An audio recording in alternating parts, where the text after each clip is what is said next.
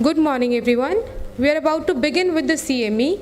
I request all the students sitting at the back to please come forward.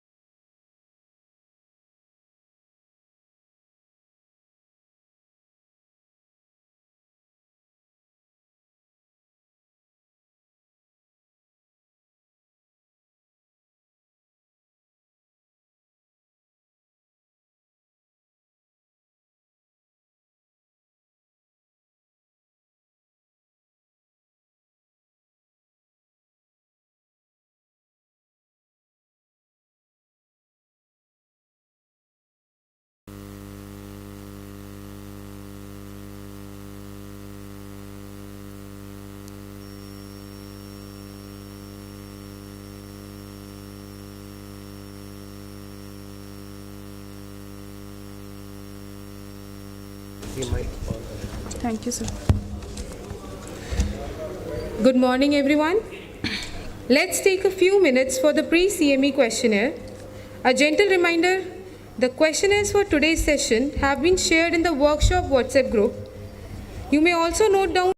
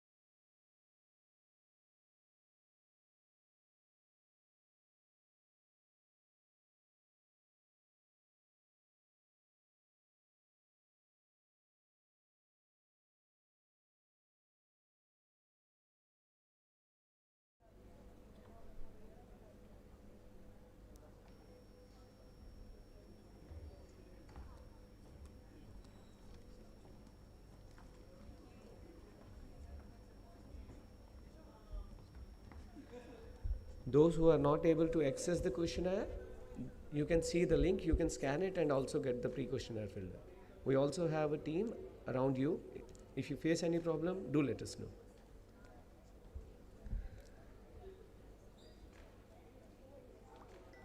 Thank you.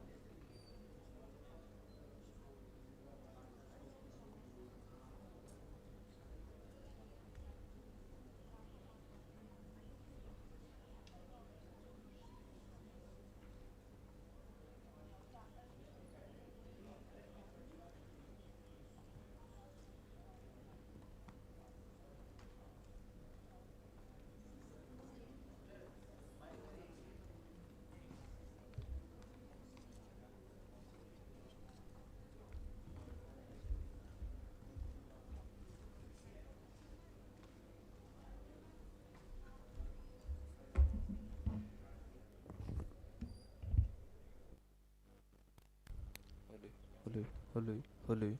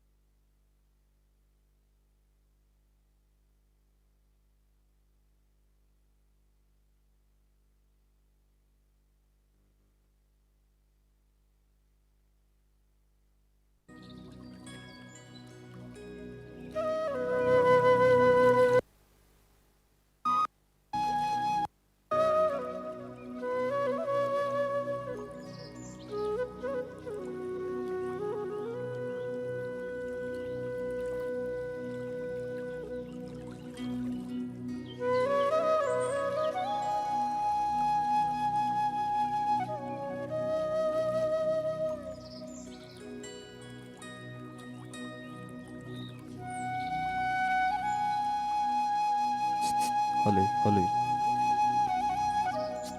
hello, hello.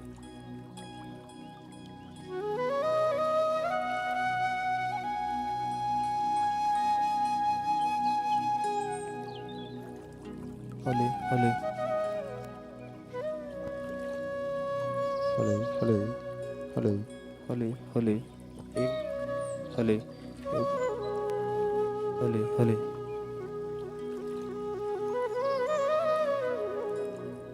Hello, hello, hello, hello.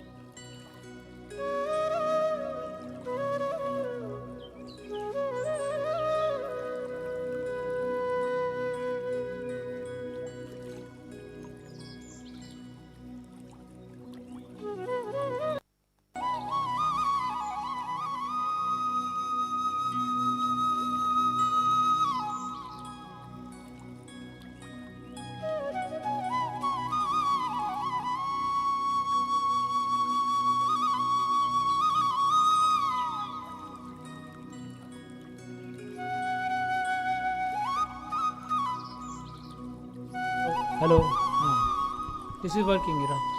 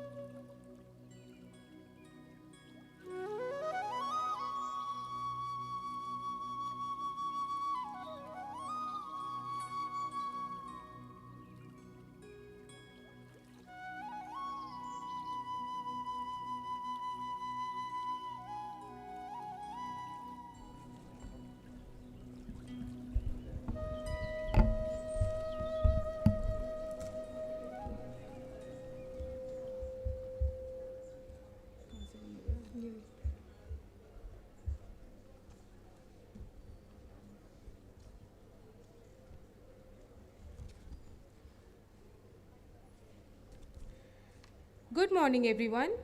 A very warm welcome to this special day. We are delighted to have you all here at the Sushruth Auditorium for the CME Cum workshop on transformative role of artificial intelligence in medical education and healthcare, innovation, application, and future perspective. We stand today at the crossroads of medicine and technology, where artificial intelligence is no longer just a concept of the future, but a driving force that is already reshaping the way we teach, learn, and practice medicine. From enhancing clinical decision making and diagnostics to revolutionizing patient care and personalized treatment, AI has opened doors to newer vistas that were once beyond imagination. On behalf of National Academy of Medical Sciences, Cell Rohtak, and Pandit B.D. Sharma University of Health Sciences, Rohtak, we welcome all dignitaries, faculty members, researchers, residents, and students. We promise you a day filled with immense knowledge, thought-provoking ideas, and inspiration for the better tomorrow. This CME is designed as a platform to reflect critically on the opportunities, challenges, and ethical considerations that accompany these advancements. We are honored to have with us today a panel of eminent speakers, thought leaders, innovators, and who will share their expertise and insights. Their perspective will not only enlighten us, but also inspire us to embrace innovation responsibly in our own professional journeys. Thank you, and let us begin this exciting journey into the world of AI in medicine.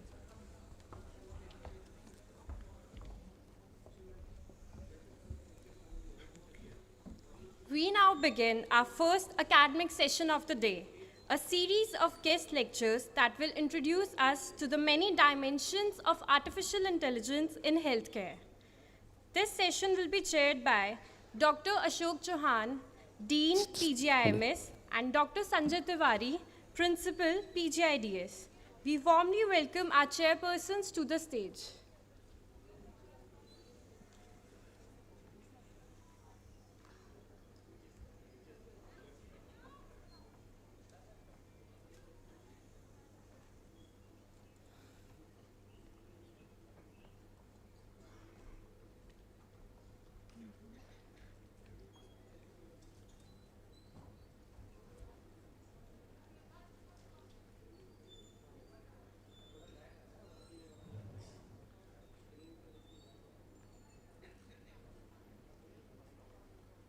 Thank you, sir. I request our respected chairpersons to kindly introduce the speaker and take the session forward. Thank you so much, and good morning to all of you. Welcome to this beautiful auditorium and beautiful morning. We have with us today large number of learned speakers, and as you know, it is said that the natural things are limited, but the artificial are infinite and limitless. So is true of artificial intelligence. Probably what we have witnessed so far is just the infancy of the technological development in the field of artificial technology.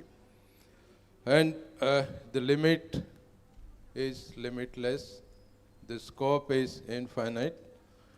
And to enlighten us more on this, the most important aspect of the human development, which is affecting our professional life, as well as our personal life, we have with us Dr.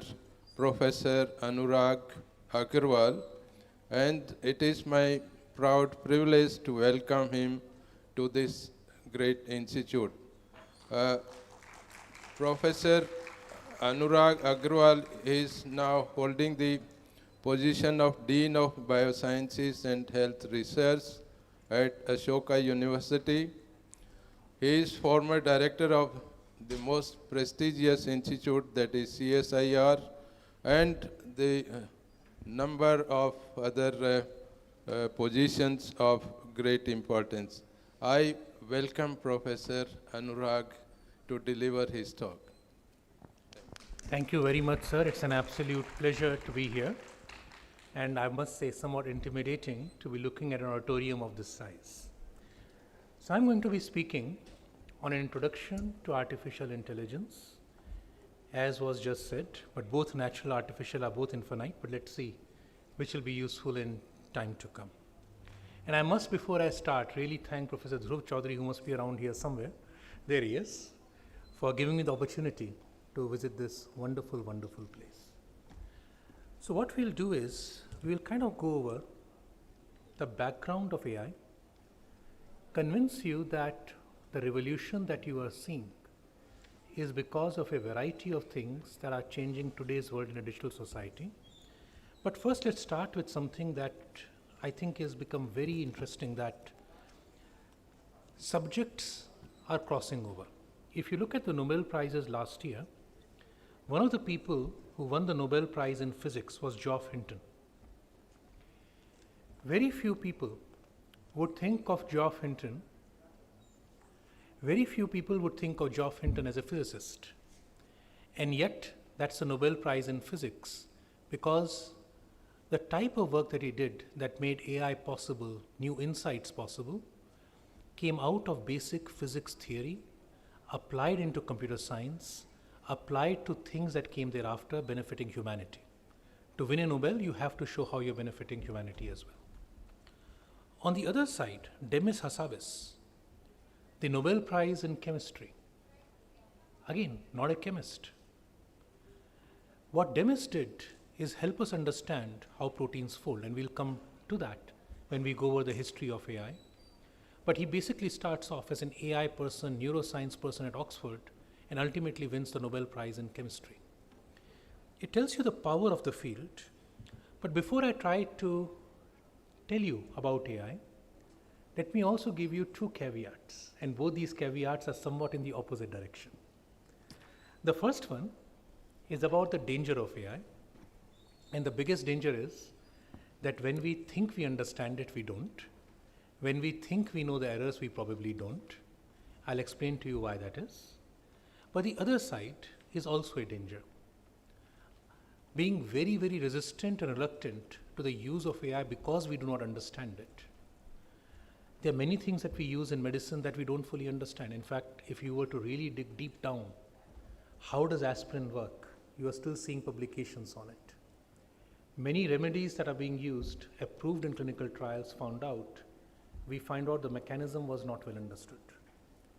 So what we will go through towards the end is that while it is important to realize that no matter how much we try, part of AI is beyond understanding, but at the same time, applications of AI in healthcare will follow exactly the same principles that we have used all along in medicine. Test, try, validate, evaluate. If it works, it works. First of all, the word AI is not new at all. It came out in the 1950s. The person who came out with it was John McCarthy.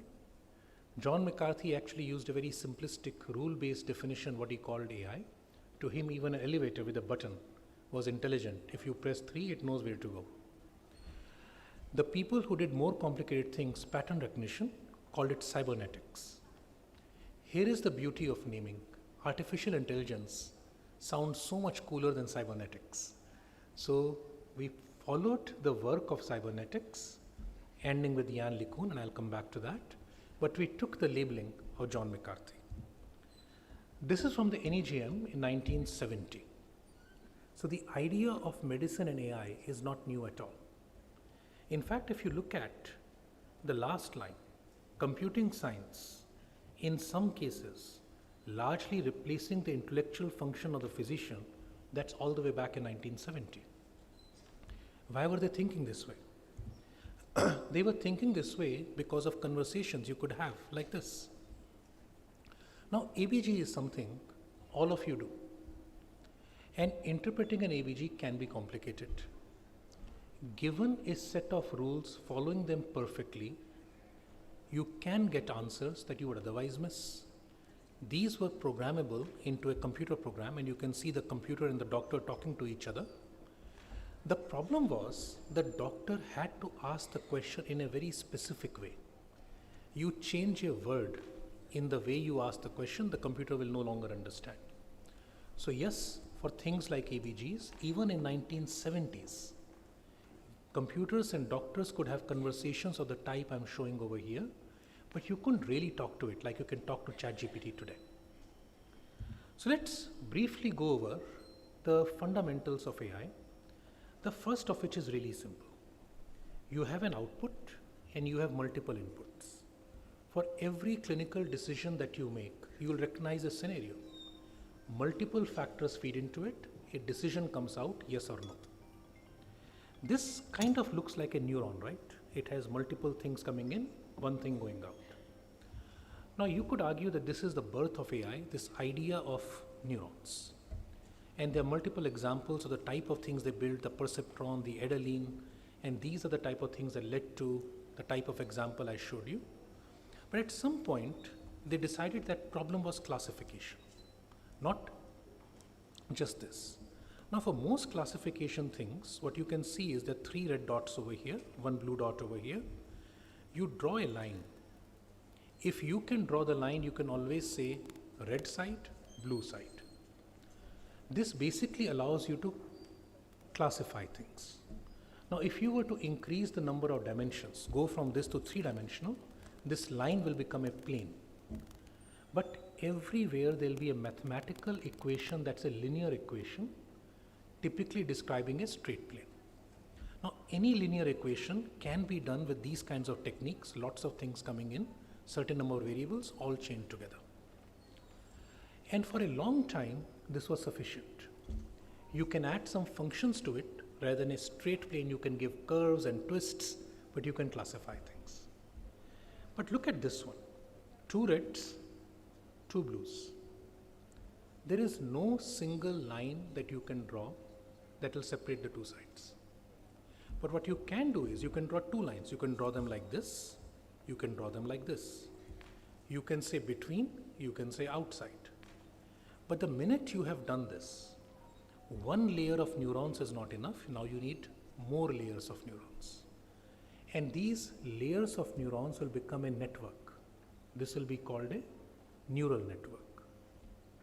And these kind of neural networks are also very good at classifying things. Again, you can do the same thing. Rather than a straight line, you can make them curved. In a plane, you can make them twisty. But ultimately, you will come to a point where you reach the limit of what you can do in terms of the machine being able to learn automatically. This is amongst the earliest papers in the field of radiology in neural networks. What they did is, they are trying to classify mammography for diagnosis of breast cancer. And what they are doing is, they will handcraft 43 features, create a neural network out of it. They will create many input neurons, hidden layers, and then a radiologist will be asked for every feature to say yes, no, that's the input. Computer is not recognizing on its own. The radiologist is simply answering the question of every feature. That answer goes into the neural network. After 133 cases, they can reduce it down to only 14 features. All those 14 are listed on the right hand side. I'm not a radiologist, my better half is, but these are the 14 features they found important. But look at this AUC. You can see that it is becoming better than humans using features that humans are finding on the film, right? At this point, it has no ability to read the film on its own, but by asking for 14 features that a radiologist classifies, it is now better than the radiologist at classifying whether it is cancer or not. The amount of weight it gives to each finding, it has learned better than a human radiologist. But it's useless because in the time a radiologist will classify 14 features, they will just classify the film. It's a waste of time. Here is where we come to CNNs, convoluted neural networks. Here is the key point. If any of you were to cover half of what you're reading, whether bottom or side, you will still be able to read. You will have no problem reading a sentence even if half of the sentence is covered. Because you're not reading the full letter. A few strokes, a few shapes lets you know it is L or 1 or 2 or 9. You can read them. And your brain also, by the way, is engineered the same way. So what happens here is, rather than reading every pixel of a photograph, you are only reading for features. So here you're reading for the feature of a right angle. And this kernel goes over the entire photo and basically gives you a number of how much it matches to the shape. And it goes again and again and again with shapes and features rather than going pixel by pixel. The shape of a dog, it will no longer look like a dog. It may have a feature of an ear, it may have the feature of a nose, may have the feature of a tail, very soon will be broken down into features. These features will be automatically extracted, but more importantly, now the computer can learn to read an image without your providing the explicit features, right? This is CNN, and the most interesting thing is this was the biggest thing in computer science. If I were to go 2 slides back, this is the beginning of the third golden age. This is by Jan LeCun in 1989 to understand handwriting. But nothing much occurs. Nothing much occurs to change the world until 2012. And the reason that is, even if you had that, you need millions of pictures to train the CNN. How do you get millions of pictures? The internet happens. All of us start posting things online. The repository of available images on the internet grows massively, and this is the reason by 2012, 2014, they start getting better and better and better. And at this point, I would say from 2014 onwards, you will start seeing in ideology literature, AI is superior to humans in classifying things. But not everything is classification. If you wanted to play a game, if you wanted to drive a car, you can classify that's a wall in front of me. Doesn't help a self-driving car. The next step is turn the wheel. Is the wall still in front of me? Turn the wheel. If you miss, you crash into the wall. If you get it all right, you turn around and go in the other direction. This is a series of decisions. And all of these things require sequential training. And computers were terrible at it. And this is where Demis Hassabis and his team came in with a company called DeepMind, later on bought by Google. And they basically no longer you need to provide the rules. You simply provide victory. This is how you win. You provide all possible moves. If crashing into a wall is losing, turning around and not crashing is winning. The computer plays the game, watches other people play the game, and figures out the strategy on its own. In medicine, the equivalent paper is one on using of fluids and pressors to manage BP in crashing patients. It was superior to doctors because doctors react too little in the beginning and too hard in the end. While a computer is more gentle with fluids and pressors without panicking. And this is typical. All of you think of your first days in ICU. In the beginning, you're hopeful, and in the end, you are so worried the patient is going to crash that then you're overloading, right? And by the way, video games is what this was built for, but the Nobel Prize came for this, folding of proteins. Once you can define victory, correct folding of a protein, once you can define the basic rules of the game, this kind of a fold is possible in nature, this kind of a fold is not possible in nature, and you provide large data sets, the computer will learn on its own how to fold a protein. And that is Nobel Prize worthy because once you fold a protein, you get the structure, you build drugs. So the entire field of AI and drug discovery got revolutionized by this. And in the very first competition called CASP, in which you release the sequence of proteins whose structure is solved, but not publicly released, and then best teams in the world come and compete to provide solutions, AlphaFold, that was the name of the program, won against the best human teams. It won not by being the best at every protein. It won by being very good irrespective of the proteins. The human teams in one given protein that they had been working on for decades could beat AlphaFold. But no human team could be consistently good across a huge range of proteins. And if you think about it, that's where AI's strength will be. So 2 types we have discussed: supervised learning, typically CNNs, provide an image, provide something, computer learns to classify, you have to provide the labels. Reinforcement learning, auto-driving cars, games, protein folding.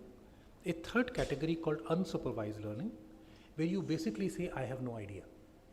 I know that some of my patients die, some of them live. You tell me what's different about the patients that live and die. And that's also something AI is good at. We will not discuss that. But the next big breakthrough came from computers' ability to digest human knowledge. And that came out of a very famous paper called All You Need Is Attention, based on the principle of transformer architecture, in which two Indian IIT Delhi graduates played an important role. But to explain this point, if I were to write, the dog did not cross the road because it was tired, you know I'm talking about the dog, right? But if I write, the dog did not cross the road because it was wide, you know I'm talking about the road. Why do you know this? In fact, ChatGPT can generate the images correctly. How does it know? We know because we know dogs are not wide. They can be. In theory, there is nothing saying a dog cannot be wide. And roads in English are not tired. Now, sometimes in Hindi, we might say, "Badi thaki hui si road thi." Like, and on the way here, I saw a few thaki hui roads also. But the point is, in English, you will never say a T-I-R-E-D road. You might at best say T-Y-R-E-D road, right? Because we know this, because we have read a lot, we are able to read and digest knowledge. This is what computers could not do. Then came the idea of transformer architecture, which comes out of this particular paper, as attention is all you need. For those of you old enough, and some of you are in this room, this paper title was a play on the Beatles album, All You Need Is Love. The basic idea is what you call a query and a key, and you get a value. I'm going to read this sentence: a fluffy blue creature roamed the verdant forest. I can take each one of them as a query. I can take the full sentence as a key, a fluffy blue. Wherever you see big numbers, see 93.4, 93.0, it means these things go together. Fluffy and creature go together, blue and creature go together, but fluffy and blue do not go with forest. And you do this by simply looking at relationships across huge amount of data. And you can see here, verdant goes with forest. Can you have a lush creature? You can have a lush creature, but you don't use English that way. But what typically happens now is it can start reading on its own, understanding things on its own, and this is basically called self-supervised training, which leads to what you call foundation models. Now, foundation models is the beginning of this age of AI, which is changing the world right now. What does it take to train a foundation model? Huge data, huge compute. Using about 3/4 of a work as a token, large models can be trained on trillions of tokens. 10,000 GPUs were used to train GPT-3. Grok 3 was trained on 100,000 NVIDIA H100 cluster.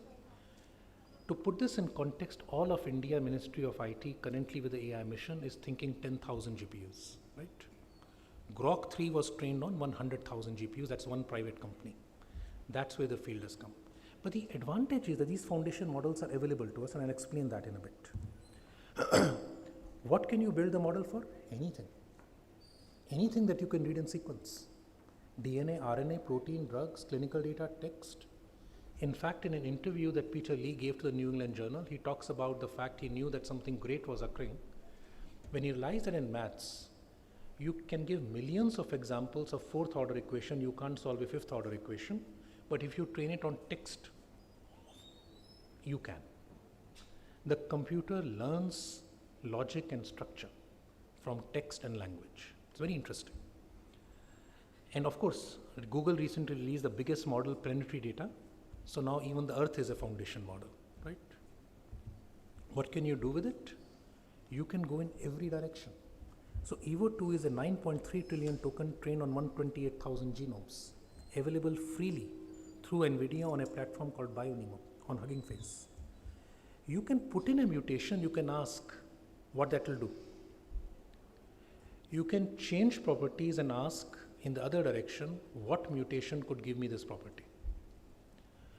The level you are at right now for an unknown mutation that you have no idea what it is doing to a protein, being able to ask that question is just amazing.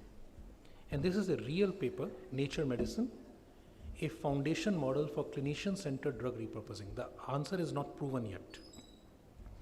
If you were to ask this model, it's a foundation model, all drugs, all diseases, all expression profiles, all symptoms, all connections, shown in this graph. The sum total of human knowledge. If you were to ask, how would I treat Ehlers-Danlos syndrome for which no treatment exists? From currently available drugs, the answer comes tretinoin with 90% confidence. Will it work? We don't know. But it gives you all the reasons for it. Why tretinoin should work, you can talk to it. They obviously could not do the full trial before this paper was published, but they showed enough data to show why it might be a good idea. And this is the sample interaction that I'm telling you about. TXGNN, that's the name of the network. What drug can be used to treat Ehlers-Danlos syndrome? You can see the answer also in the medical reasoning at the bottom coming out of this GNN. This is just amazing. This was just a few months ago. Let me give you even more recent paper that came out on July 28. You want to design a new antibody to bind new variants of SARS-CoV-2. Normally you would have a team of researchers, right? This is all OpenAI prompt engineered agents. You tell OpenAI one version using APIs, you are a principal investigator, this is your title, expertise, goal, role. You create an AI immunologist, AI machine learning specialist, AI computational biologist, and this is the innovation. You create an AI scientific critic. You give it the task, the human is here, the real human is here. The task is create a new nanobody to bind a new variant of SARS-CoV-2. It goes round and round until the critic is satisfied. After the critic is satisfied, you got some answers. Not all of them will be right. You test them. In this case, there were 130 originally, 5 were prioritized. 2 turned out to be novel mutations in nanobodies that bound SARS-CoV-2. And that's a sample conversation happening between them, just like humans. Basically, if you're doing something that it just requires tools to do, and we know how to take it, an AI agent can do your job, right? Medical doctors. This paper came out in Nature just a little while ago. It's called Articulate Medical Intelligence Explorer, AMI. AMI is trained on synthetic conversations. AI patient, AI doctor, AI critic. They're having conversations with each other for a variety of diseases, millions of conversations. At the end of it, a clinical trial is done in which 100 OSCEs are done, India, Canada, and UK. Patient actors are there. On the other side is either a primary care physician in blue or AMI in pink. They don't know which is which. It will start from the patient walking in, will be a full interactive history, at the end of which AMI has to come out with a diagnosis, any escalation plan, and a management plan. All these will be reviewed by a blinded expert physician, and the patient actor will rate confidence in care, perception of honesty, and empathy. That's a radar plot.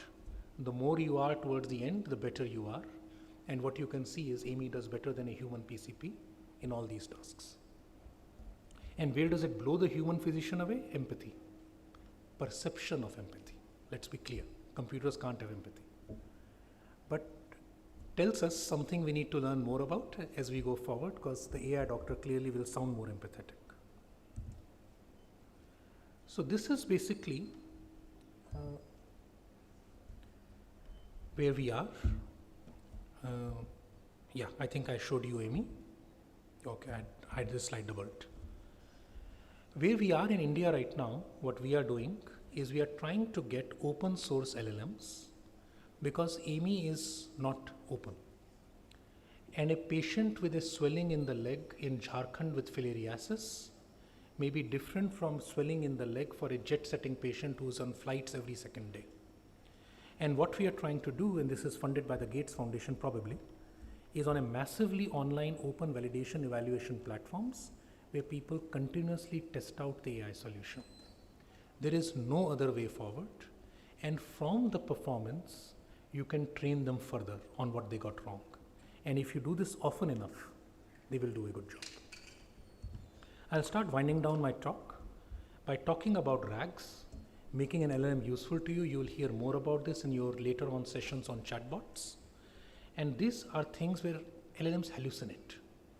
They can give you completely wrong answers and have full confidence while stating it.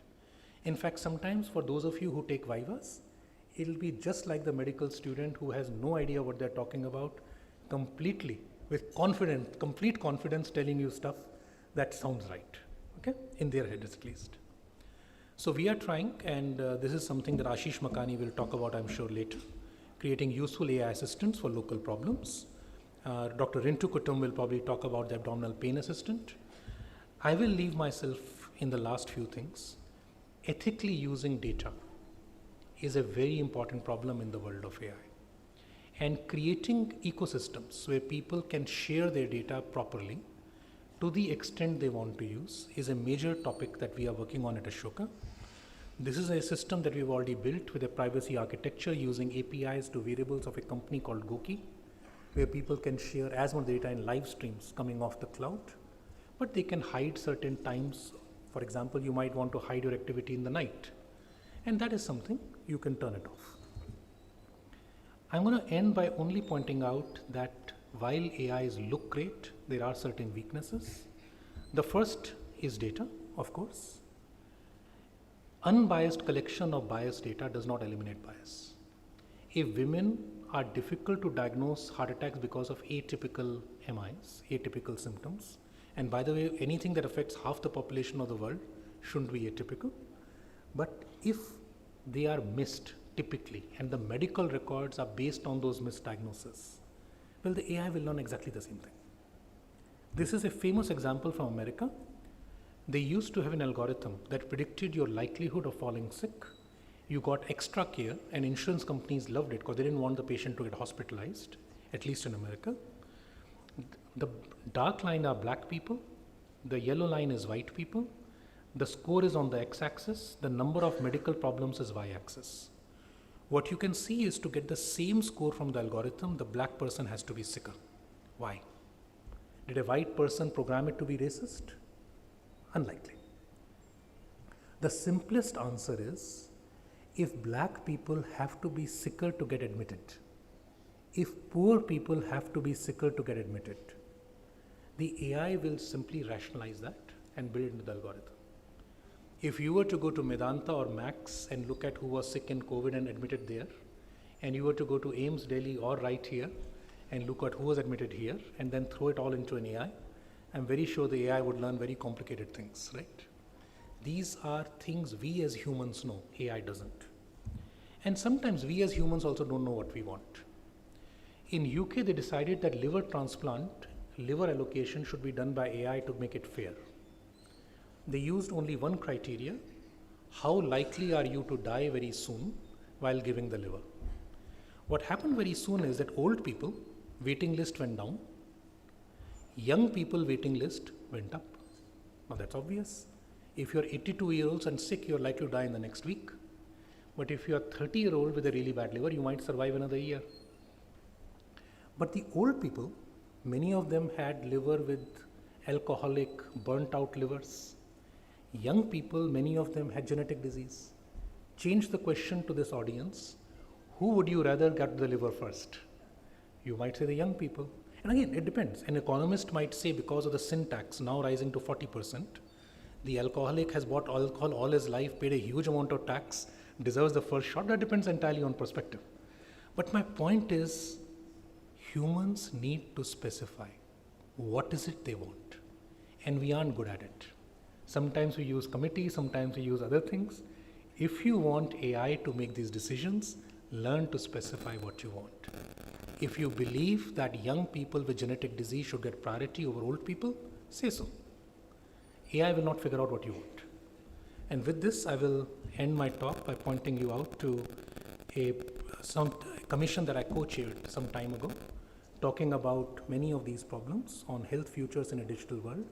And the last slide is, I hope this was understandable, but I give the following disclaimers to what I said. Thank you.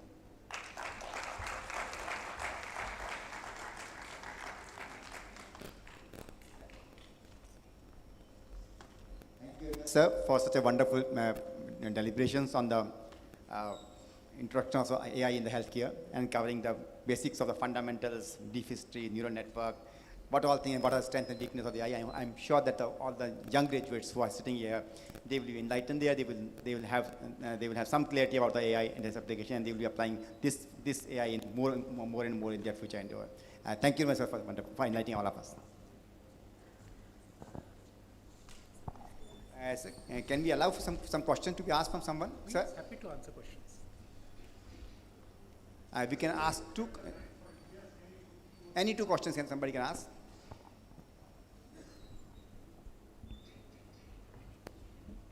My question to you, Dr. Agarwal, is now like China has come up with the hospitals Yeah. with AI. So this is something our fellows were talking in the department. What will be the future? They said the nursing will not be replaced at any cost because of the care. So just as a hypothetical question, do you think, looking at it, the doctors can be replaced in the coming time, there's a 10, 20, 40, 50 years by the AI? Two things will protect doctors. The first is liability. Liability, somebody must be held liable for errors in the world of medicine. It is very hard to hold a computer liable, or the companies that sell the software, because they put a disclaimer, we cannot be held liable. For that reason alone, we are protected. But number two, at least current age AI can get things terribly wrong at times. So doctors who use AI may replace the doctors who don't, but doctors are not going to be replaced by AI anytime soon. Can there be a new generation that will do that? Yes. Now you said something very interesting that I want to, we all thought that anything that requires handwork, nursing, this, a old people's assistant, will be the hardest thing to solve. In the last year, China's humanoid robots have become amazing. At about $30,000 to $40,000 price point, you can easily have a humanoid robot that can function all the typical motor functions. And I didn't give the example here, but in the world of surgery, now you have a star robot, level 3, that can suture intestines completely on its own. And for the surgeons in this room, suturing an intestine without leak is amongst the hardest things in surgery.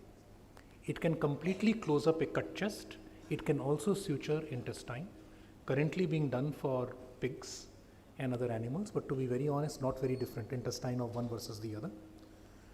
They are not yet at the level where they can plan entire surgery. But one arm of the surgical robot can do an entire autonomous task that is well defined by the surgeon. So I think all places are at risk. Historically, we think of radiologists being at the most risk. But to be honest, they at least own their equipment. So no image comes until they have touched the patient. I would say the medical doctor, the general practice, it depends on the government. But there's one more thing I will add here. China did a AI-enabled slit lamp for cataracts. Beautiful results, randomized controlled trial, surgeries increased. Niti Aayog, via PGI Chandigarh, did something similar for diabetic retinopathy. The number of people getting laser didn't increase at all. Reason is AI can do a classification for you. It can't hold the patient's hand through the medical chain and get them treated. So you also need the AI to be placed within a healthcare system where real doctors who will then do the next step need to be there. So therefore, ultimately AI will be a tool, at least as far as I can see, for the near future. Long answer to a simple question, but Teachers. And I think probably it needs now to be part and parcel of our curriculum so that we train the doctors for the future rather than depending upon the NMC to come, which will take another 5 to 10 years to come. Completely agree. They should have exposure from the very beginning. Thank you. Oh.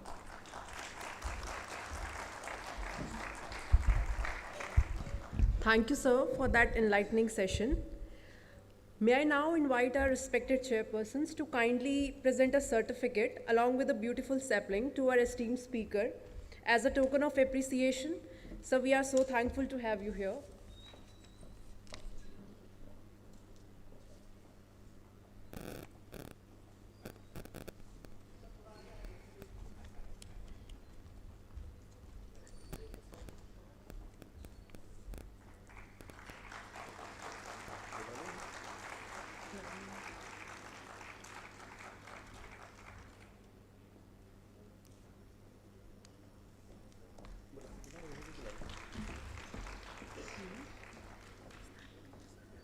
Now, I request Dr. Rajendra Chauhan, sir, Senior Professor and Head, Regional Institute of Ophthalmology, PGIMS Rohtak, and Dr. Kuldeep Singh, sir, Senior Professor and Head, Department of Burns and Plastic Surgery, PGIMS Rohtak. Sir, I request the chairpersons to kindly stay on the stage. Dr. Ashok Chauhan, sir, and Dr. Tiwari, sir. Sir, I request you to please be on the stage.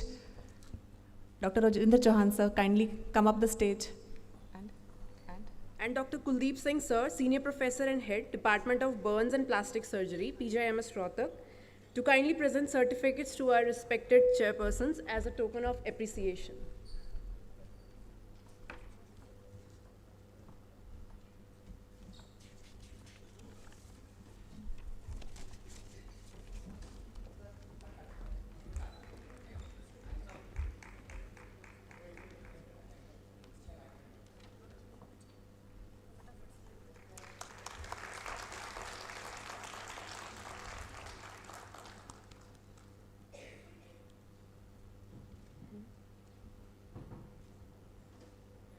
Thank you so much, sir.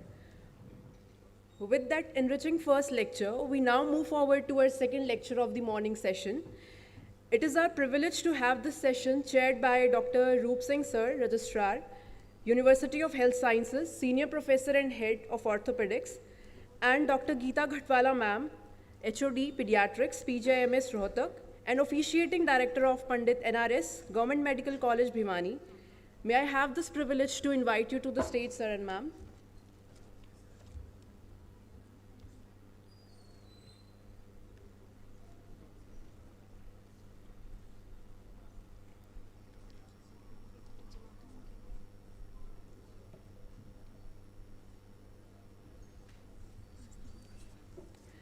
I request our worthy chairpersons to kindly introduce our speaker to the audience and begin the proceedings for the session.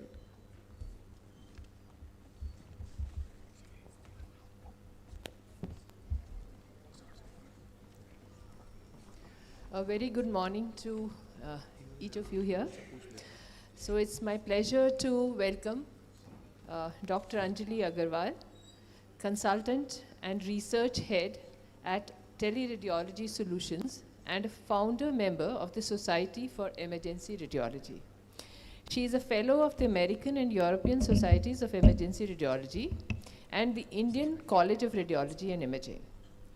Her expertise in emergency radiology, teleradiology, and AI reflects her vision of how technology can transform healthcare and patient care worldwide. With great pride, please join me in warmly welcoming Dr. Anjali Agarwal, please. Thank you very much, ma'am.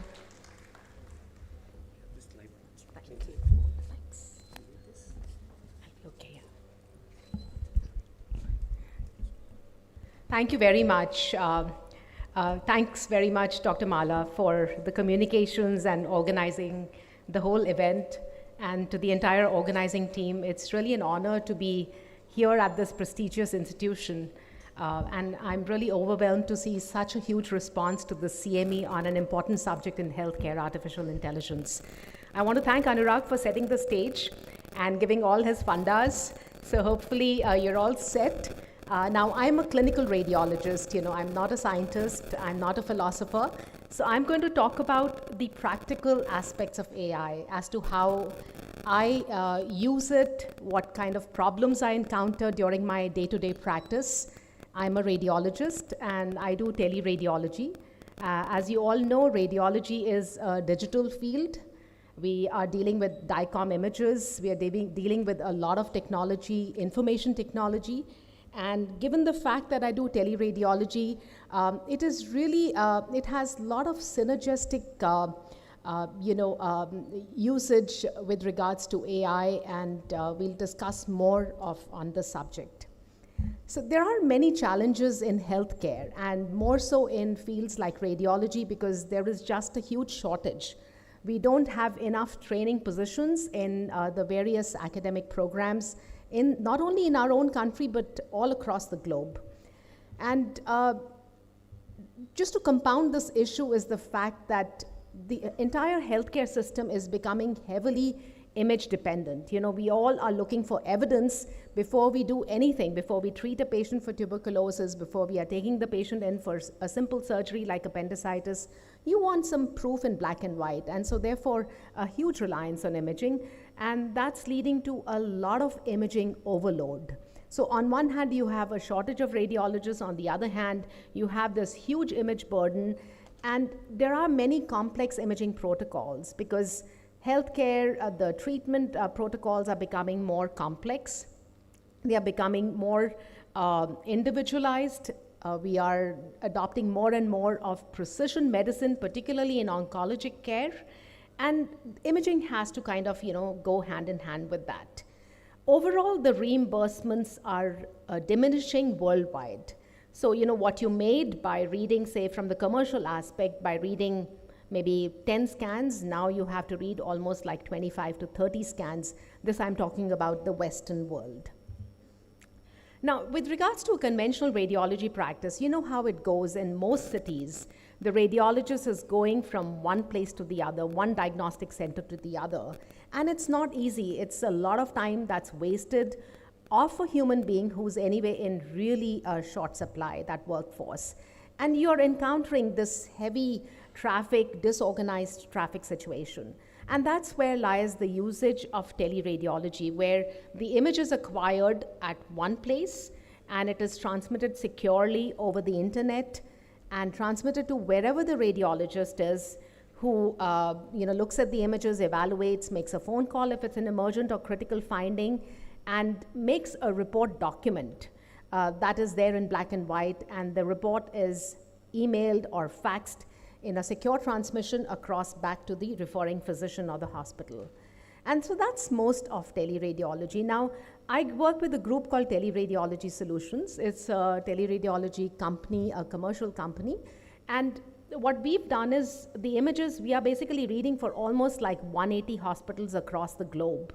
So you can imagine the images are coming from all across multiple imaging centers, departments, and then they come to a server and they are transmitted all, secure transmission lines on the internet.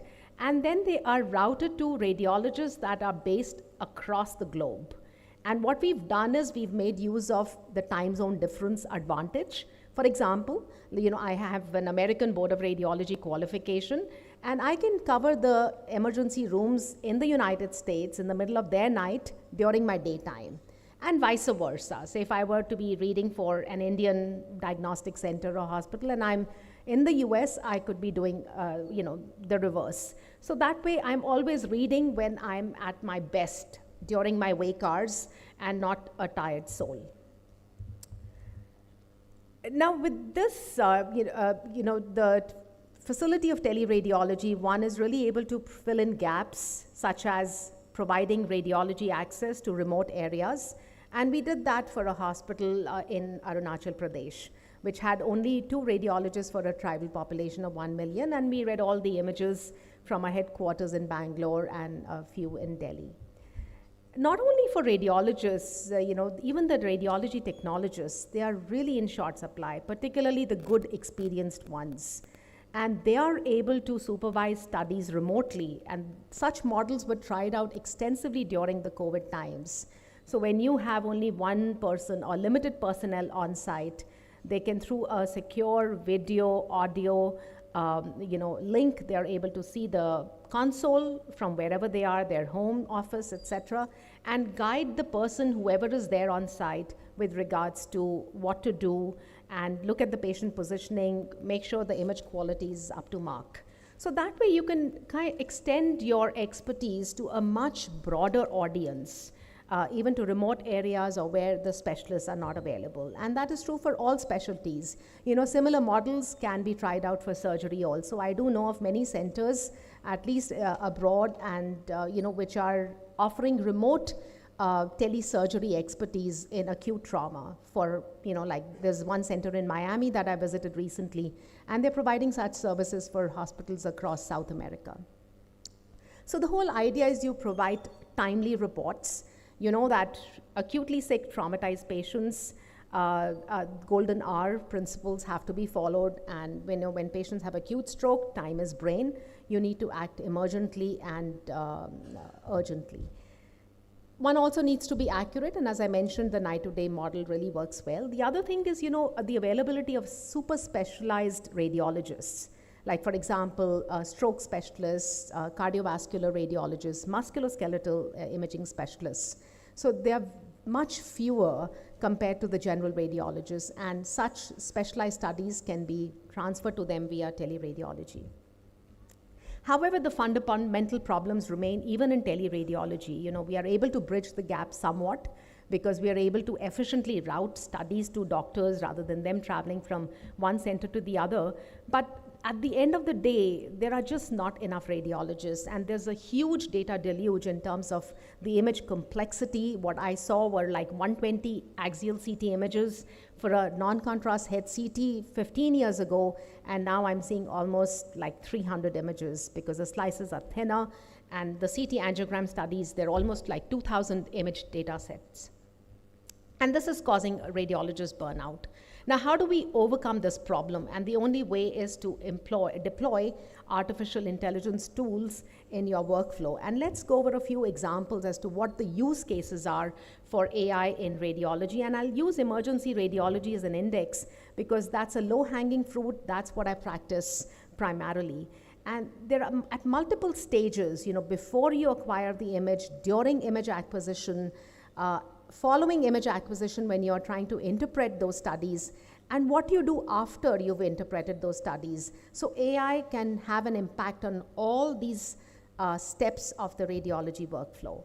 In terms of positioning the patient, various protocols have been tried, and there are equipment that are available where use of AI has been done for automating patient positioning and centering. Now, what happens this way is that even if the technologist is not that experienced, you are able to center the patient appropriately. That leads to a lesser radiation dose to the patient and makes the examination process more efficient. And you also get a better image quality because you end up decreasing the image noise since the patient is well centered. It's lower risk to the patient in terms of exposure to radiation and contrast. And I'll give you an example. For example, the CT image in the middle has been acquired using very low dose CT, 1.3 milligray, compared to a normal one, which is almost like 12 milligray. And using these AI softwares such as Pixel Shine, which is already in practice, you can bump up the image quality to mimic a normally acquired image at a normal contrast dosage. So you increase patient safety by using such tools. You can decrease the contrast dosage. You can decrease the dosage of gadolinium, iodinated contrast, and that nothing, like this thing is not very good to give so much contrast. So that's useful.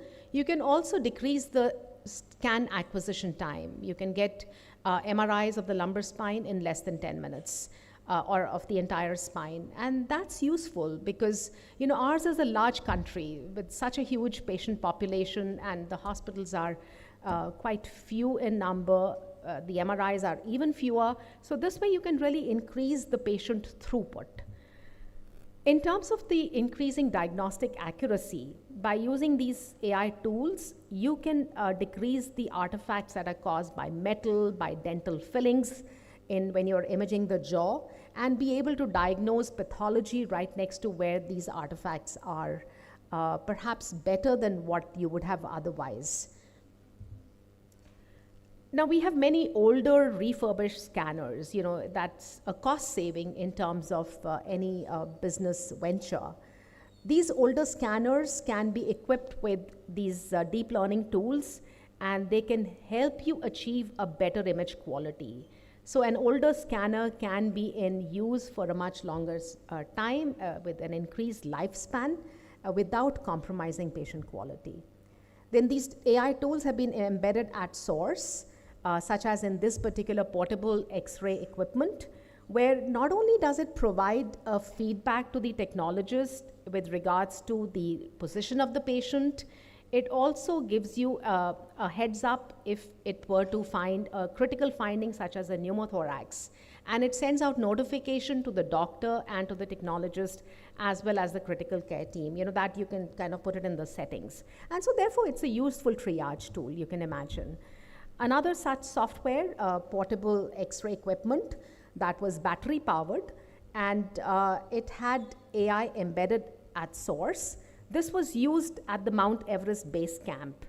And the usefulness lies in the fact that you're able to acquire images using this portable equipment, which is AI powered, where you don't have a radiologist, and you want to diagnose, does this patient have high altitude pulmonary edema, or does this patient just have a simple pneumonia, or maybe has nothing, has just some bronchitis. And the impact of making such an accurate diagnosis is huge, because if you diagnose high altitude pulmonary edema, that means you have to end the expedition and send the patient back to the base. So that could mean the end of a livelihood for a Sherpa, because that is their mountaineering season. And such AI tools have also been embedded at source in portable ultrasound equipment. That is like this, for example, here the output is to an iPhone, you could do it to an iPad, etc. And it's just a single monitor, a single silicon chip, and has almost like 10,000 micro machine transducers. And this can be utilized in the emergency room by not so trained or pneumothorax, and lead to prompt intervention. The AI tool also provides feedback. That ultrasound is technique dependent. So a great ultrasonologist can give you beautiful images just showing every little minutia compared to a newbie who may not be able to show such pretty images. But the AI can guide you with regards to image acquisition, say when you're evaluating the heart, that this is a good 4-chamber view or not.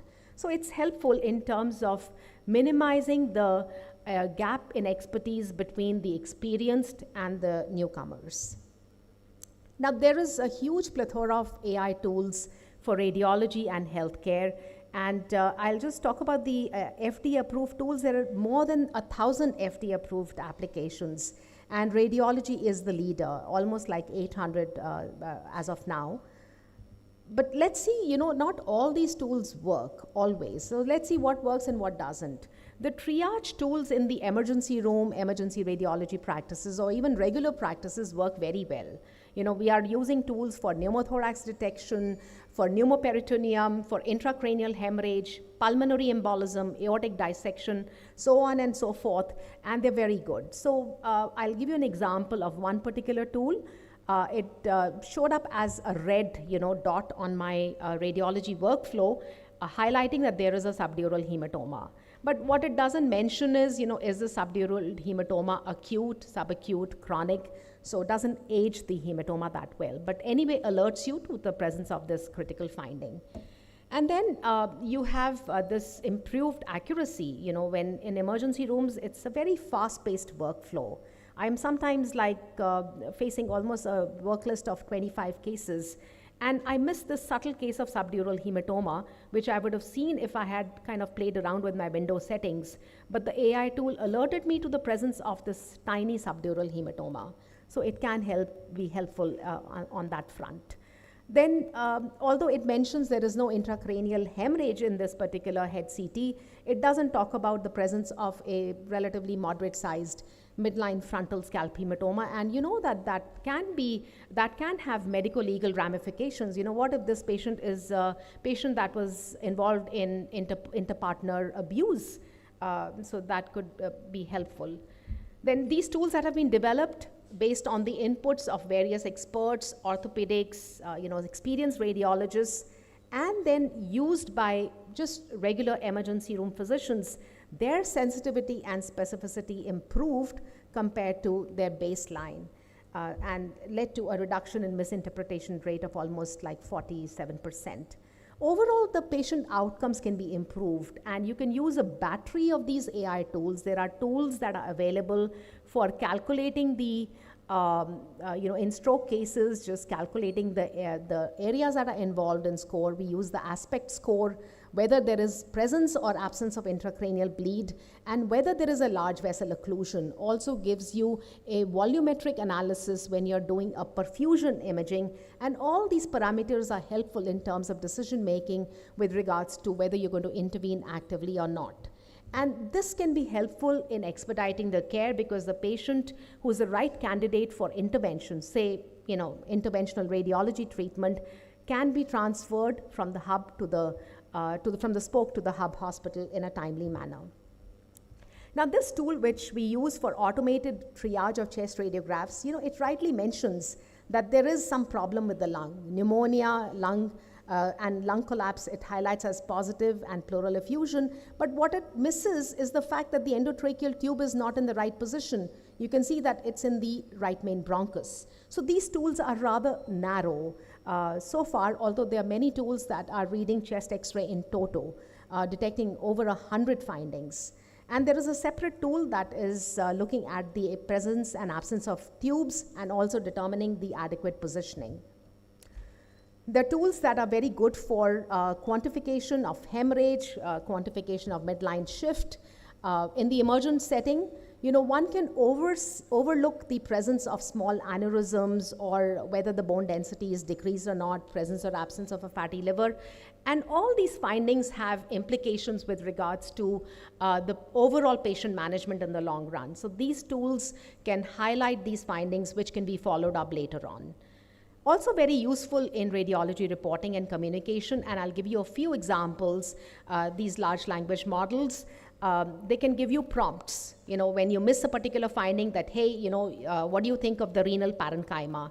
And then you can kind of put in those findings. These tools can also convert reports into a format that your referring physician likes or into a language that the patient can understand. So you can imagine it leads to better communication overall. Now this particular, I was sent like a 15-page document by my neighbor, and she wanted me to tell her whether her aunt who suffered from breast cancer is on the right track, is she improving or not. And being a radiologist, and that to an emergency radiologist, I had lost track of what the latest in cancer care is, but all I had to do was take the help of GPT-4. And I got a nice summary, and I was able to reassure her that all is well. But there are many challenges, and we'll go over a few of the challenges. Do remember that AI tools, there are development costs that are involved. When you integrate and deploy them in your routine, there is a cost to it. And someone really needs to ask the end user, which in my case is a radiologist, that does it really work for you? We all have heard of area under the curves, but please remember that when you're going for higher sensitivities, you're compromising the specificity. The sensitivity is here, then this is 1 minus specificity on the y-axis. So you have to strike a balance based on what you need. Are you using it for a screening setting? Are you using it trying to make a diagnosis? Remember how CAD4-TB, the tool that was developed for tuberculosis, worked very well in Africa, but did not work well in the Indian setting because our lungs are different. We in most cities have very dirty looking lungs because of exposure to all the pollution. So please keep these points in mind. We developed a tool on intracranial hemorrhage, but when we integrated that into our workflow, it led to a lot of false positives. And it was counterproductive because every time it disrupted my workflow, I had to leave everything and go and attend to the red cases. And it led to a lot of false alarm and fatigue. So the question is, we are overburdened, all of us, in various hospitals, private, public, both. Is it going to prevent burnout? I'm not sure at this point. It really needs a lot of physician, radiologist supervision. It's going to, with the high number of false positives, is going to lead to a lot of additional examinations in radiology. So one has to be very vigilant. And once the tools are deployed and they are running, up and running, you are going to be expected to be more efficient.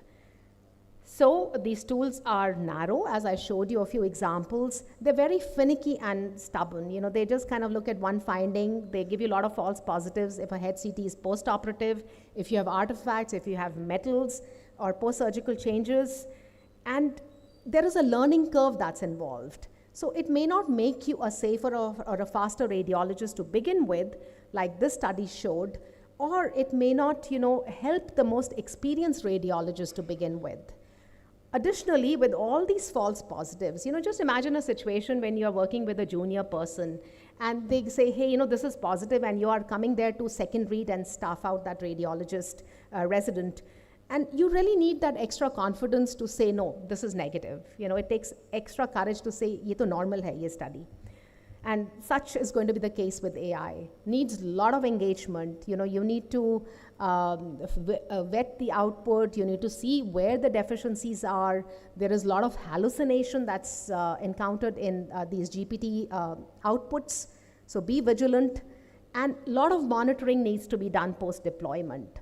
So it needs a lot of work from our side, but hopefully for a lot of gain in the long run. And I would not talk about bias and ethics. Dr. Anurag mentioned about bias in AI, and we just need to be very careful about that. So it's, when you're just starting out, you're always hedging. Maybe it is this, I don't know, maybe it's questionable, query, correlate clinically, correlate surgically.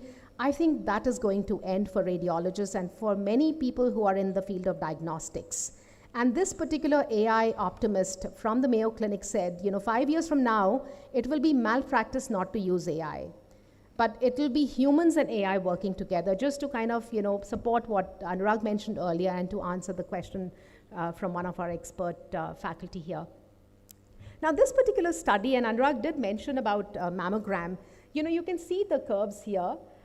This AI tool, so when it was unaided, the AI tool did very well, and there are the other radiologists, so it exceeded the sensitivity specificity of even the breast specialist, which is in red. But when the radiologists were armed with AI, you can see how the curves, the area under the curve improves for all, particularly for the general radiologist in blue. So it is going to minimize the gap between the most experienced and the not so experienced, which is good for the overall healthcare. The question remains, will doctors be still relevant? Well, I think the healthcare personnel will still be relevant. I don't know if in the future it'll be the radiologists who will be reading all your exams, maybe not. Maybe it'll be the radiology technologist. Maybe it will be another specialty who will be reading the radiology examinations but armed with AI. And maybe the radiologist will be the ultimate, decision maker for the complex cases. And we utilize this, with this kind of approach in mind, we decided to explore the feasibility and usefulness of trained radiology technologists in our own practice when our initial AI tool failed, and use it as a second reader, and it worked very well. So similar models can be tried, provided they are legally acceptable and accepted by the administration. There are various autonomous tools out there. This one for chest X-ray interpretation, for screening, where all the normals are removed and very successfully, and the suspected findings or ones with positive are handed over to the radiologist for a readout. Ultimately, the blend of human and AI as to how much of AI would you use for a particular use case or human intelligence would you use would be based on your local needs, what the costing is, what is your human capacity, what is your capacity for building these AI tools, and what is the support you get from your organization. So, like repetitive, mundane tasks, like measuring things, numbering vertebrae, they'll all be taken over by AI, and happily so, we will be relieved. But the others, the more complex ones, which are complex for AI, but relatively okay for humans, would be left to humans. But I suspect that as time goes by, things will become easier and easier for AI, and more AI would be in place. Anurag already mentioned about agentic AI, and I think it's going to really make the workflow more efficient. Also take a load off the human healthcare staff. The foundation models that are out there are really going to accelerate the development of AI, because these are trained on a large data, and they have much higher accuracy and can be generalized better. And as I mentioned, we can no longer, pass the buck that, radiologists saying correlate clinically and pathologists saying correlate radiologically and vice versa. It's going to be hopefully the output that we give to the patient is going to be a total output, keeping in mind the genomics, the radiology bit, the pathology bit, and the clinic and the clinical one. So I think it is going to become more and more important, no matter which field we are practicing, to get an overview of what all is out there, because we will be required to supervise all these AI outputs. We are also moving towards making medicine and healthcare more precise, and these AI tools, radiomics, are going to be a big help, as we all know that each patient is different. What if kachoris suit me, they may not suit someone else, or if like haldi shot suits me, it may give you gastritis. And ultimately, we just need to adapt to all the changes that are around, because that's the only way to stay relevant. Thank you.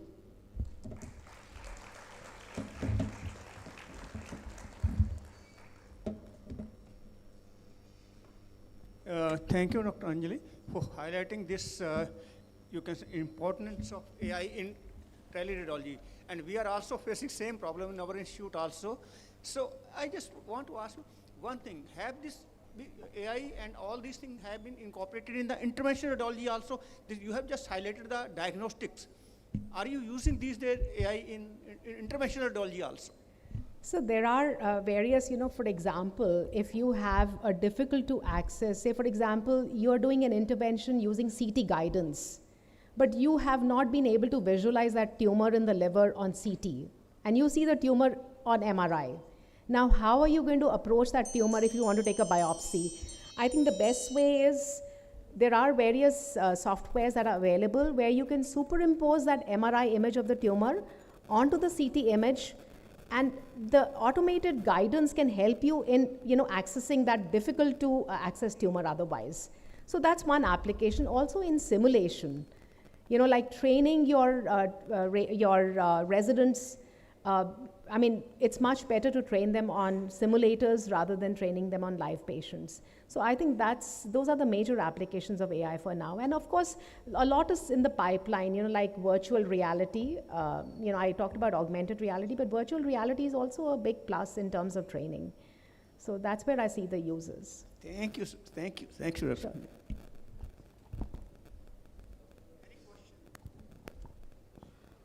Okay, would you take a few questions? Sure, absolutely. Please, Dr. Atri, please. Thank you, madam, for your nice presentation. Very beautiful. If there is a difference in opinion, strong difference in opinion between the AI finding and the radiologist, whose decision will be the final? It will be the radiologist's decision that's going to be final, because ultimately AI is not going to be signing the report. We as a radiologist are going to sign the report, and we are legally liable. So AI is just a tool. Now the question is, say for example, if you are stuck in a situation where the AI output was positive for cancer, and as a radiologist I said, look, this is negative for cancer, but in biopsy it turns out to be positive. I'm liable, not because AI was correct and I disregarded AI output, it's just because I'm legally liable for whatever that goes wrong. Thank you. Any other? Yeah, I think it was an amazing talk and very enlightening also.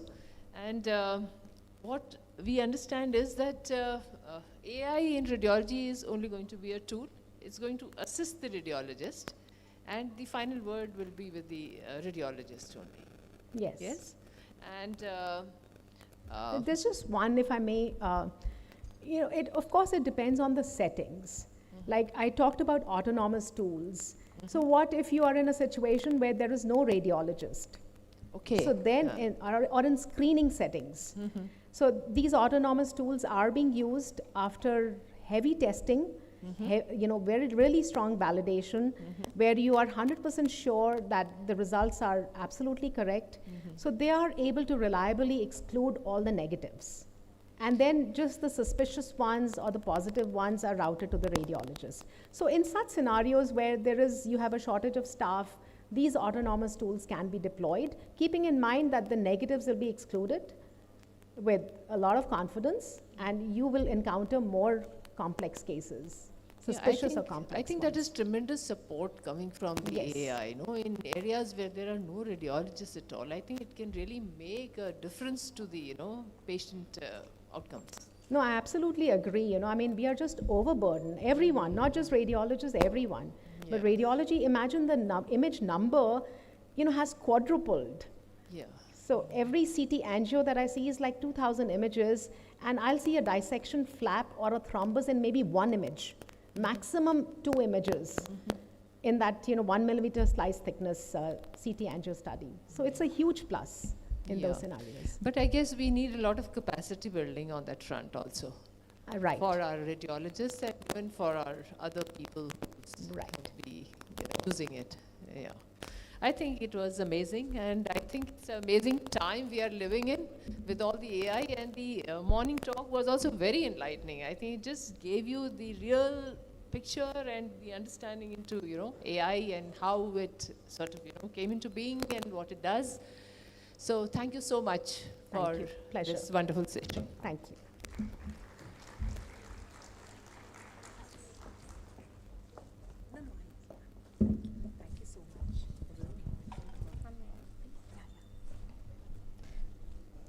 Thank you, ma'am. May I now invite our respected chairpersons to facilitate our esteemed speaker with a certificate and a sapling. Thank you so much, ma'am. Also, may I now request Dr. Sudhir Atri, Senior Professor and Head, Department of Medicine, PGIMS, and Dr. Shashibala ma'am, Senior Professor and Head, Department of Dental Materials, PGIDS Rohtak, to honor our respected chairpersons with a token of gratitude.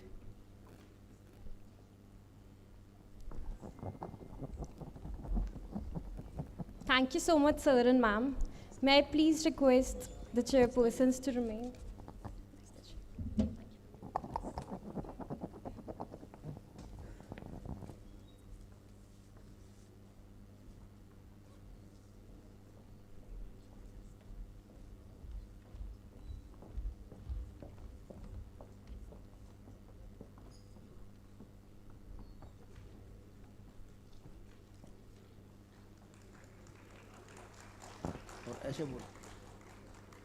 Thank you so much. With this, we move ahead to the third lecture of the day. This session will be chaired by Dr. Alka Chhabra, Director, Maharaja Agrasen Medical College, Agroha, and Dr. Sunita Singh, Senior Professor and Head, Department of Pathology, PGIMS Rohtak. We warmly welcome them to the stage and request them to introduce our speaker.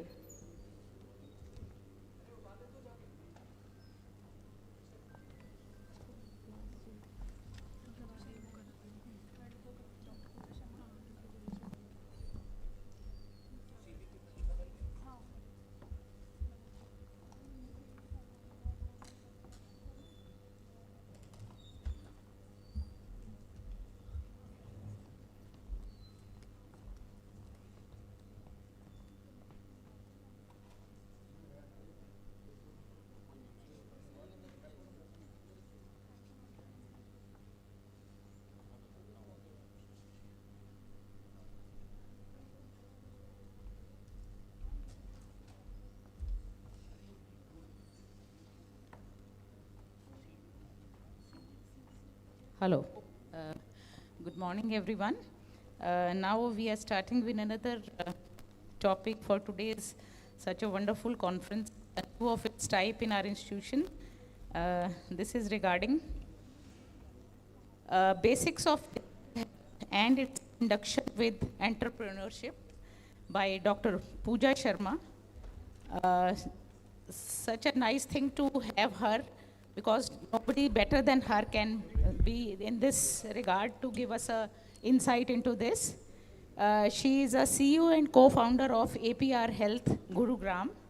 She is a renowned gynecologist, clinical research leaders, and passionate patient advocate. She has spearheaded groundbreaking clinical trials in rotavirus, COVID-19, chikungunya, and dengue virus. Currently, she is the CEO of APR Health, an organization which is dedicated to research capacity building, and also serves as research director at PCRI, Kenkids, a SIRO certified unit. We are delighted to welcome Dr. Pooja Sharma to the stage to share her valuable insight with us today. Thank you so much. Thank you so much, Dr. Dhruva, for inviting me here. Good morning, everyone. It's indeed a pleasure to be with all of you. So I'm going to start my conversation with you, and I request that this be a conversation with 4 questions for you. Okay? So I'm going to be one of those, stand-up comedians. So all the doctors in the house, give me a shout, please. Okay, there are a few doctors. What about the dentists? Hey, that's good. What about the nurses, technicians, and others? Okay, there are none. We have dentists and doctors in the house, so thank you so much for that. Now, my second question to you is, suppose I slip into Hindi. I have a tendency, kabhi-kabhi baat karte samay main Hindi chale jaungi. Is that okay with everybody? Can I have a yes on that, please? Okay, thanks for that. How many of you know what a unicorn is? Anybody who wants to stand up and say, what's a unicorn? From the doctors group? Okay, some dentists? यार कुछ तो बताओ. एक सींग होता है. Anybody? Yes, please, Mike.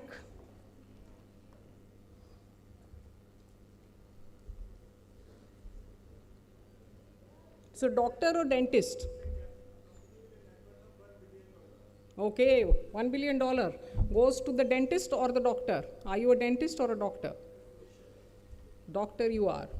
Ma'am. Yeah, coming to a horse-like figure with a single horn, as well as the second is a single person who is starting something or a big startup.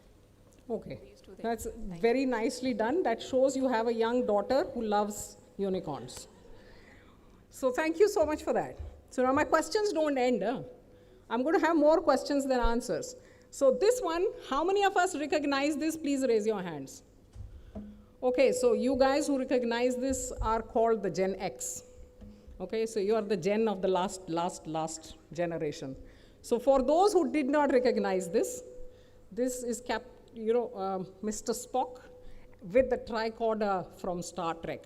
And I've realized Star Trek was the originator, though Dr. Anurag has spoken about a lot of people, brilliant people who spoke about AI, but I think Star Trek was the beginning of AI, right? This is where जो Star Trek में दिखाया ना, वही बनता है.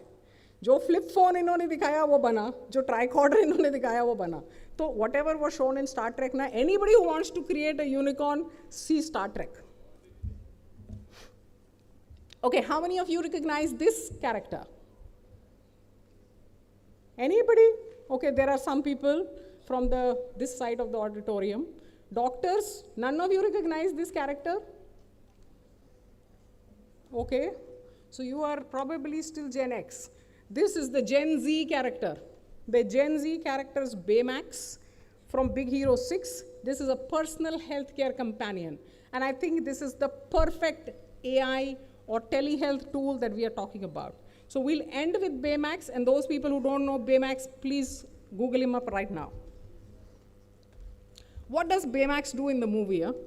Baymax has instant health scanning. You talk to him, he scans you. He knows whether you're feeling happy, unhappy, you're sick, your LFT is gone bad, or your KFT is gone bad. He's a quick scanner. He has a medical database he can compare you with. He has a soothing voice, compassionate interface.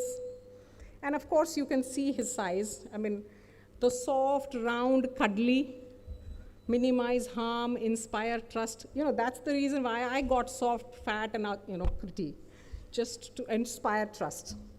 He's patient-centric. His programming prioritizes patient well-being at all times. So he's the ideal AI telehealth features. Do we really have any real-world parallels? तो जो Baymax में है सारी चीज़ें क्या वो कहीं दुनिया में भी हैं? Interestingly हैं. So there is this robotic seal called Paro that's used for dementia patients, right? This is a seal that actually gives them a feeling of conversation and comfort. So it's a comforting AI. There's the wearable ring monitors. How many of you are wearing the Apple Watches? I know my Dr. Saab sitting next to me, sir, was wearing an Apple Watch. How many of you are wearing these wearable personalized devices? Anybody with a ring? Okay, so you guys need to look at some rings. Huh? The next thing, not a diamond ring, it's more going to be the wearable ring monitor. Tells you how you're doing, how you're sleeping, how you're eating, are you doing exercise enough? Then there's the ambient listening in hospitals. This is a trial actually right now being done at Medanta also, that's talking about ambient listening. How many of you know about Siri or Alexa? Okay, so there's a lot of hands up on Alexa and Siri. This is ambient listening. That means while you're talking, they are listening continuously, right? Similar devices are being tested in a setup, in hospital setups, in OPDs, where they can listen to what the doctor is saying, what the patient is saying, and actually have what a patient needs. So patients really need that convenience and personalized care. Ma'am before me has shown this picture, traffic jam, right? So actually people need that convenience of a distance care. Is it possible? Now while I was just sitting there and in the morning going through my regular LinkedIn posts, I found two interesting posts today talking about how point of care diagnostic screening tool for head injury in case of trauma patients being developed by ICMR, right? Very exciting कि किसी को head injury हुई वहीं के वहीं बता सकते हैं at the point of care जहाँ accident हुआ है कि क्या करना है इसको. The second thing is of course the Chinese, which I'm sure a few of you must have also read, who decided that they're going to have babies through robots. Yeah? How many of you read that story? Okay, so there are some people.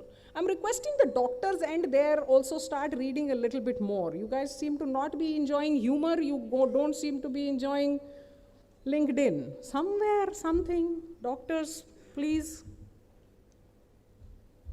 The global and Indian landscape.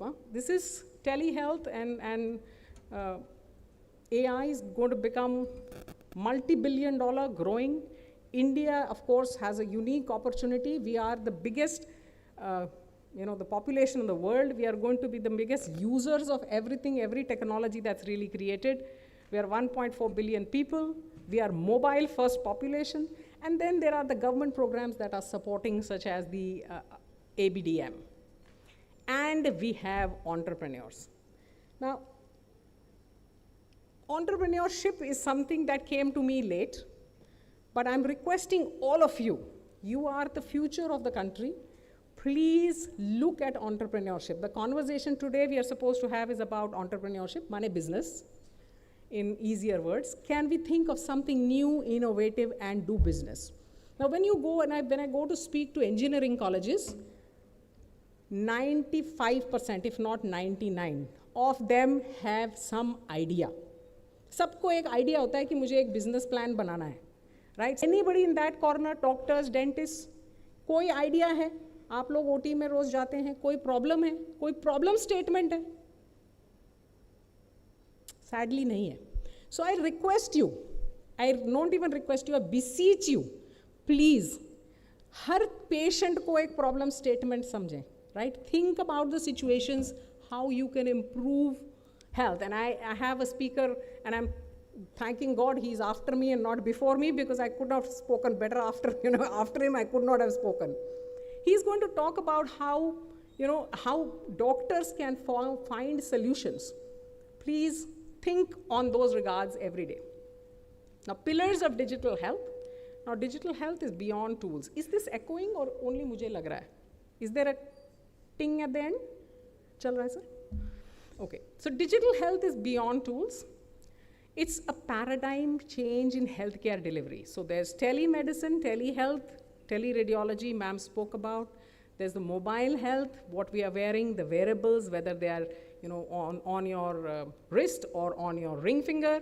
There's the electronic health records, which all of us are using. There's artificial intelligence and big data, which Dr. Anurag spoke about.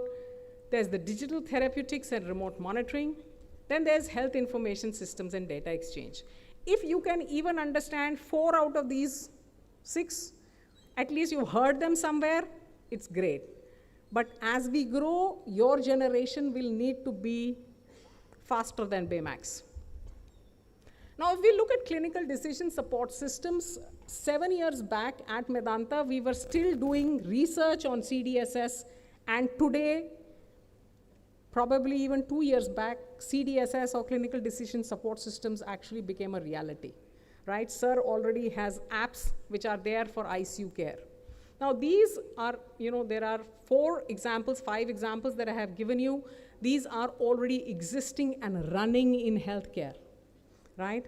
The MockDoc with the integrating CDSS, Smart Health for cardiovascular care, right? The image platform, and there is this Vadhwani AI government CDSS, working with the government systems. Tele-ICUs, I think before teleradiology really became such a big thing, I think tele-ICUs were a real, a game changer for bringing high-end technical care to tier 2 and tier 3 hospitals. There is the first, I think, when I put it out to GPT, was that Aster has a very strongly connected tele-ICU system. Medanta and GE have a tele-ICU system. Then there's the rural intensivist support system, the tele-NICU system, and the tele-ICU for snakebite management. Now, these are really requirements of the hour and very good solutions, right? Some smart doctor like yourself thought about, I'm sitting in rural Maharashtra and there's so much so much snakebite and I don't know how to manage it. Can we incorporate the AIIMS Nagpur into the story, right? It's a very interesting solution, the tele-ICU in snakebite management. Digital intervention types or digital therapeutics is an interesting space. Many of us, I don't know how many of you have read about this news that's going around whether with ChatGPT actually being used as a mental health companion by a lot of youngsters. Do any of you ask questions of ChatGPT? I'm feeling sad, how to go about it? My son does, okay? So my son is 20 years old, and he actually asked ChatGPT to make him a daily schedule. He says, I want to do very well academically. I also want to play music. Make me a schedule how I should do things, right? How can I balance my day? And ChatGPT actually gave him some really interesting ideas. So these are sort of digital therapeutic aids. I'm not saying, as Dr. Anurag very rightly said, these are trained in empathy. Probably empathy seems to be empathetic. I don't know how real empathy is or what real empathy is. That's a discussion off the chart here. But type 2 diabetes, one of my friends is making an app talking about how to manage glucose levels in the ICU settings. All right, she's an endocrinologist. Medication adherence, I remember times when we were still doing tuberculosis and HIV drugs. These used to be massive studies. Now these are simple tracking systems, right? It's very easy to actually do this now, thanks to these very simple technologies. Behavioral and lifestyle disorders, the CBT biofeedback for incontinence, depression, pain, and even eating, actually, right? Now they're saying obesity is a disease of the mind. The mental health services, I'm sure you've seen the Telemanas and the video consults e-Sanjeevani, which is the Government of India portals. So it's not even कि बहुत ही कहीं छोटे से group में है. This is massive efforts being made by the Government of India, right? There's the e-Sanjeevani and the Telemanas. This is the telephonic mental health program. How brilliantly it's running or not is the question. If the question is it there? So there is change, and today's world, the doctors, dentists, and all the others who are sitting here will need to move with this time. Now, I won't be a clinical researcher. I'm a clinical researcher by heart, though I'm a gynecologist by training, if I miss this one. Now, clinical trials are going direct to home. जैसे मेरे घर Zomato आ सकता है, मेरे घर वो Insta delivery आ सकता है, वैसे ही मेरे घर क्या clinical trial नहीं आ सकता है? Why do I have to come to the hospital? So this is something that's really coming up, and I want you, whoever is interested in research, to keep an eye on this, right? There are some new DCT companies. So somebody जो ये problem area है patient का कि मैं क्यों आऊँ, किसी ने उसका solution बनाया और वो company register कर ली और वो probably rich man हो जाएगा probably in another 10 years. आप लोग भी ये रोज़ की प्रॉब्लम को देखिए, उस प्रॉब्लम स्टेटमेंट को नोट करिए, उस प्रॉब्लम स्टेटमेंट को नोट करके हो सकता है कोई आइडिया आ जाए, right? And so I will quote Dr. Bhan here, who used to say कि the big solutions will not come from deliberations in meetings like this. They will actually come from the chai pe charcha or in the hostel over the chai and samosa, where 3 doctors are sitting and randomly talking different stuff. So please do that conversation. Now AI, Dr. Anurag's also spoken and ma'am's also spoken, so I'm not going to go too much in there. There's generative and the agentic. Generative is actually giving you solutions. It just tells you a report, a communication tool, drafts something for you. The agentic AI can actually go beyond that, right? It actually can create solutions. Now, agentic AI, as it grows, is an interesting space to keep an eye out. So while you leave this place, I will request you to type out and check out 2 things. What are unicorns? How many healthcare unicorns in India? And what is agentic AI?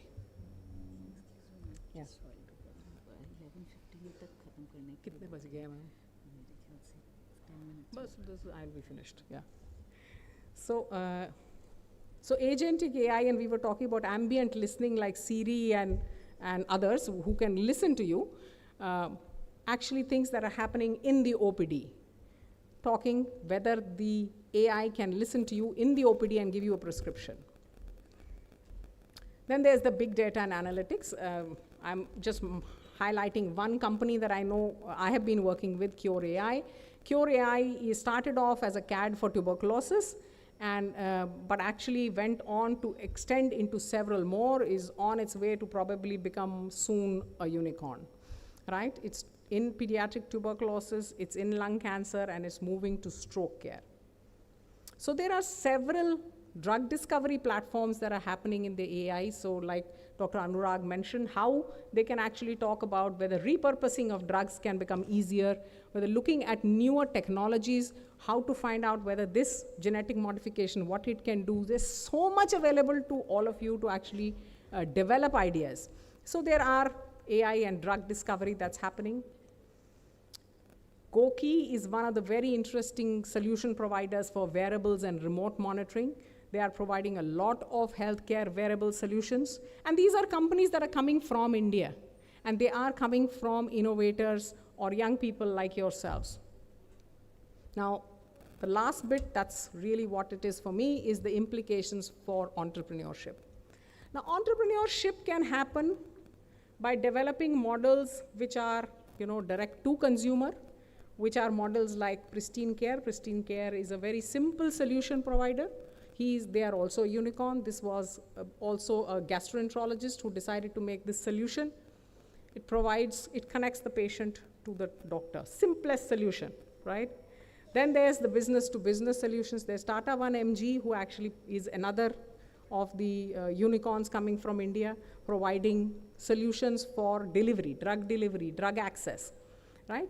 Platforms as a service, hybrid models, subscription-based, telepharmacy, and sir is sitting here. Vedya RX is an interesting startup to keep an eye on, talking about how a pharmacist can actually help you find your right prescription, ensuring that your prescription is monitored, you don't take the wrong doses of the wrong drugs, there is no drug-to-drug interaction.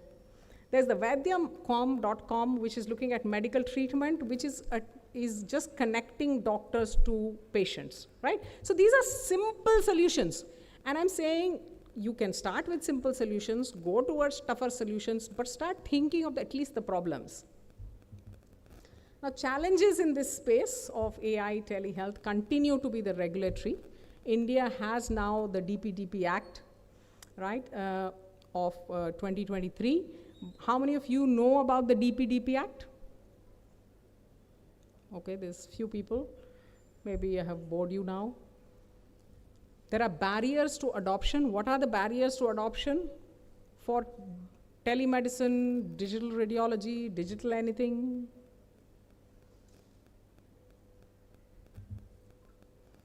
Partnership and ecosystem building, this is going to take time. Dr. Anurag very rightly was talking about that, one university, one space probably is not enough. The country is massive and big. Each of you needs to become a university. Each of you needs to become the solution provider, right? Only then India can change. Digital health is the future. AI-driven precision and personalized medicine is coming. Preventive, predictive healthcare models are coming. India is going to be a global hub for affordable innovation. There is nothing like a vacuum. If you do not step in, somebody else from somewhere will step in that vacuum, right? And of course, the digital health and telemedicine and clinical trials is definitely there. So my only request to you as clinician entrepreneurs is that now is the time. Start today. Please do not think I will learn about this or read about this tomorrow. Please do this today. What you are learning skills in the hospital, when we used to read papers, people used to say, what you're reading today is in a textbook is something that was written 5 years back. What you're reading in a publication is 1 year back. Today in your hand, you need to have things that are 1 week back. You cannot be, things are moving so fast. So let's keep skilling yourself, keep yourself aware. I think a good idea is to keep a small scratch pad of ideas in your pocket, call it an innovation pad or a think pad. Keep putting the problem statements. You never know which idea that you had might become a unicorn, right? Always keep connected with your patients. Your patients and their problems will inspire you. So please do stay connected with your patients. And I will stop there with Baymax again. He is the metaphor for the future of AI in healthcare. Needs to be empathetic, needs to be safe, and needs to be focused on patient first. And that can all happen only if there is a doctor driving it behind. So I request all of you to be please inspired to pick up an entrepreneurship role and think of developing some solutions for the problems that you see. Thank you so much.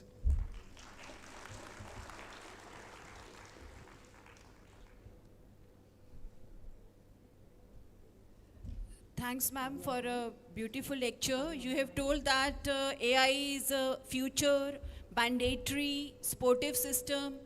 It integrates and compiles the data, verification and responsibility by the doctor, and saves the time of patients and doctors, and connects both. Thank you, ma'am. Thank you so much, ma'am. Thank you so much, ma'am. I think for all the youngsters sitting there, I think this is a good thing. You should start thinking in such a manner as the ma'am told you. Thank you so much. Thanks.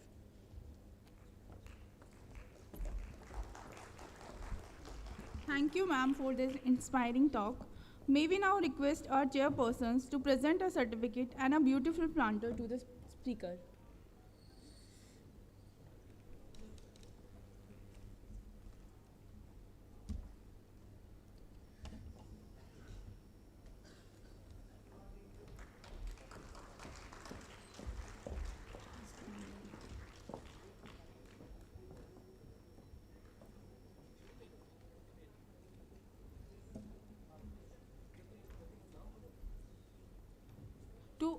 To honor our respected chairpersons, may I now request Dr. S.K. Dhattarwal, Senior Professor and Head from the Department of Forensic Medicine, and Dr. M.G. Vasis, Dean Student Welfare, PGIMS Rohtak.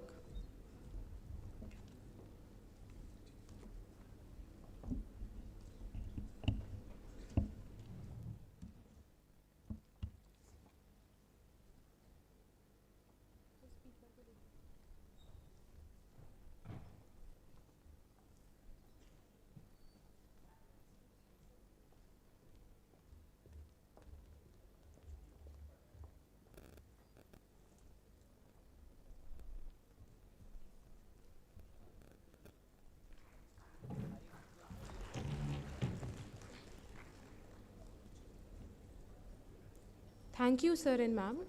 Now we'll take a 2 minutes break to begin with the inauguration ceremony. Thank you.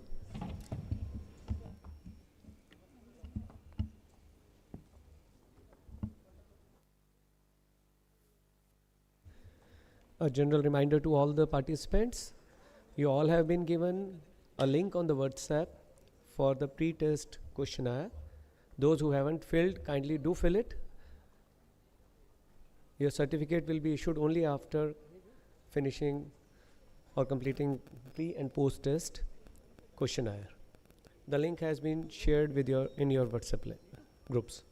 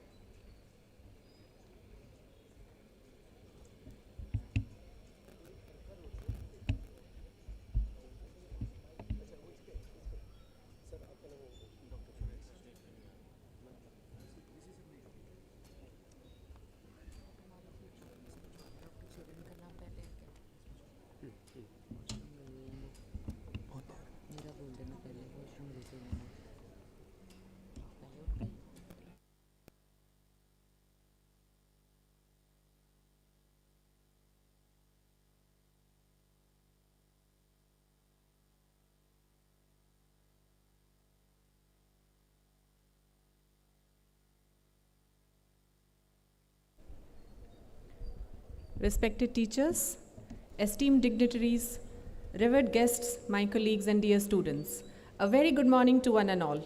On behalf of the organizing committee, I, Dr. Preeti Gehlot, Professor, Department of Anesthesia, And I, Dr. Varun Arora, Professor, Department of Community Medicine. We have the proud privilege to welcome you all to today's CME program on a path-breaking theme, the transformative role of artificial intelligence in medical education and healthcare, innovation, application, and future perspectives, being held at Pandit B.D. Sharma, University of Health Sciences, Rohtak. This gathering brings together leaders, innovators, and practitioners to reflect on how artificial intelligence is no longer a distant dream. It is already redefining how we teach, learn, diagnose, and treat. From smart classrooms to precision medicines, as you have already seen in morning lectures, AI is reshaping healthcare in ways we could only imagine a decade ago. We are deeply honored by the gracious presence of our distinguished guests who have joined us to bless this occasion with their guidance and vision. Their presence truly adds inspiration and meaning to this inaugural ceremony. With immense pride and joy, we extend a heartfelt welcome to one and all. With that, may we now invite our dignitaries on the dais. First of all, I would like to thank our honorable, esteemed Additional Chief Secretary, Health and Medical Education, Shri Sudhir Rajpal ji, who is going to join us online. And I would like to just thank him with a great round of applause, big round of applause, ladies and gentlemen. Please give a big round of applause to him. Our Honorable Vice Chancellor, Dr. H.K. Agrawal, due to some exigencies of work at State Headquarters, he is not able to join us, but we are thankful to him. And I also like to acknowledge his, I would say, all the dedication and all the support he has given to this CME. A big round of applause for gentleman, Dr. H.K. Agrawal. This is time to welcome on stage our worthy Deputy Commissioner, District Rohtak, Mr. Sachin Gupta ji, जिन्होंने अभी join करा है. Sir, बहुत धन्यवाद. May I call him on the stage and may I request our Director PJMS, Dr. Suresh Singhal, to please accompany him on the stage. May I call upon stage our Registrar UHS, Dr. Roop Singh, please join us on the stage. Our Dean Academic Affairs and Organizing Chairman of this CME, Dr. Dhruv Chaudhary. Dean PGIMS, Dr. Ashok Chauhan. Principal PGIDS, Dr. Sanjay Tiwari. तालियों में कमी ना रखें. I'm calling all those stalwarts who have spent their life to acknowledge and rather take this institution to a next level. I'll call upon stage Dean, Triveni School of Biosciences, Ashoka University, Dr. Anurag Agrawal. Please join us on the stage. I'd like to call upon stage NAMS Observer, Dr. Y.K. Gupta sir. Please join us on the stage. I'll take this opportunity to welcome on stage Haryana Medical Council Observer, Dr. Mandeep Sachdeva, who is also Registrar of Haryana Medical Council. Thank you so much, sir, for sparing your valuable time. And may I request, इस पूरे programme के जो सूत्रधार रही हैं, Organizing Secretary, Dr. Mala Kamboj. A big round of applause for this lady.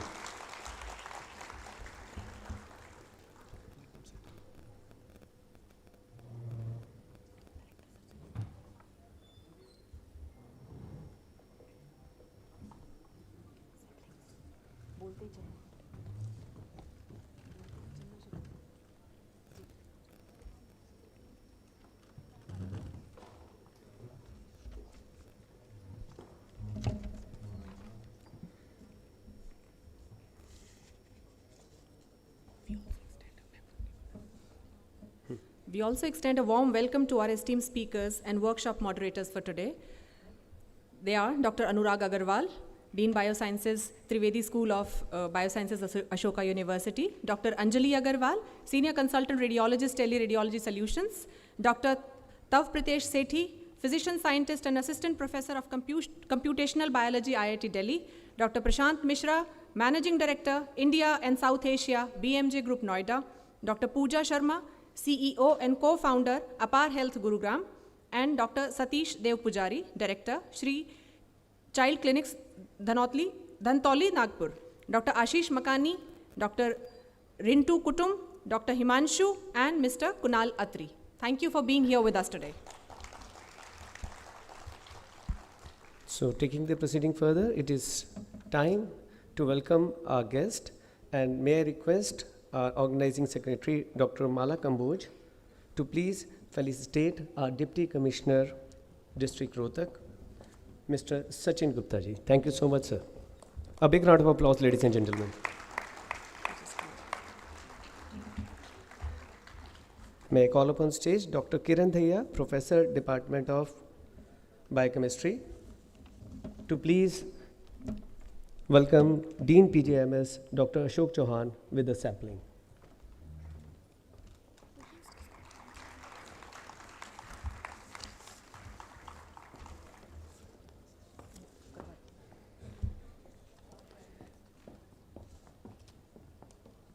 May I request Dr. Manjunath BC, Senior Professor and Head Public Health Dentistry, to welcome our Registrar, University of Health Sciences, Dr. Roop Singh.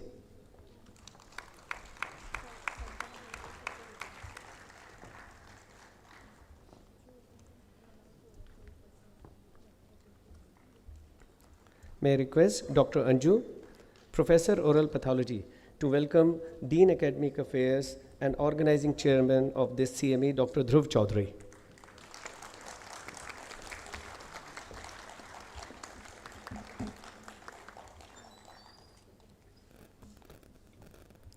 May I request Dr. Preeti Galot, Professor Anesthesia, to please welcome Principal PGIDS, Dr. Sanjay Tiwari. A big round of applause for this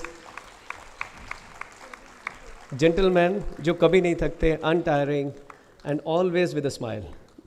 Thank you so much, sir. It is time to welcome our guest.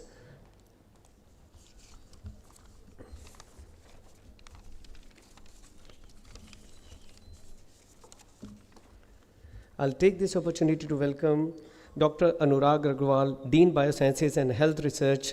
Sir, आपका lecture बहुत अच्छा था, and it was really quite informative. And if you have any time, please do visit Ashoka University, and I believe so it is also doing leaps and bounds in the academics and all the others domain. Rather, I would say I've been that place. I've been to that place, and it's a wonderful campus. And may I request Dr. Harneet, Professor, Department of OMR, PGIDS, to welcome him with a sapling.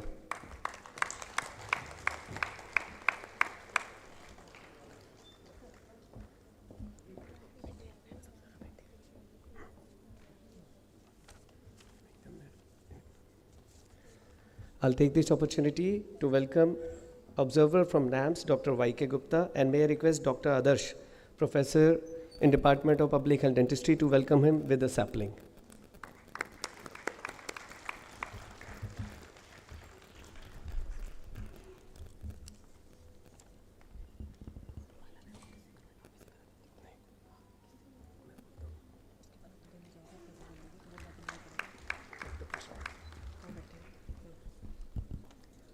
May I now request Dr. Varun Arora, Professor, Department of Community Medicine, to kindly welcome HMC Observer, Dr. Mandeep Sachdeva, who also is the Registrar for Haryana Medical Council. Please welcome him with a loud round of applause.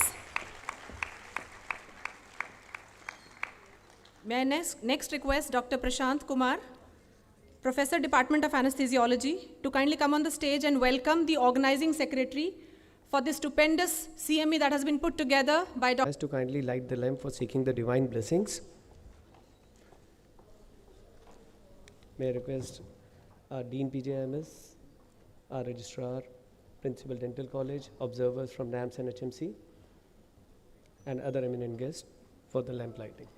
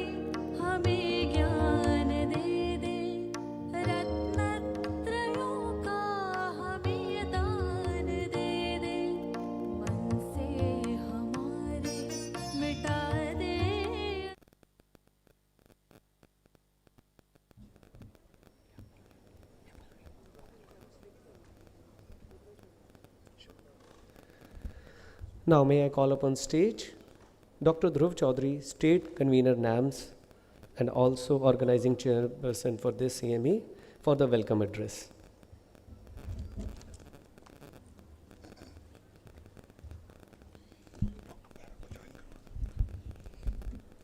Good morning, everybody. Thank you all of you for coming to Rohtak so early. Right at the beginning, I'm going to thank our motivation and the person who asked me to go and look into digital health. There have been two people, one my teacher and mentor, Professor Behra, who has joined us online. Welcome, sir, from Chandigarh.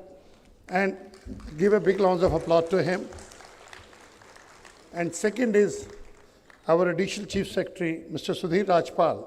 When he joined, he took over. He said, no, university should take initiatives in digital health.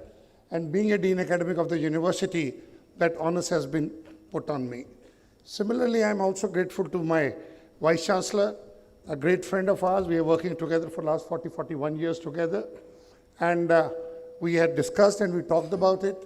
And this is ultimately the discussion with them and the promise which we gave to Professor Behra, because NAMS has come up with an initiative of training doctors in AI, that this is today we are able to conceive this CME and could execute it. And the date today, 28th, I will owe it to my dear friend, Anurag, because he said that is the day which is available. I wanted him to come here because we also have a memorandum of understanding with University of Ashoka University, and I want all of you colleagues who are sitting here to take maximum advantage of it. But most important, you look at the commitment of our additional Chief Secretary. Today he has not been able to come because there is a cabinet meeting at 11 o'clock, and he asked none other than the Deputy Commissioner of ours, Mr. Gupta, who Sachin. I hope he will not mind if I do it, because he's an engineer by profession, if I'm not wrong, from Thapar. He did his mechanical engineering. Then he was an assistant manager with Maruti, then took a leap of faith and joined and appeared in the Indian Administrative Services, and he came third All India rank. Give a big round of applause. And he took Haryana as a cadre. He's from Sirsa. And I'm certain with this young dynamic officer among us, probably he will keep on helping us also with his engineering background, because today, without engineering and medicine together, these developments will not take place. And Dr. Tavpresh Sethi, sitting in front of us, is a classical example how after MBBS you can make your career in engineering. We're combined together. That is why the computational engineering has to come up, but computational biologics has to come up, which we universities have to think. I'm not talking about what NMC does for teaching and training, but as a university where we need to go at. Another person whom I would like to definitely welcome here besides my colleagues on the dais, is Professor Shivdev Pujari. He is one of the few people who are in the intensive care, but is teaching applied mathematics to engineering colleges, which is not a very common thing. And that is where the unique combination of these two, medicine, liberal sciences or the natural sciences, and the engineering and computational engineering actually can make a difference. I'm also grateful to all my colleagues and the directors of various government and the government-aided institutions. I can see Dr. Mukesh, Dr. Mahendra Garg, Dr. Brijmohan Vishesh, Dr. Geeta, who has been among us as our head of the Department of Pediatrics also, and if I miss anybody else, and my dear friend and old and colleague and previous director, Dr. Shamsher Singh Lochab. Thank you very much coming up and gracing the occasion, and we are grateful and honored. I want to share with you all that Dr. Y.K. Gupta has been teachers of teachers, and one of his students is sitting in front who has been our teacher, Professor M.C. Gupta, and has been pioneer in this country in terms of trials, in terms of drug additions, and has been ex-head of the Department of All India Institute. And I suppose, and I presume, if I'm wrong, correct me, he has been teacher of Dr. Anurag also at All India Institute of Medical Sciences. So what a legacy, sir, you are leaving behind, who is going to train to the generations of the people.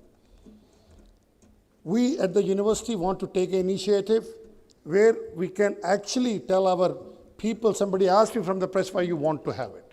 Idea is to sensitize us, ourselves, our postgraduates, our teachers who are teaching them, and also students and undergraduates that the future is bright, and that's where you need to look at it. And during those things, I met two gentlemen, one lady, that is Mr. Prashant Mishra there, who is heading British Medical Journal group in South Asia, and probably they have now come up with a new journal that is telling us, I always say British have a very big nose to sniff what is the way the wind is blowing. They are very good at it. And now they have started with the new journal that is Future Health. So I think future of medicine is moving towards digital health. Future of medicine is moving towards the businesses. We are talking about the defense in the AI. And similarly, it is what Dr. Pooja told us. I think that's something which we as a medical professional should realize, that entrepreneurship has no limit, no end. And I think if she can stimulate even 2 or 1 people to make a unicorn, I think her job is done, our job is done at this institution. That's what we are looking at it. And I'm very ably helped, supported, though before me he was the Dean Academic, but now he is the Dean of the PGI, but together, shoulder to shoulder, we are working it out. Thank you, Dr. Ashok Chauhan, always be there. And I'm extremely pleased and happy to welcome our dynamic Professor of Orthopedics, Dr. Roop Singh, Professor Roop Singh, who is legend as far as already got the Lifetime Achievement Award in Orthopedics for his pioneer work in spine. And I think he can also take a clue here that how he can help rehabilitating the people with the help of AI. Thank you very much. I welcome you up, Dr. Roop Singh, here also on the stage. My dear students, when you are here, please see to it. Computix is one part, but that's what you need to force us if we go slow. That's why we need to start departments of computational biology, at least start thinking in terms of it. Departments of digital health, we need to also looking at it, that biotechnology is also, which is taking steps ahead. So I think with these things, I welcome you all. Unfortunately, Dr. Singhal was there with us. He also has to leave because of early, there is a meeting with the health minister at 3:30. So he has to leave at this place to reach in time there. I apologize to Dr. Singhal that probably we got a little delayed. I had promised him that we will leave at 11:30, but thank you very much, sir, coming up here, making a part of it, and we will fix it up somewhere else, that where you will not have to face that situation. Nevertheless, finally, it is Dr. Mandeep, which is there. HMC is always very helpful. They have given us 4 credit points, but nevertheless, whenever we ask for their help, they have always been very forthcoming, and they have always been taken an extra step to help university all the time. Thank you so much, Mandeep, for coming up here. So my dear friends, enjoy it. You already have got the flavor of it. Now you will get a bit of a tech part, and also you will get how you can use this, the clinical decision support thing, which Dr. Mishra is talking, which Dr. Tapresh will be talking, how you can marry the engineering as well as the medical sciences. And one of the classical examples, actually, when you started looking at the molecular diagnostics, we come more and more and more close to it. With these remarks, thank you so much. I welcome Professor Behra sir again, and our Honorable Additional Chief Secretary, Mr. Sudhir Rajpal, shall be joining us at 12 o'clock and will be addressing the audience at that point of time. Now, the one person whom I must thank, obviously it's a thank you, I simply say only one line. If things have gone well, it is all because of Mala's work and her team's work. If anything goes wrong, I take the blame. It's my responsibility. But nevertheless, Dr. Mala, thank you so much. And the gentleman who's sitting next to you, he's a bundle of energy. And the man who did the stem cell training in Guy's Hospital in 2009.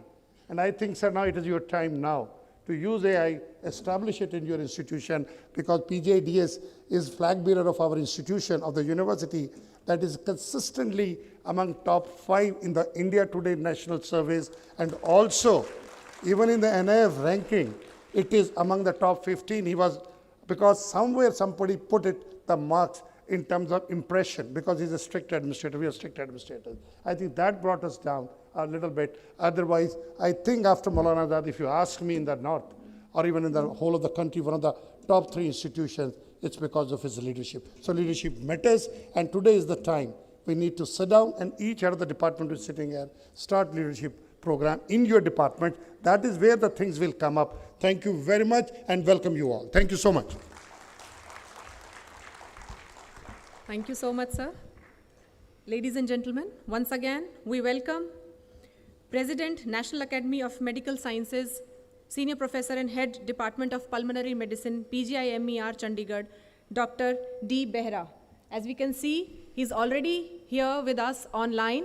Sir, thank you for joining us this beautiful morning. And sir, we are eagerly waiting for your address to the audience in this August hall. Thank you, sir. Over to you.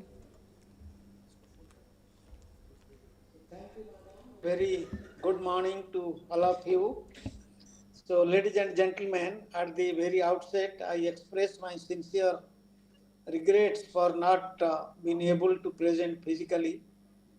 So, because of some pressing reasons here, so I may be excused, but I am happy that Professor Y.K. Gupta, a veteran on behalf of the National Academy, is physically present there.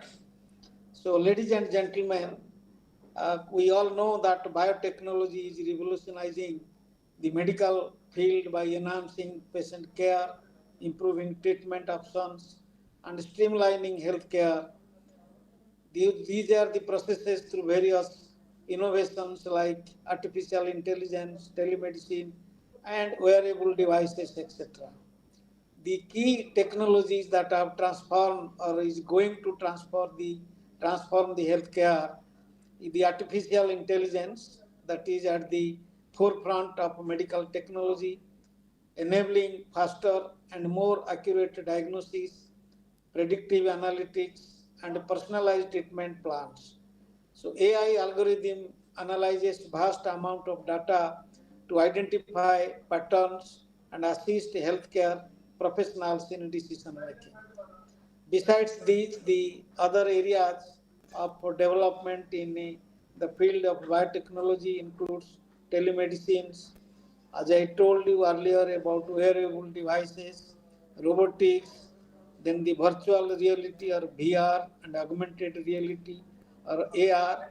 So these technologies are used for training medical professionals and providing immersive experience for patients during procedures. VR can help reduce anxiety and improve patient outcomes by creating a calming environment. The other areas of utility is the electronic health records or EHR, so that digitalize patient information, improving communication among healthcare providers and enhancing the quality of care. They also allow for better data management and facilitate coordinated care. Then the big data analytics, nanotechnology, gene editing, personalized medicine, regenerative medicine, and the list is in fact endless. That also includes immunotherapy, diagnostics, vaccine development, so on and so forth.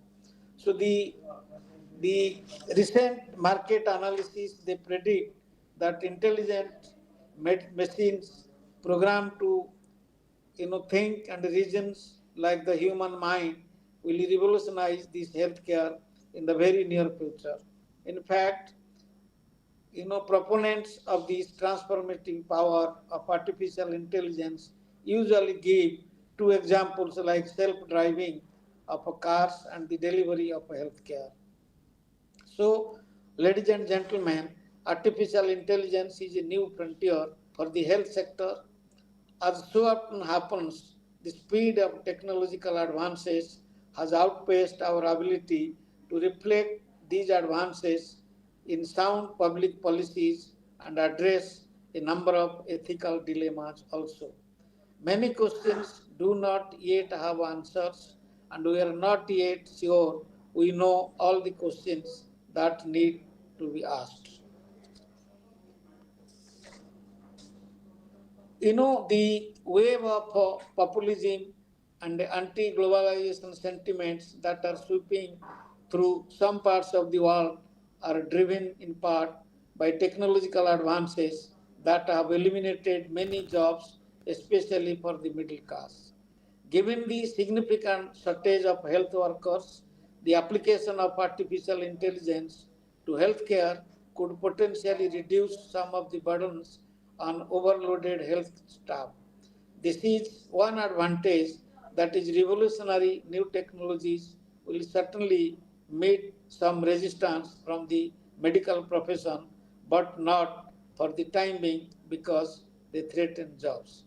Given the power of supercomputers and super chips to mine and organize huge amounts of data, it is easy to envision a number of applications in the health sector that I have already pointed out. As we all know, health information is often messy and poorly structured. In many cases, it is systematically collected but systematically not analyzed and used.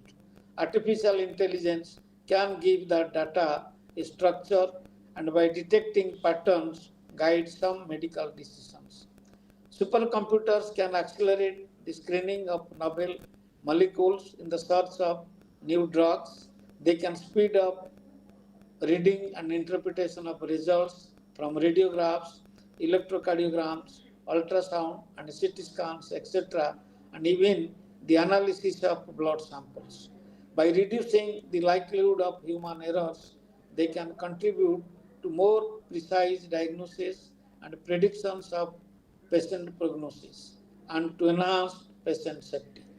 Other applications currently, under development, they include, as I told earlier, personal use of smartphones to communicate symptoms and obtain a diagnosis from the cloud.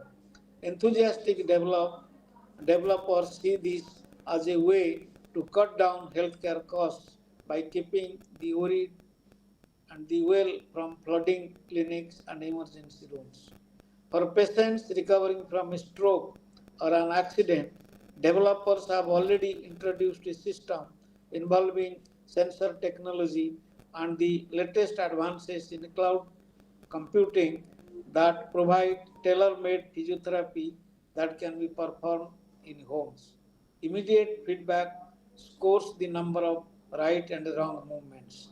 The cost of the system is estimated at one-tenth of that of facility-based physiotherapy. Ladies and gentlemen, in the midst of all these exciting potential, I see several reasons for caution and we should handle them very carefully. First, medical decisions are complex. They depend on context and values such as care and compassion.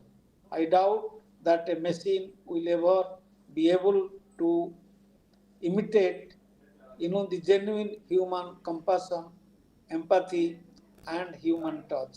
Second, machine can and the work of the machine can aid no doubt the work of doctors, organize, rationalize, and streamline the process leading to a diagnosis or other medical decisions.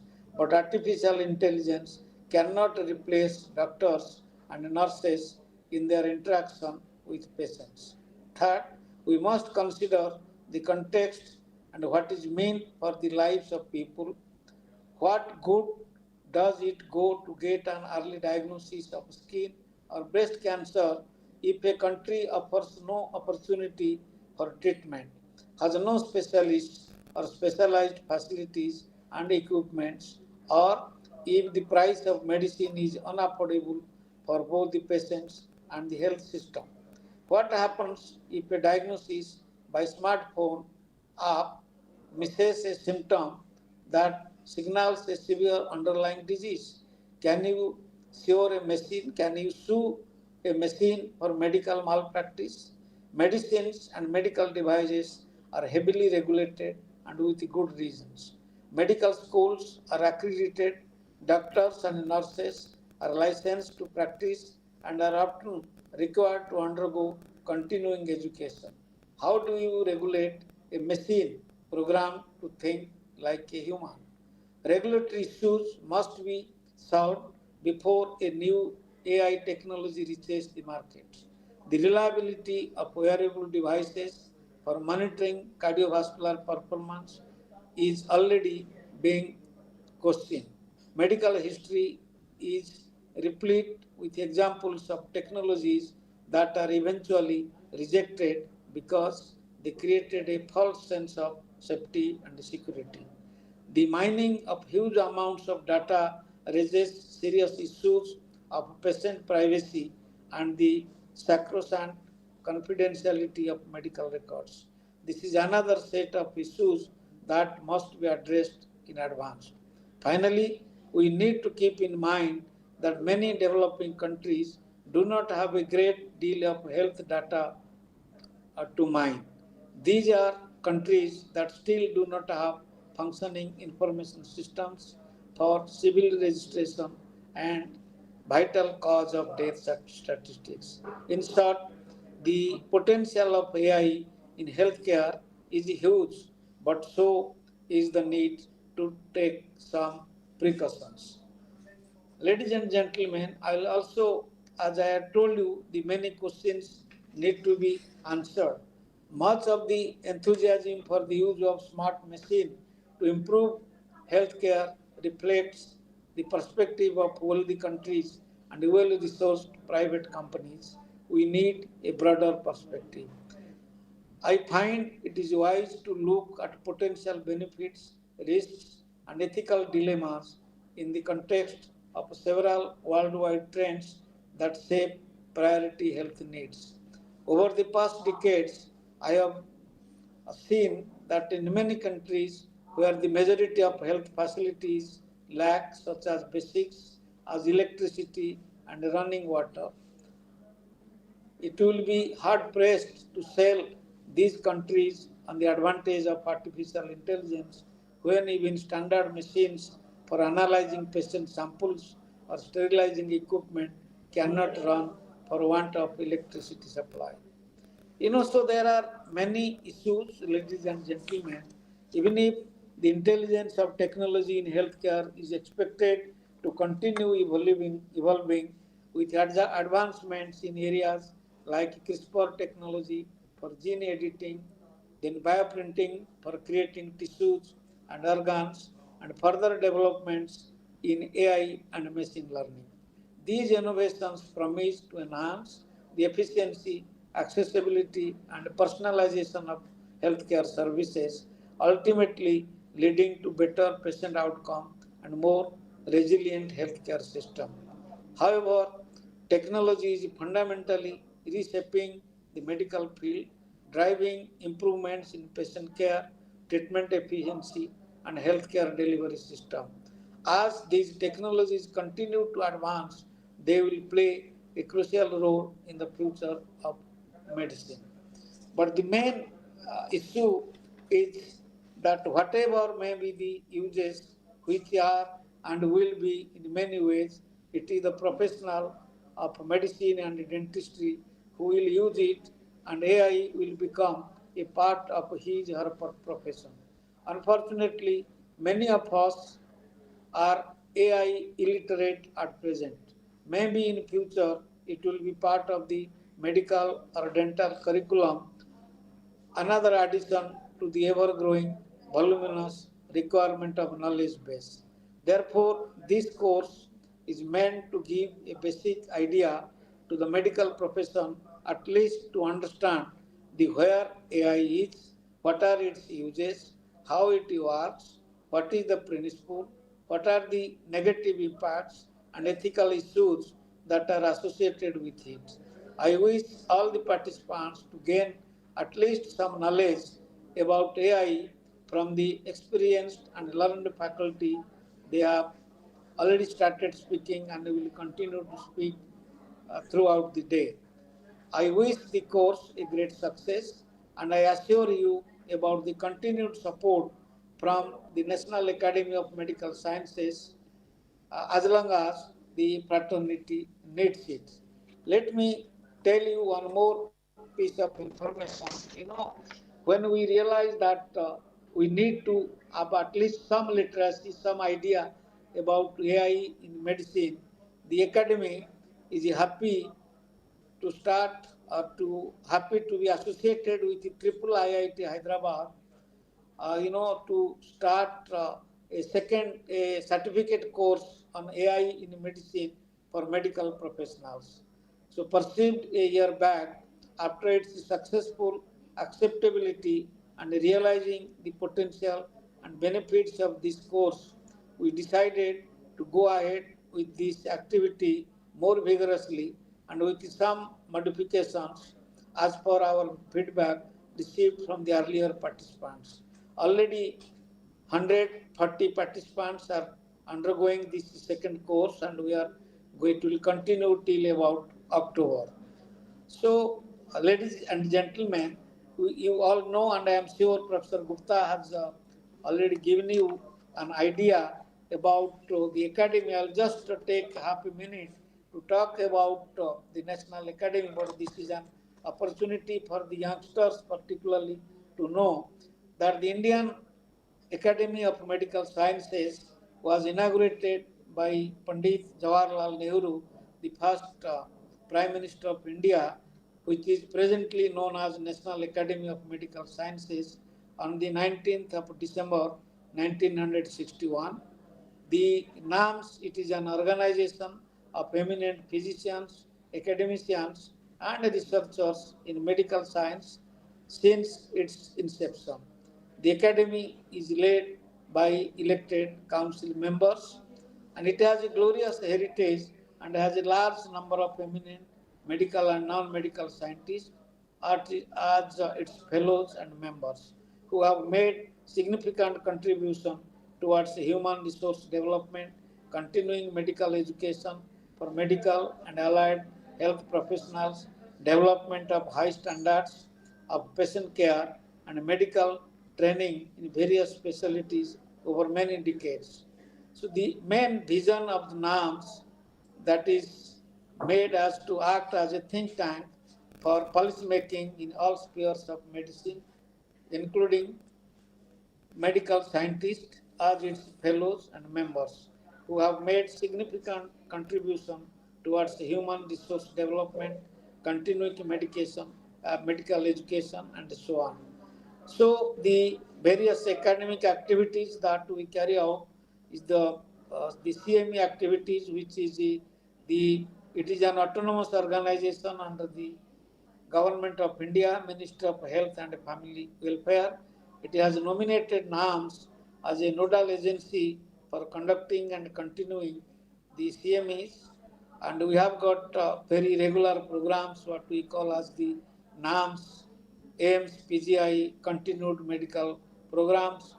That is what called as the virtual graduated medical CME, that is the Navigate Medico CME program, scientific visits by emeritus professors. Then we actually in fact select emeritus professors every year. Then the NAMS annual conferences this year, it is going to be held at PGI Chandigarh from 7th to 7th to 9th of November this year at PGI Chandigarh. Then we have got scientific exchange programs, young scientist fellowships, various task forces, networking with the professional bodies, publications, and so on and so forth. I think I will request all of you, particularly the postgraduates, the faculty of the university, to join at its member and the fellows. So, ladies and gentlemen, with these few words, I wish your CME a great success, and I am sure you will become a little more wiser about the role of artificial intelligence and its utilities in the field of medicine. Thank you all for your kind attention and joy. Thank you so much, sir. I now have the proud privilege to invite our special guest, worthy Deputy Commissioner, Rohtak District, Mr. Sachin Gupta, to kindly come and say a few words. As already said, he's a very young, dynamic, inspirational figure, and we are really honored by your presence, sir.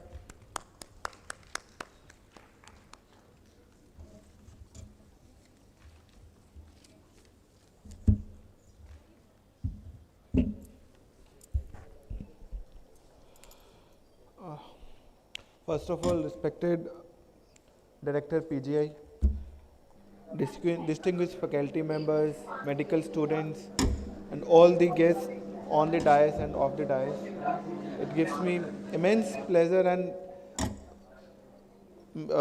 I don't have words to say that standing here and addressing a distinguished audience here on the very on the topic that is very close to me, that is an AI. I personally feel that AI is just not a futuristic concept, it is here, and we shall embrace it. We shall embrace it in such a way that it enhances our capabilities, our capacities to serve all those vast populations that are unserved right now and complement our resources and energy. I think Dr. Behra has already highlighted all the maybe domains and areas where they can be used, and maybe they can complement us. Certain areas that I could thought of as a non-medical background, maybe the early diagnosis, predictive analysis, maybe the hospital management, that is generally, sometimes the institution like this require a specialized arrangement. I'm sure it is already there, but yes, we can enhance our energies on more and more researches and taking the care of the maybe the patients that require special care. Maybe we may think of predictive analysis that Dr. Behra has already highlighted. In short, I feel that AI is a tool that can actually enhance our efficiencies and effectiveness. Moreover, at the same time, I would also like to highlight they cannot replace the skill of a doctor or any, as per se, any profession in any field. The human touch, the way you can analyze the emotions, understanding. It's not, medical is just not making the patient just fit. It's also the counseling when a patient comes with so much of psychological stress that he or she is suffering from certain kind of a medical problem, health problem, then 50% of job is diagnosing, and after diagnosis 50% of job is to take care of the patient psychologically, supporting the next person and also guiding him or her in coming out of any illness that he is suffering from. So AI cannot replace that for sure, but yes, it can complement us in diagnosing early trends of particular diseases, maybe certain parameters that we can automate it in such a way that people can just put up their blood reports, the scans that can highlight the warning signs that we can move towards the preventive health care from the curative. Right now, the whole system works on cure. So we can maybe have make citizens aware that, so these are the certain things that you should take care of. These are the early warnings that if you do certain corrective steps right now, maybe it can help us in stopping the certain kinds of diseases or the illness that can come towards you. I will end this with this short, maybe a speech of mine. Thank you very, very much, Professor Dhruv, for giving me an opportunity here. Thank you so much.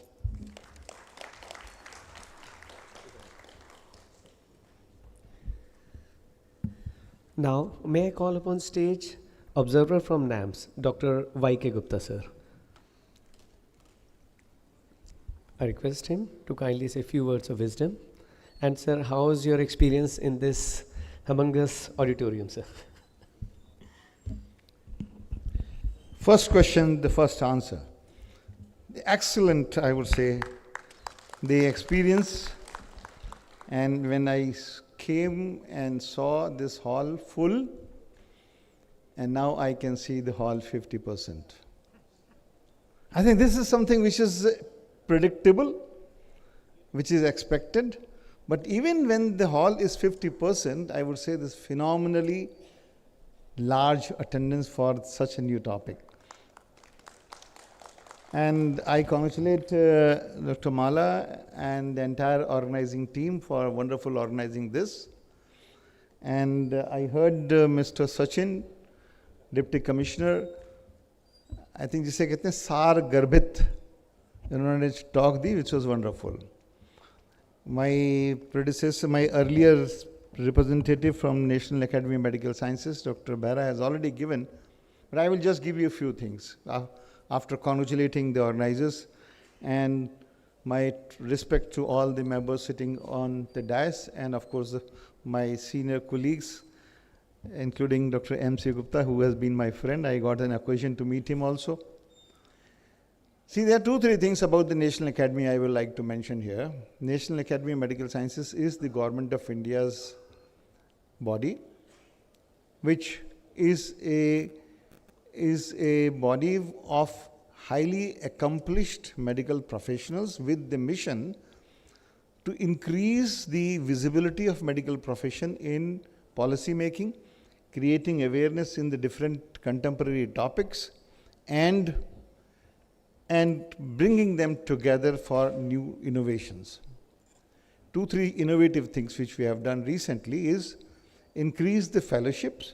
So all those who have excelled in their academic life, please apply for FAMS fellowship, which has to be nominated by one fellow or seconded by another fellow, and then there is a very objective criteria for decision of making fellow. There is also, we have started in the last 3 years, associate fellowship for those who have completed MD, MS, MCH or PhD and having 3 years experience, they can become associate fellow. Those who have accomplished with some publication in good journal, not predatory journals, can apply for mass membership of fellowship, a membership of the academy, which automatically after screening can be converted into fellowship. The other recent innovative, because I chair the academic aspect of that, is organizing contemporary topics on different health sectors. And recently, the topics were genomics, personalized medicine, the issues on digitalization of prescription, and how the prescription digitalization can minimize the medication error and drug interaction, and inventory control also. And this software has also been launched for that, and any pharmaceutical hospital or any pharmaceutical industry, hospital, medical college, or even tertiary care hospitals who want to adopt that is free to adopt that through the National Academy of Medical Sciences. Another was topic which was organized on the policy on over-the-counter medication, which is a contemporary topic which is still debated, and the policy has to come up, and this white paper has been given to the Ministry of Health. Similarly, a brainstorming session which became very popular on the changing scenario on the clinical trial in India was organized. And this is the area where a lot of job opportunities for pharmacologists, for medicine, for dentists, or for any medical professions is available. And so these are just examples. So now the take-home message here is, if any one of you have an idea to organize a brainstorming or to create a white paper on any contemporary issues, be leader, and then NAMS will support it with the limited funds. Also, we have started a series of leadership program, because it is often seen that the doctors lack leadership. And when we appoint directors or the other leadership positions in healthcare sector, we find that they need training. And therefore, this leadership program has been organized. This is being organized every 3 months. Those who are interested to join, they are very welcome to it. And this is organized by National Academy of Medical Sciences in collaboration with IIMs and also top leaders in the healthcare sector and other part in the sector in India. Having said this, lastly, I will not talk on the AI and health sector. Everybody knows the importance of health sector, and those who are not aware of health AI application, I think in next 5 years they will become obsolete doctor. And considering this, National Academy of Medical Sciences, we have started a 3 months Saturday, Sunday course on AI and medical sciences. And those who are interested, they can apply. And this is done in collaboration with the IIIT Hyderabad and lot of medical doctors are also part of faculty in this. In addition to what has been said, that the application of AI, there is no discipline where there is no application of AI. Starting with respiratory medicine, cardiology, radiology, and then orthopedics, then retina. In fact, a large number of projects. I chair the committee where we sanction the AI in healthcare projects.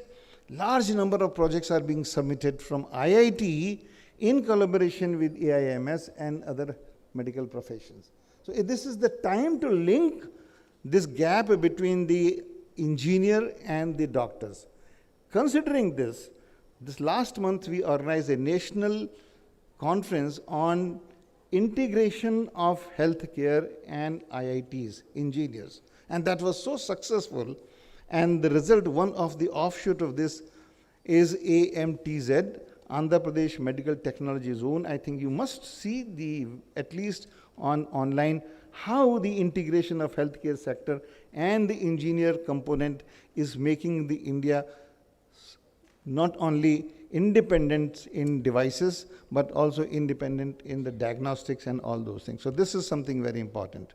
Finally, I would say, as was said, AI will never ever replace the human sympathy or empathy. जो हम लोग बचपन में मतलब जब earlier days of our MBBS we used to be taught कि बेटा अगर कोई patient आया उसके abdomen पे ऐसे ऐसे हाथ फेरो लेट के, तो जो उसको कॉन्फिडेंस डॉक्टर पे आएगा, एक तो वो, और उसका पर्पस होता था कि जब सर्दी में आप ऐसे ऐसे करके उस पर हाथ फेरोगे तो उसकी जो गार्डिंग है, एब्डोमेन सॉफ्ट हो जाएगा, then you can palpate better. ये कला ये एआई नहीं सिखा सकती, ये आपको ही करना होगा. सो AI will remain always an effective tool. If you will not use it, I think you will be obsolete. But if you only use it, then you will be double obsolete. It will be hazardous. So that is one caution. And therefore, ethics in AI, regulation in AI, this is now another subject which we have incorporated in our course. So thank you very much. And I compliment the organizers and my greetings to all those who are attending it. Please attend this throughout the day.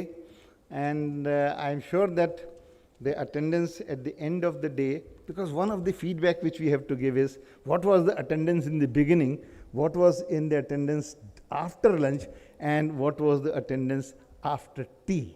And I'm sure that there will be no significant difference between the first attendance and the last attendance, and the p-value will be less than 0.001.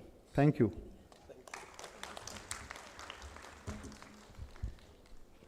Thank you so much, sir, for your precious but honest words.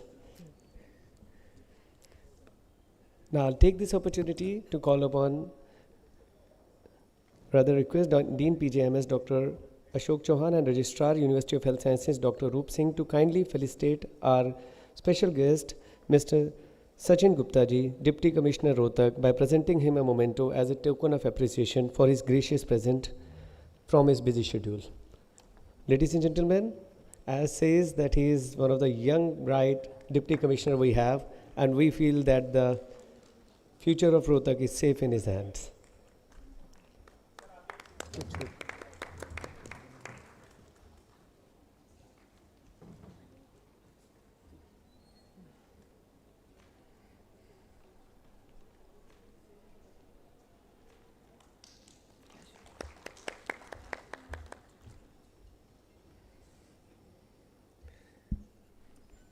And we are also, sir, technologically advancing, sir. This is a live photograph, just taken few minutes back.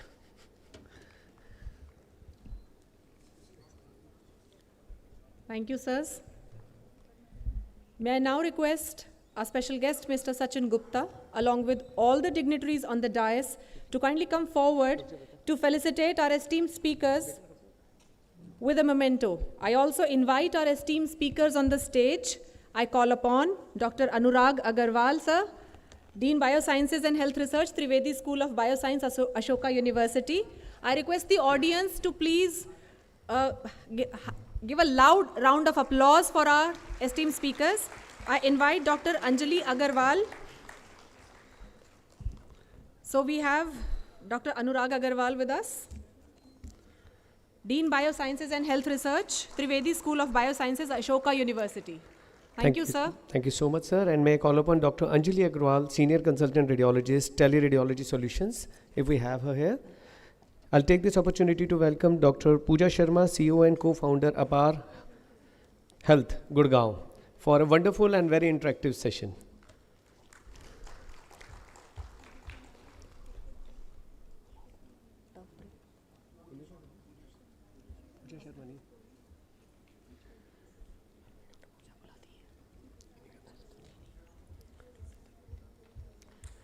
May I call upon on stage Dr. Tavpritesh Sethi, Physician Scientist and Assistant Professor of Computational Biotechnology, IIT Delhi. Kindly join us on the stage, sir.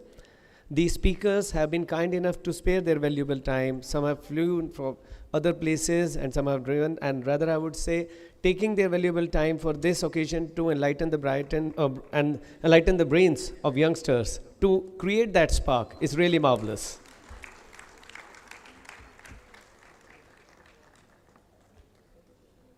May I now call upon Dr. Prashant Mishra, the Managing Director, India and Asia, BMJ Group, Noida.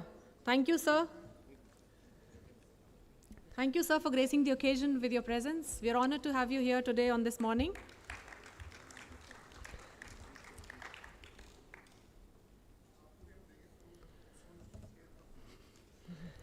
May I call upon stage Dr. Satish Dev Pujari, Director, Sri Child Clinics, Dhantoli, Nagpur. Thank you so much, sir, for gracing this occasion with your benign presence.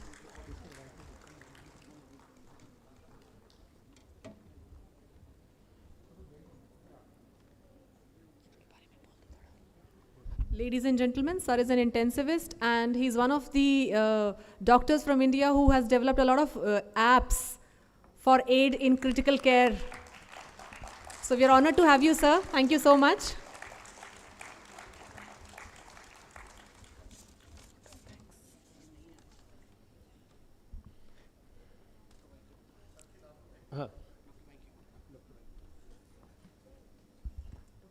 May I request all the eminent guests on the stage to kindly felicitate Dr. Y.K. Gupta, sir, with one of the memorable photographs, sir. I hope you will remember it, just as we remember your lecture, sir.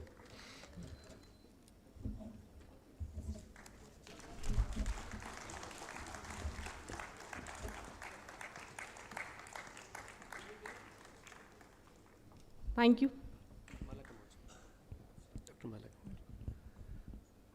Thank you, sirs and ma'am. I request you to all kindly take your seats on the dais.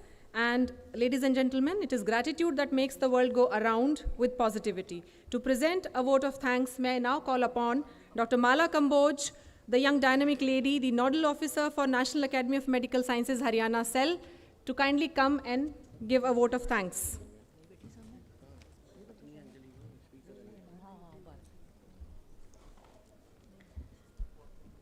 Respected dignitaries, esteemed speakers, distinguished guests, dear colleagues and students, on behalf of the organizing committee, it is both my honor and privilege as the organizing secretary to deliver the vote of thanks for today's CME program, jointly organized by the National Academy of Medical Sciences, New Delhi, and Pandit B.D. Sharma, University of Health Sciences, Rohtak. At the very outset, we express deepest gratitude to our chief guest, Sri Sudhir Rajpal, Additional Chief Secretary to Government of Haryana, who could not join us in person, but his blessings are with us here in the form of Sri Sachin Gupta, who could join us in person on his behalf and share his valuable thoughts with us. We are also very thankful to Professor Digambar Behera, President, National Academy of Medical Sciences, for sparing his valuable time and gracing this occasion virtually. We also wish to make a special mention of Dr. Y.K. Gupta, NAM's observer, and Dr. Mandeep Sachdeva, registrar cum observer of HMC. Their gracious presence has been a great source of support and motivation for all of us. Our heartfelt thanks goes to our Honorable Vice Chancellor, Dr. H.K. Agarwal, Director PGIMS, Dr. S.K. Singhal, Registrar, Dr. Roop Singh Sir, Dean PGIMS, Dr. Ashok Chauhan, and Principal PGIDS, Dr. Sanjay Tiwari. Their constant guidance, support, and blessings have been instrumental in the success of this program. We are deeply grateful to all our distinguished speakers who have and will enlighten us through the day with their thought-provoking lectures and invaluable insights on the transformative role of artificial intelligence. Our sincere thanks are also due to the respected chairpersons who will steer the scientific sessions with great skill, ensuring interactive deliberations and meaningful take-home messages. A very special acknowledgement goes to our organizing chairman, Dr. Dhruv Chaudhary, state convener, NAM Cell Haryana, whose vision, initiative, and tireless efforts have been the driving force behind this workshop. His leadership and encouragement deserve the highest appreciation. We are equally indebted to our core committee members, Dr. Anju, Dr. Harneet, Dr. Adarsh, Dr. Vipul, Dr. Varun, Dr. Preeti. If I miss out of you, I'm sorry, for their dedication, teamwork, and meticulous coordination, which ensured flawless execution at every step. Our sincere appreciation also goes to the entire organizing committee, medical and dental residents, and student volunteers whose behind-the-scene efforts have ensured the smooth and seamless conduct of this CME. A special word of thanks to all our participants, faculty, residents, and students from all constituent colleges for their active involvement and enthusiasm, which infused energy and meaning into the sessions till now. Finally, we gratefully acknowledge the efforts of our entire supporting staff, the technical team, and every individual who in ways big or small contributed to making this event a success. A big shout out to the entire Department of Oral Pathology, PGIDS, who have been bearing me since the last few days, who have been my backbone in the smooth organization of this event.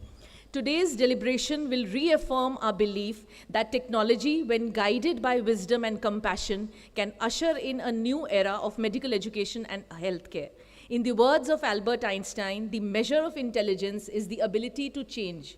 May today's takeaways inspire all of us to adapt, innovate, and transform the future of healthcare with integrity and vision. Thank you all once again and wish you all a very pleasant day ahead. Thank you. And thank you so much, ma'am. And before concluding, I'll request Dr. Dhruv Chaudhary and Dr. Mala Kamboj to present a small gift of token of regards to Dr. Mandeep, who is Registrar of Haryana Medical Council and also observer for this function, who has also generously granted 4 credit hours. And I'm very honorable to say that whenever we go, chahe wo ARMSCON ho, chahe conference ho, he has been always kind enough to support us. Thank you so much. So, in the end, may I request all of you to kindly stand at your seats in respect of national anthem. जनगण मन अधिनायक जय हे भारत भाग्य विधाता पंजाब सिंध गुजरात मराठा द्राविड़ उत्कल बंगा विंध्य हिमाचल यमुना गंगा उच्चल जलधि तरंगा तव शुभ नामे जागे तव शुभ आशीष मांगे गाहे तव जय गाथा जन गण मंगलदायक जय हे भारत भाग्य विधाता जय हे जय हे जय हे जय जय जय जय हे.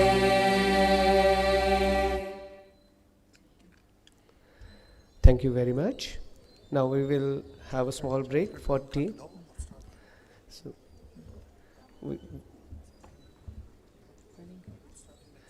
So we are going to start with next session in 15 minutes. There is arrangement of tea for all the delegates. May I request all faculty members to please join us for tea. The way is from the right stairs in the basement.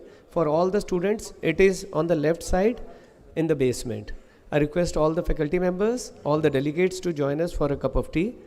And the arrangements is also for all the delegate students also. May I request all the students to kindly Proceed from the gate on the left side Left of the side. auditorium. The and faculty members may kindly proceed from the right gate into the basement. thank you so much.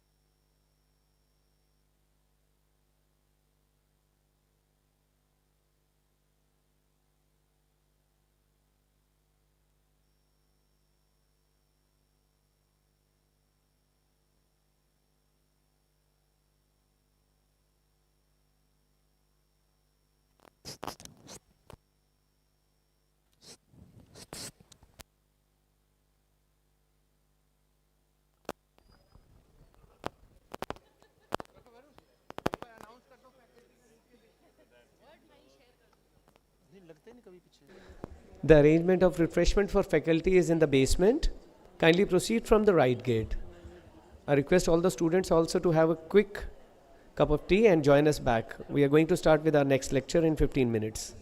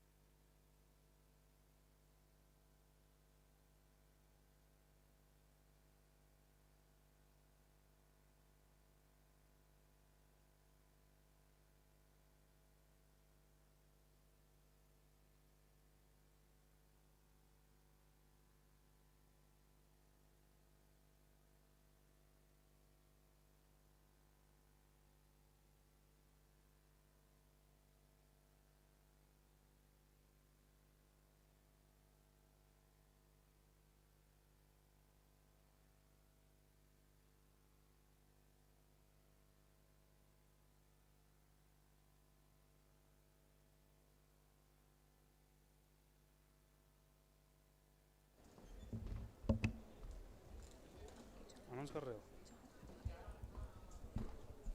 कहाँ है?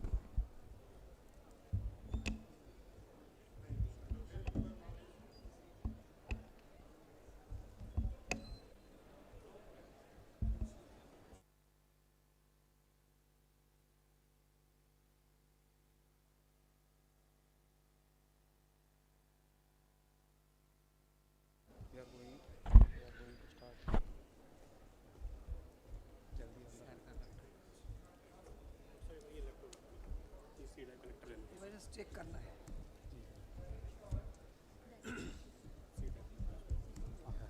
ये लगा, आप ये लगाओ।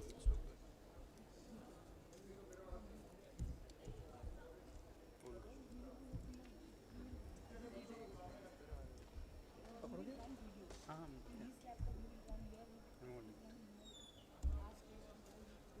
कभी digital screen में कभी कभी नहीं आता है।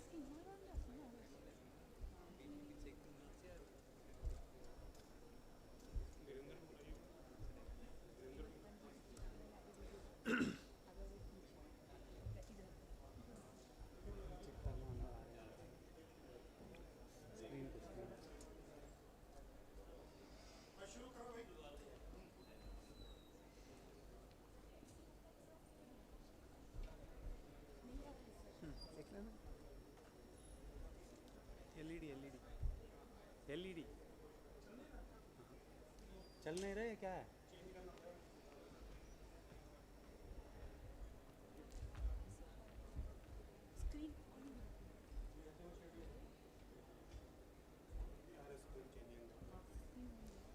ऑन हो गया? देखना शुरू तो कर ले यार। ले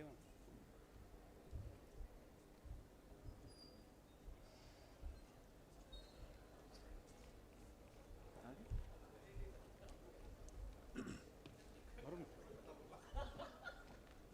अरुण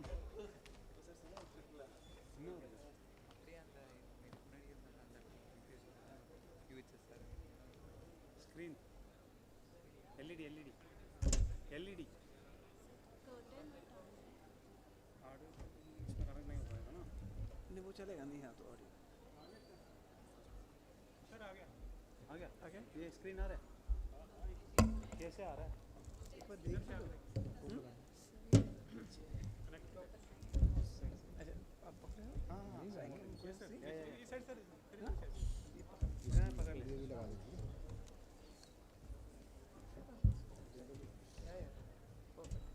ठीक है बंद कर।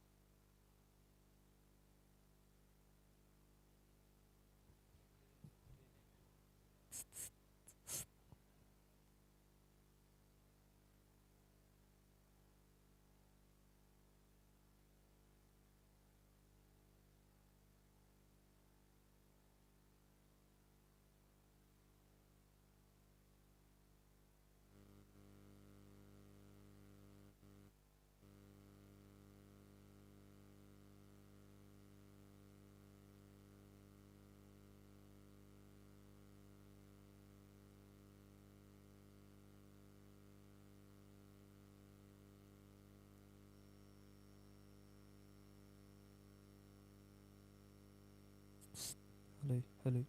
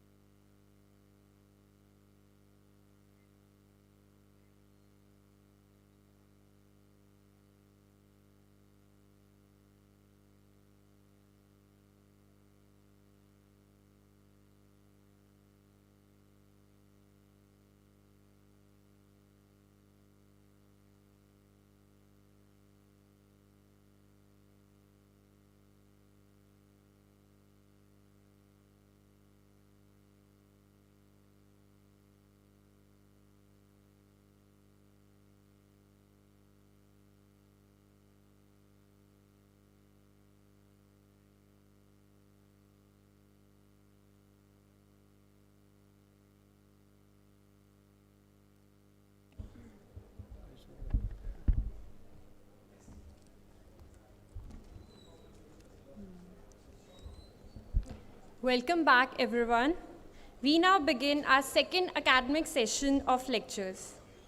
For this session, I would like to invite Dr. Savita Singhal, Senior Professor and Unit Head, Department of Obstetrics and Gynecology, PGIMS Rohtak, and Dr. MC Gupta, Director Academics, World Medical College, Jhajjar, ex-Dean and ex-Senior Professor and Head, Department of Pharmacology, PGIMS Rohtak.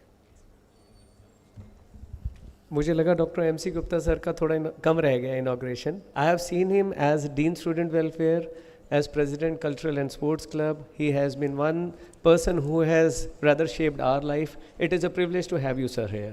Thank you so much. And he has led the Department of Pharmacology leaps and bounds in PGIMS Rohtak, and the legacy is now given to Dr. Jyoti Kaushal. Thank you so much, sir, for gracing the occasion. Thank you, sir. We warmly welcome you to the stage. We request you to kindly introduce our speaker and take the session forward. Thank you, sir. Thank you, ma'am.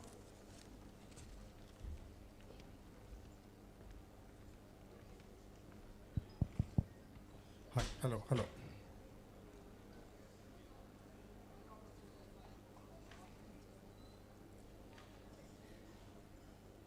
Well, I think the morning has changed into afternoon.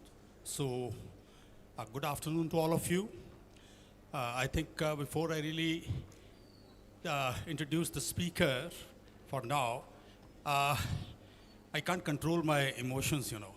I have been part of PGIMS Rohtak for a period of 48 years. And it's more of a home. So for me, it's a homecoming, घर वापसी. और special thanks है ध्रुव चौधरी के मेरे को अपने घर में दोबारा वापस बुलाने के लिए. So thank you, Dhruv.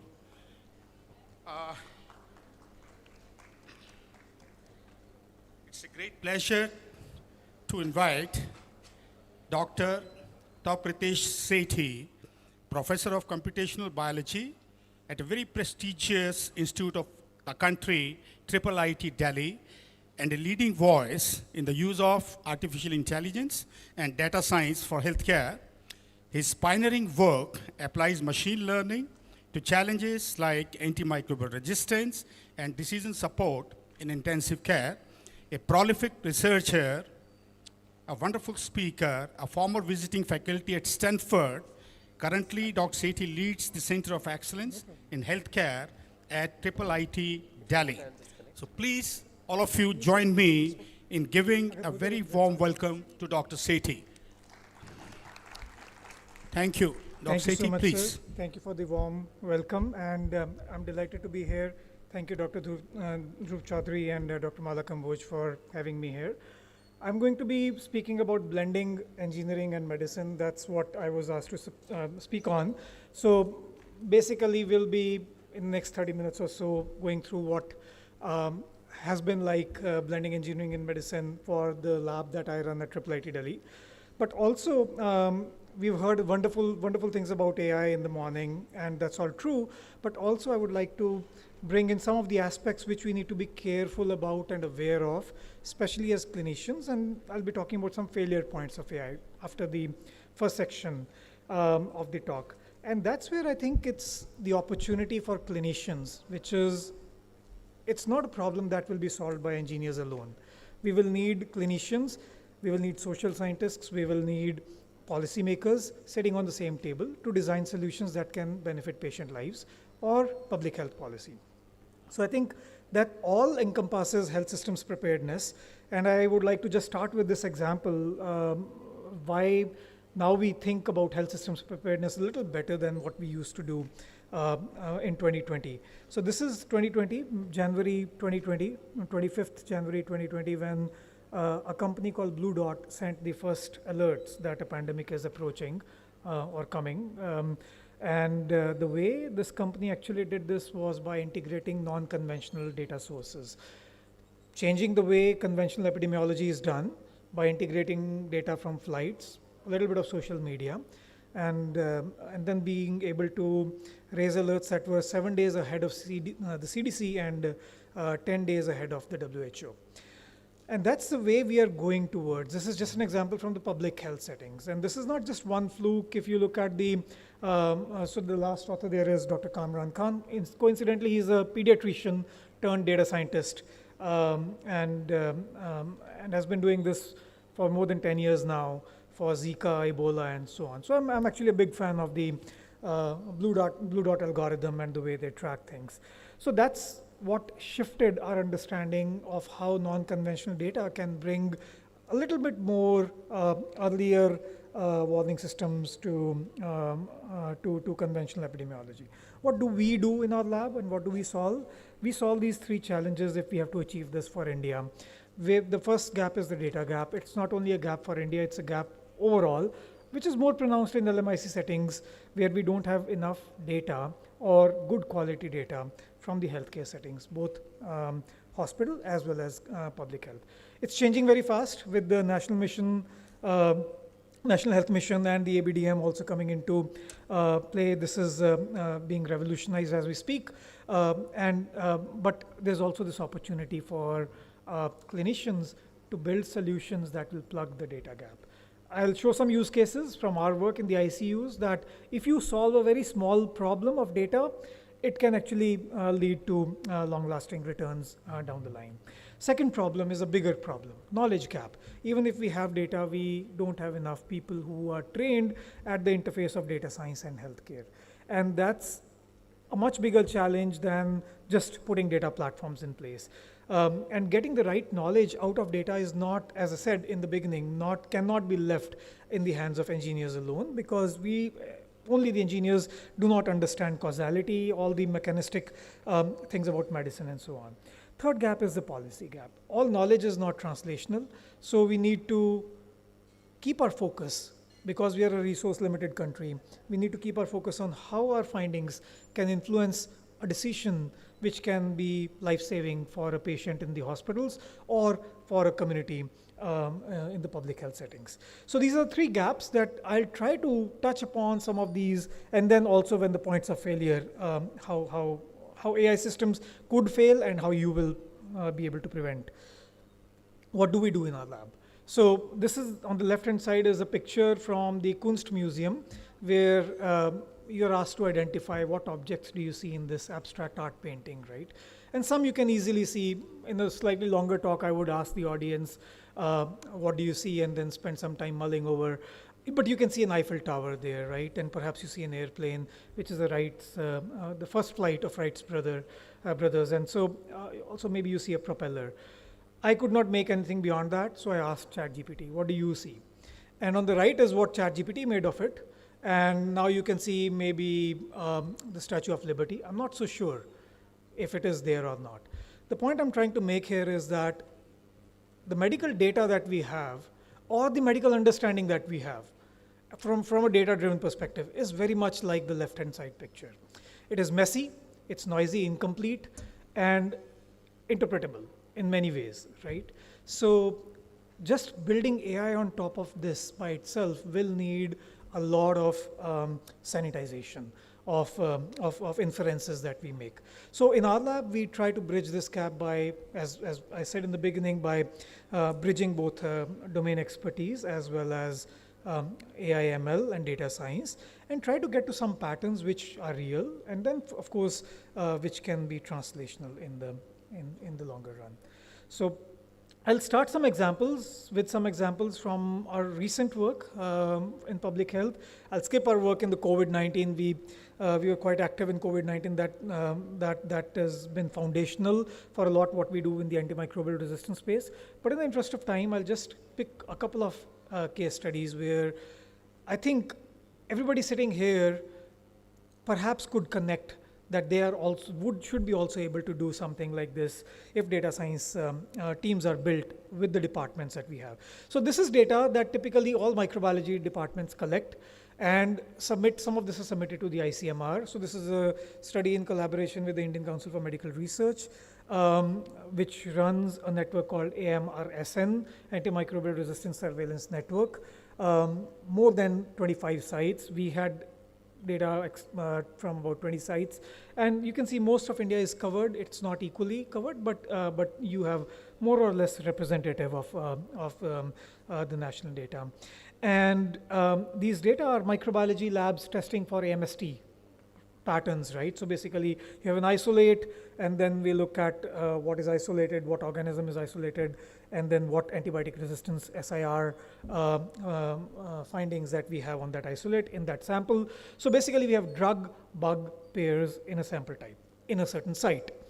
On the right-hand side is some very simple basic statistics which with confidence intervals that we calculated from this about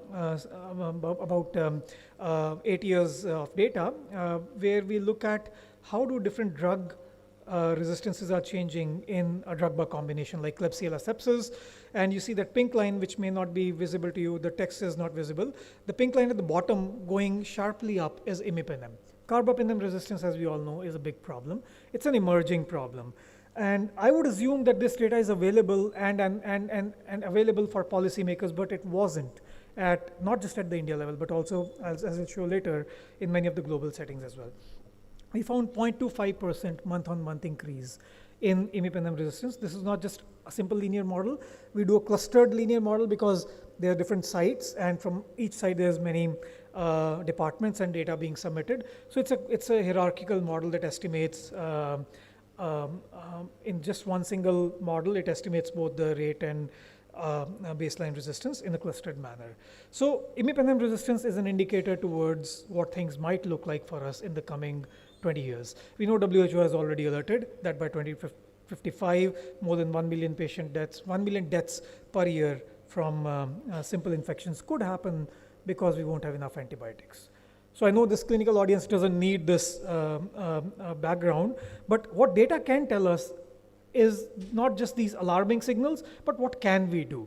What we asked was, without doing expensive genomics experiments where we do transmission dynamics, we had data on different, as you can see in the previous slide, this data is on different antibiotics. This data is on different antibiotics. So these are essentially time series at a monthly resolution. So you can ask questions like, which time series has leading signals for other time series, right? So which resistance goes up, and then some other resistance will follow. Simple things to ask, but if you start building data science models, so we did basically a canonical cross correlation analysis here, and with lead lag causality analysis, not going into details, but you see things like hospital and community, right? So what is it lead and lag between, let's say, the spillover of resistance? When I use the word spillover, I'm not saying it from the standpoint of genomics or plasmid, because we don't have that, but basically we have these time series and we look at which leads and which lags. So we see, for example, here hospital-acquired resistance leads community-acquired resistance by about 4 months. That's a sharp peak that you see at 4 months towards hospitals in Klebsiella sepsis. We have this for more than 5,000 drug-bug combinations, not just Klebsiella sepsis, but other drug-bug pairs as well. I'm showcasing some of these important ones, but also some drugs that you can use as kind of sentinel surveillance to see if ciprofloxacin resistance goes up in the next 8 months, imipenem resistance may go up. I have been questioned on this on many different occasions. Even the reviewers asked, what's the mechanism between ciprofloxacin and imipenem? We would not be able to do that, answer that without showing the mechanisms unless we do the genomics, but I would like to say that these are patterns that are indicative of many other things, including genomics. For example, what are the prescription patterns? How are our antibiotic cycling patterns being implemented in the settings? So what I'm trying to say is that essentially most of your departments would have this data, maybe in paper format, where AMST patterns for different drug-bug combinations are present.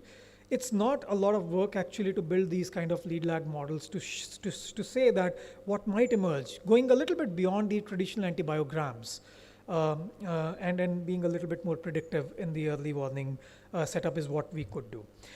And this is an open invitation. We have done this not only for AIMS, New Delhi and ICMR, but for in a couple of other projects. We are doing this with Max Hospitals and now with CDAC rolling out on a larger scale as well. So this is what we then asked, can we put this data on antibiotic resistance, which is coming from ICMR, on the context of the Sustainable Development Goals data that we have from the Niti Aayog, right? I mean, these are two different diverse data sources, and I think this goes back more than 10 years when I was training in Dr. Anurag Agrawal's lab, when we were harmonizing data sets, putting together data sets and basically building a context and then building models on top of it. Similarly here we said, how does the context influence the antibiotic resistance or vice versa? And we found that, I was not expecting much, but in multiple bootstrapped analysis, we do see SDG3 coupled with imipenem resistance emerge in this AI model without any guidance. And it shows that states in India which are doing better on SDG3 achievement are actually having lower imipenem resistance. Now, why is this important? Because there's always a tug of war. Will more development lead to more ICUs, more antibiotic prescriptions, more irrational use of antibiotics, leading to more resistance? Or the other side is more development will reduce infections, maybe more hygiene, more wash, and lead to reduced antibiotic resistance. At least the data that we have shows that better development is good for critical, for example, these critically important drugs like imipenem, so lower antimicrobial resistance. We actually shown this for another, in a completely unbiased manner, for another condition, UTI, as you know. So in UTI also we find the exact same thing come up with the same pattern, which gives us confidence that this is not a fluke. This is probably something that we that we can estimate that what is the coupling of achievement of SDG 3 and on the antibiotic resistance. This is also important because if we want to achieve the SDG goals by 2030, AMR is emerging to be one of these key important factors. Everybody recognizes that, but we don't have estimates. We don't have these coupling factors which AI can help us build. I'll skip some of this math. We extended this work to a global setting. Again, you see that hierarchical model.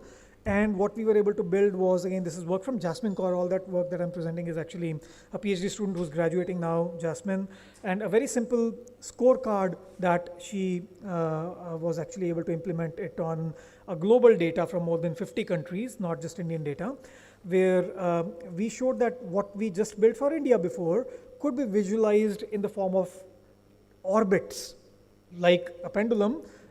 AMR goes up and down. We know that it has seasonality, right? So like a pendulum, if I have the right visualization, I can have a phase space, which may be like a pendulum, it goes in a circle. Here we say that which countries are spiraling out, which means going from this quadrant at the bottom, which is low level of resistance to begin with and low rate of increase. So velocity and amplitude, exactly what we do in a pendulum, right? And this is a good quadrant. This is the bad quadrant where you have high baseline as well as high velocity of increase of resistance. So we could track the countries. For example, here the red dot is Turkey, and Mexico also has similar patterns. So the question is, can we learn policies from countries that are spiraling in, or departments in a hospital that are spiraling in? By the way, this is exactly what we did for AIMS, and is working pretty well and is a part of one of these grand challenges in India's projects. But we show that it can be used to guide early stewardship in these settings. So this was a Vivli Innovation Award 2024, and then we were also one of these Trinity Challenge winners, where we said that we know a little bit about hospitals because we have data. The biggest gap is communities where we don't have data. And AMR, only looking at the tertiary care centers or the district hospitals, may not give a complete picture. We need to go to the community level. So supported by the Trinity Challenge, we are building a multi-dimensional scorecard, which includes understanding of community level resistance, hospital level resistance.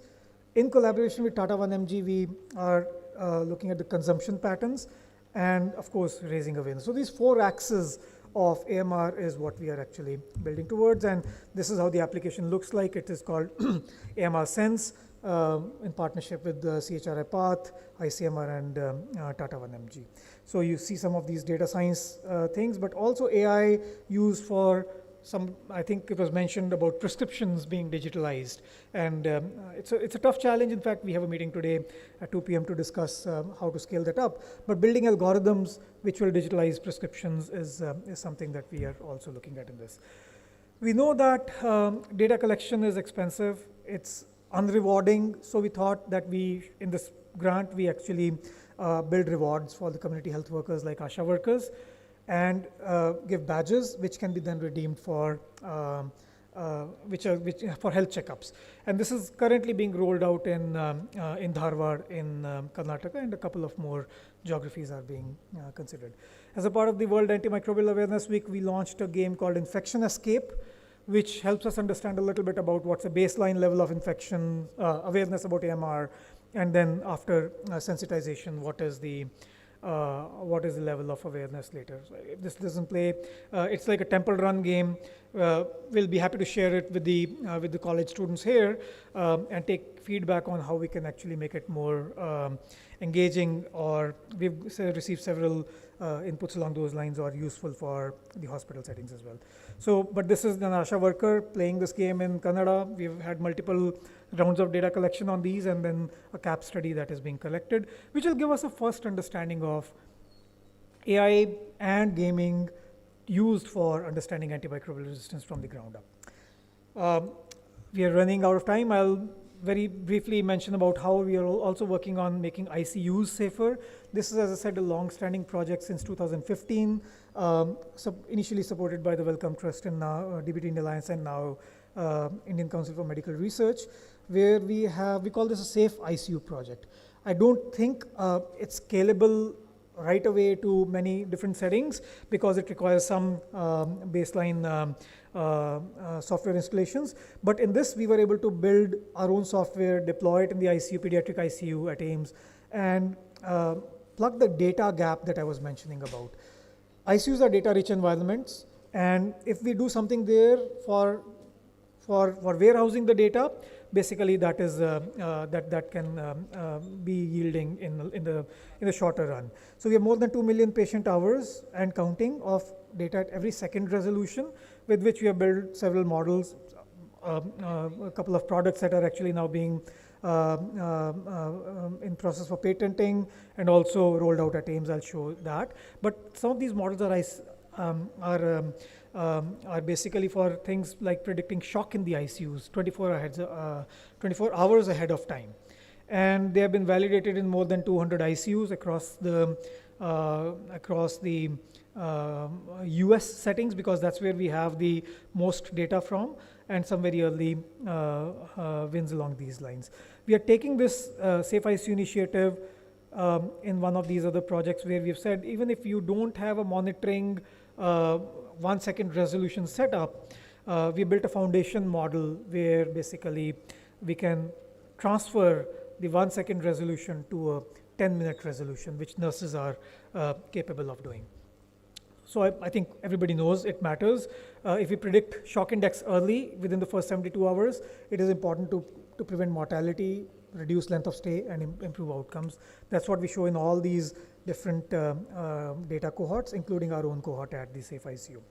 These are the dashboard deployments at AIIMS, antibiograms and so on. So the foundation model that I was talking about is the multimodal AI model, where basically we're saying that even hospitals that don't have all these capabilities should be able to leverage what we have been able to do with hospitals like AIIMS for the last 10 years. But for that, we need to build a foundation model that bridges resolutions. And we have some very early results from this, where we are able to actually transfer from 1 second to 10-minute resolution findings on this work. Okay, so next 5 minutes, I'll basically talk about the not so happy side about AI in healthcare, but what you can do, right? I mean, about changing this. So this is called the Gartner's hype cycle. Every technology has a hype. It goes up, and then everybody starts realizing, oh, it's just a hype, and then it starts falling, and then it slowly grows like this and then stabilizes. With electronic medical records, we are here. We are clearly beyond the peak of the hype cycle. And this is from March 11, 2025, so pretty recent analysis, right? But for some things like AI and diagnostics, we are still in that phase where we have to really cross the peak of the hype. This won't happen with engineering alone. We will have to sanitize what we do with clinical understanding, with domain understanding. It might mean slowing down the pace a little bit, but that's how AI in healthcare will actually transition. I'm not going to read out all the other things, but this is where, for example, AI in diagnostics, which is the most common thing we do with AI, stands. So I tried to create what kind of failures, at least we now know after 10 years, we've been working in this area for about 10 to 15 years now, what kind of areas, what are the kind of failures that exist. The classical failure is AI does not distinguish correlation from causation. And that is the classical causal modeling problem. The second is halo effect. If I use a GPT model, it'll always be better than a simpler model, which, for example, has been built with a lot of data. And I'll come to all of these, some of these examples. Then there are examples where we don't even know what are we aiming for. Like in COVID, there were more than 350 models. None of them actually was used in clinical use cases because we exactly don't know what are we aiming from. So that's the epistemic failure. Biased data, where a hospital such as this would be most suitable to address that, ensuring that the data that goes into the AI models is not biased. Workflow failures. You can have an excellent model, but will make the workflow so slow that your OPD patients are waiting, and then the model is unable to give a result in time, and disrupting all the workflows. Regulatory fog. We spoke about the regulations this morning and difficulties around that, and then I'll talk about the human failures. So the first is classical statistical fail, 2015 paper, old but still relevant, where this computational conference, a very, I would say, prestigious conference by ACMC KDD, published this paper, and then the authors actually said that patients who have asthma have a lower risk of dying with pneumonia than general population. But if you look at the details, it is because patients with asthma get escalated to ICUs where they receive better care and hence had a lower risk of dying than the general population with pneumonia. This is a classical case of confounding. I think all of us know about confounding, which we should know about. AI cannot take care of these things directly. There are some approaches, for example, causal models of the kind that I was showing the networks earlier, but typical AI models don't differentiate between correlation and causation. Halo effect. As I said, this is a paper recently published in 2025, May 29, from Harvard. Mitch Feldman is the author. They basically compared generative models against a long-standing system that has been built on their own hospital data sets, which is called DXplane, and they compared ChatGPT and Gemini results with what DXplane does. And they show that DXplane actually outperformed generative AI in their database from Harvard, right? Not significant, not statistically significant, but still outperformed the generative AI. So basically, we know it's a hype, but I think there's also a counterpoint towards that. So this is a prompt. I'm not going into the details, how they trained the AI model or what prompt they gave. But they said that amidst all the interest in large language models, it is easy to forget that the first AI systems used successfully in medicine were expert systems. CDSS, expert systems, still have a place. And the goal will be, how do you bridge these two together in the coming years? But we also need to remember that DXplane actually started in 1980s, and it has had the time to evolve, whereas Gemini, ChatGPT are 4 years old. So still quite a bit achievement there. Third fail. Epistemic, where we don't know what we're trying to solve for. Everybody is doing COVID-19 AI models, but nobody agrees on what we want to do. Nobody agrees what do we want to assess it on. What kind of data sets should we assess it on? What is the benchmarks that we need to have? So this paper, published in Nature Machine Intelligence in 2021, reviewed more than 2,000 studies, 400 of which were included, I think more than 300 models. And I'll skip all this. Basically, it showed zero paper actually qualified clinical use, right? So out of these 2,212 papers, why? Because some of these things were trivial, like irrelevant title and so on, but quality was an issue. There was no guidelines that were followed and so on. And so basically, at least 51% papers actually failed the quality criteria for an AI paper, which is a huge number, right? How was the final model selected? If we don't tell, what did you do to select that final model? 61% of the studies were actually in that category. What was the method of pre-processing the data, right? 58% studies did not point. So if we take all these quality problems and put them together, zero paper actually qualified for crossing the threshold for clinical use. Not to discourage, but to encourage that here is where clinicians should come in. Not just AI researchers should be able to solve this alone. So I'll skip this, but yeah, I mean, this is again a funny example. It said cats cured of COVID, right? Some of these models, actually you show a picture of cat and it will actually give you the probability of COVID-19, 100% COVID-19 prediction confidence, right?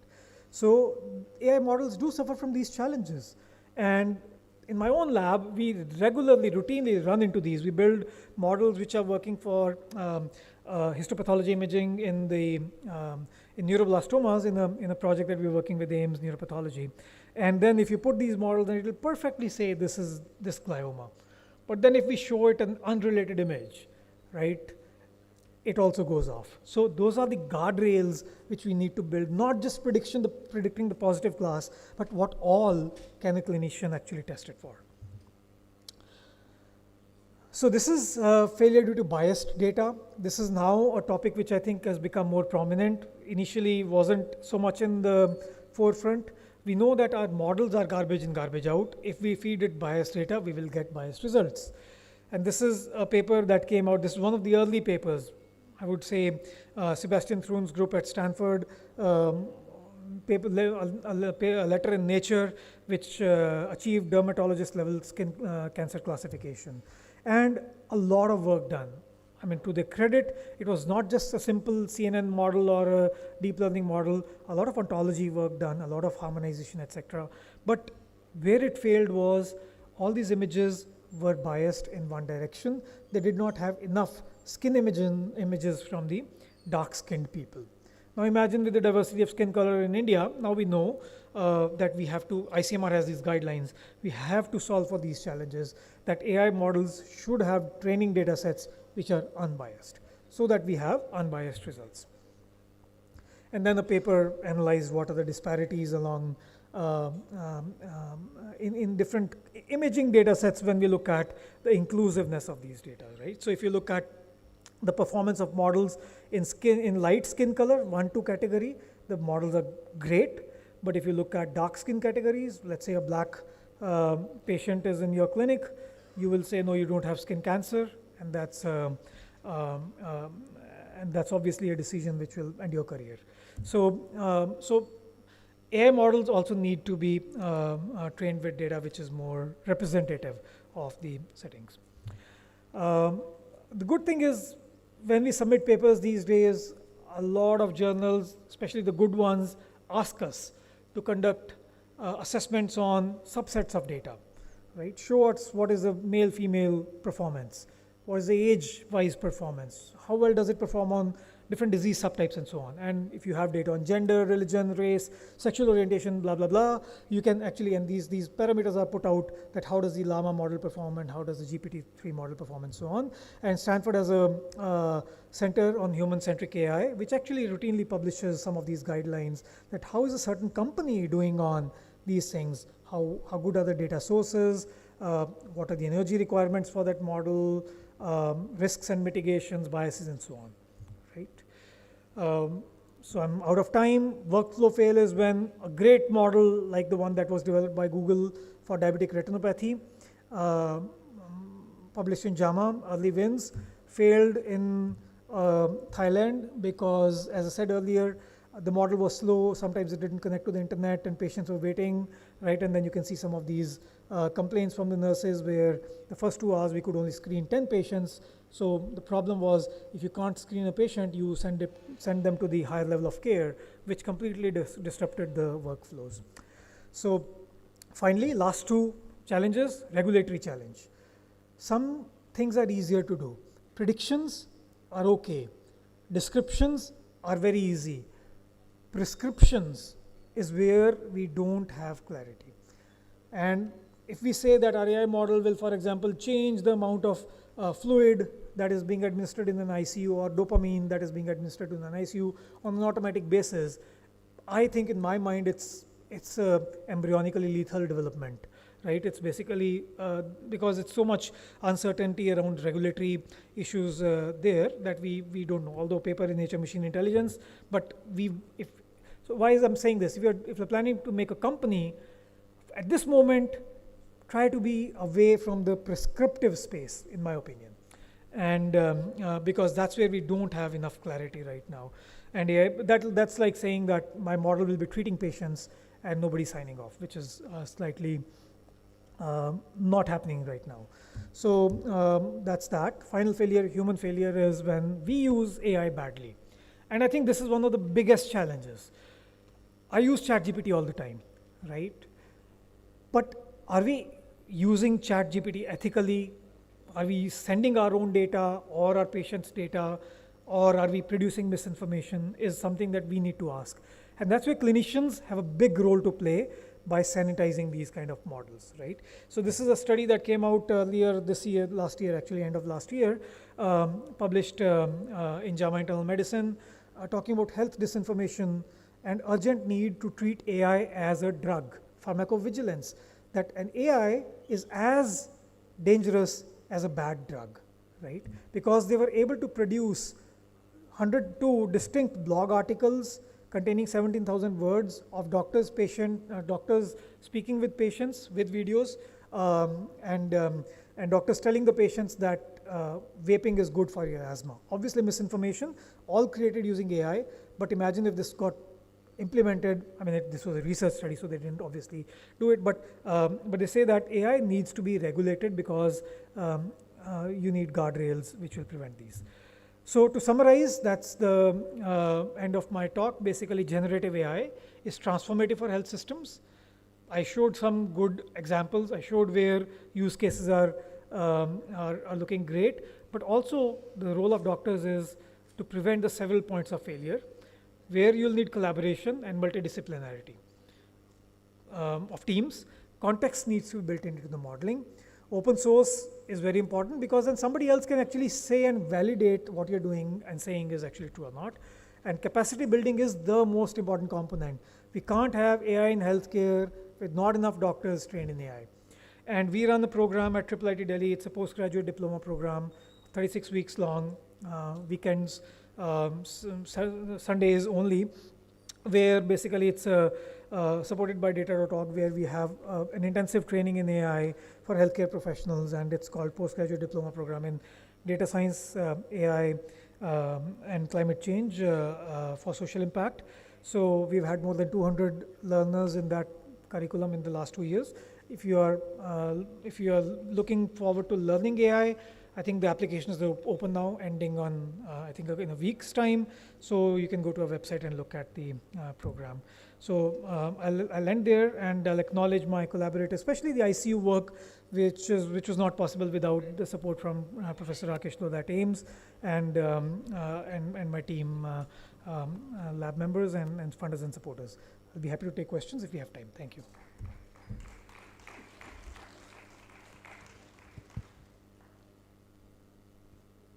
A very good afternoon. At the outset, I like to congratulate Dr. Dhruv and his team for arranging this very informative CME workshop on AI and healthcare. And I congratulate Dr. Sethi for giving us a deep insight about the pros and cons and everything about the AI and correlating it with the bioengineering. So just in the beginning, as you were saying that the antibiotic resistance, we've seen if he develops with one drug, within 2 to 3 months or 8 months, another drug resistance has been seen. So just I can remember old days, about 35 years ago when we were postgraduates, only 10 or 12 antibiotics were available. And at that time, that antibiotics were also specific, means one was specific to aerobes or anaerobes and gram-negative. At that time, the resistance was not seen. Now what is happening is more and more antibiotics are being devised or invented. And what happens, the new generations or at some hospitals, if patient not responding to one antibiotic for 72 hours, they will just change on to the other. So that is rampant use of the antibiotic is leading to more and more resistance. So for the younger generation, I would like to say that full use of antibiotic should be done. It should not be used, changed so frequently, means after 3 days, 4 days. Just with the full trial and don't start without the report of the culture and sensitivity of the antibiotics. And secondly, though we say the AI is very, very useful, and our young generation using it so frequently, you just speak one word, they will make the PPTs. You just say, I want this PPT, so many PPT will come. You want some data, only one word is to be spoken, all the data will be ready. But it has the disadvantage already there, it is blocking our thought process. We're thinking previously what to be done. We are just searching all over the PubMed, taking about 1 hour to search the research topics or the data, whichever. So that thought process is blocked, just like other AIs or other media which are is there, the information. So we are blocking our minds, that is the disadvantage. Second, yes, it is very useful, especially in the case of data collection, because chat GTP is nowadays used for data collection even at the periphery. But again, we have to use, so much of homework has to be done for making those programs. It is not very easy that you use the chat GTP. So you have to make so much of the homework for that, collect the questions, take the interviews, what type of questions are to be introduced. So I will just say that this all AI should be used very, very judiciously. It is not that rampant use should not be there. You have to use your brains, and check has to be done on this AI also, because sometimes you have to compare. Just you also said that we have to just keep the check on these. Evidence base has to be compared with that. So that is a excellent talk, Dr. Sethi. Congratulations. Thank you. Thank you doctor Dhruv इशारे कर रहे हैं कि जल्दी wind up करो, लेकिन आपने मुझे चेयर पे बिठाया, कुछ तो कहना होगा ध्रुव. I need to make 3 comments. One is a very general comment. I think I was not fit to be the chairperson here when we are talking of artificial intelligence. When this is such a highly technological area, I very sincerely feel कि मेरी तो train पे जैसे गाड़ी छूट जाती है ना, मैं कहीं पीछे रह गया हूँ. And I'm sure there must be many people of my kind who may be having the same feeling कि कहीं पीछे छूट गए हैं. So I will not make any expert comments. Now coming to Dr. Sethi, I think it's not only a very informative talk, but what I want to gather from this is, हमारे time में सिर्फ 2 disciplines होते थे कि बच्चा डॉक्टरी में चला जाए या इंजीनियरिंग में चला जाए, और ये सोचते थे इनका अपना अलग वर्ल्ड है, हमारा अलग वर्ल्ड है. And with passing time, I think they are coming closer and closer. And I think we have a realization now that we are so dependent and we can do wonders together. And this is an example Dr. Sethi has given, that these two are not separate, they are complementary, right? Last जो मेरे मन पे हमेशा रहता है, whatever little bit of AI and chat GPT etc. I know, एक scenario था जो मैं करके दिखाता हूँ आपको. पेशेंट लेटा हुआ है, एक डॉक्टर है, उसने नब्ज पे हाथ रखा हुआ है, वो एक्चुअली नब्ज ना भी गिन रहा हो, वो उसे पूछ रहा है तुम्हारा नाम क्या है, तुम्हारे बच्चे क्या करते हैं, ऐसी करके चीज़ें पूछता है. और वो पेशेंट अभी टेस्ट भी नहीं हुआ, ट्रीटमेंट भी शुरू नहीं हुई, वो ठीक होना शुरू हो जाता है. Do you get that? You know, वो ठीक बातों से होता है, बिकॉज हर बीमारी के पीछे आधी ऑर्गेनिक बीमारी होती है, आधी तो एंग्जाइटी ओवरले होती है जो बातों से ठीक होती है.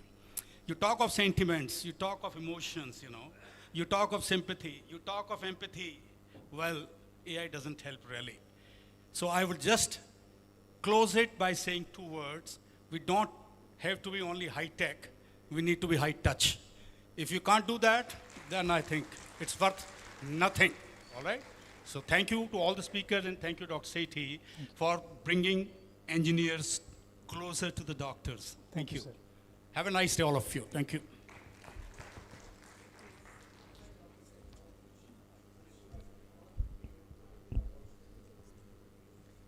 Thank you, sir.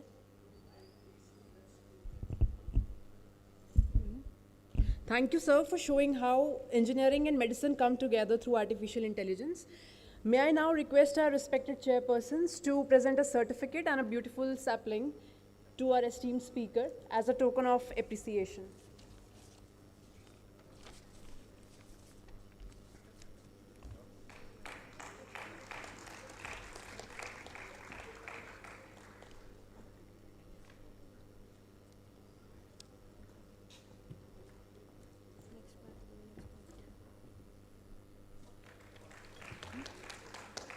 To honor our respected chairpersons, may I now request Dr. Brijendra Dhillon, sir, Senior Professor and Head, Hospital Administration, PGIS, Rohtak, and Dr. Pradeep Kamboj, sir, Professor, Department of Orthopedics, to kindly present certificates to our respected chairpersons.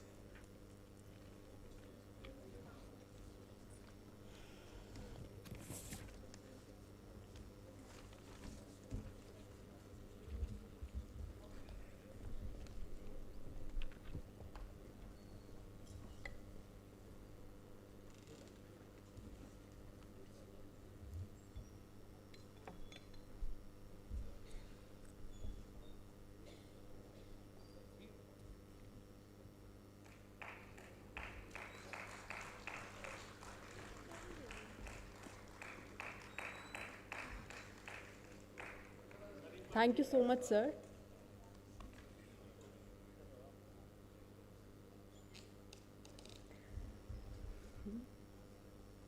Moving on to the next lecture.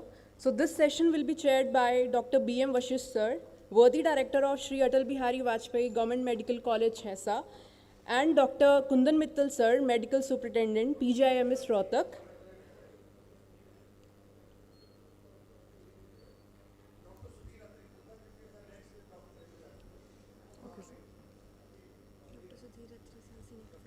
Dr. Sudhir Atri sir, Senior Professor and Head Medicine, PGIMS Rohtak. We extend a warm welcome. Please join us on the stage, sir.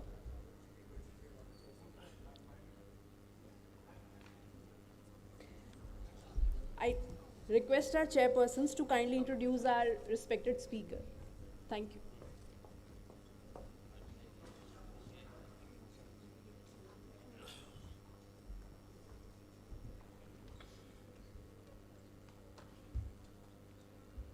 So good afternoon to all of you.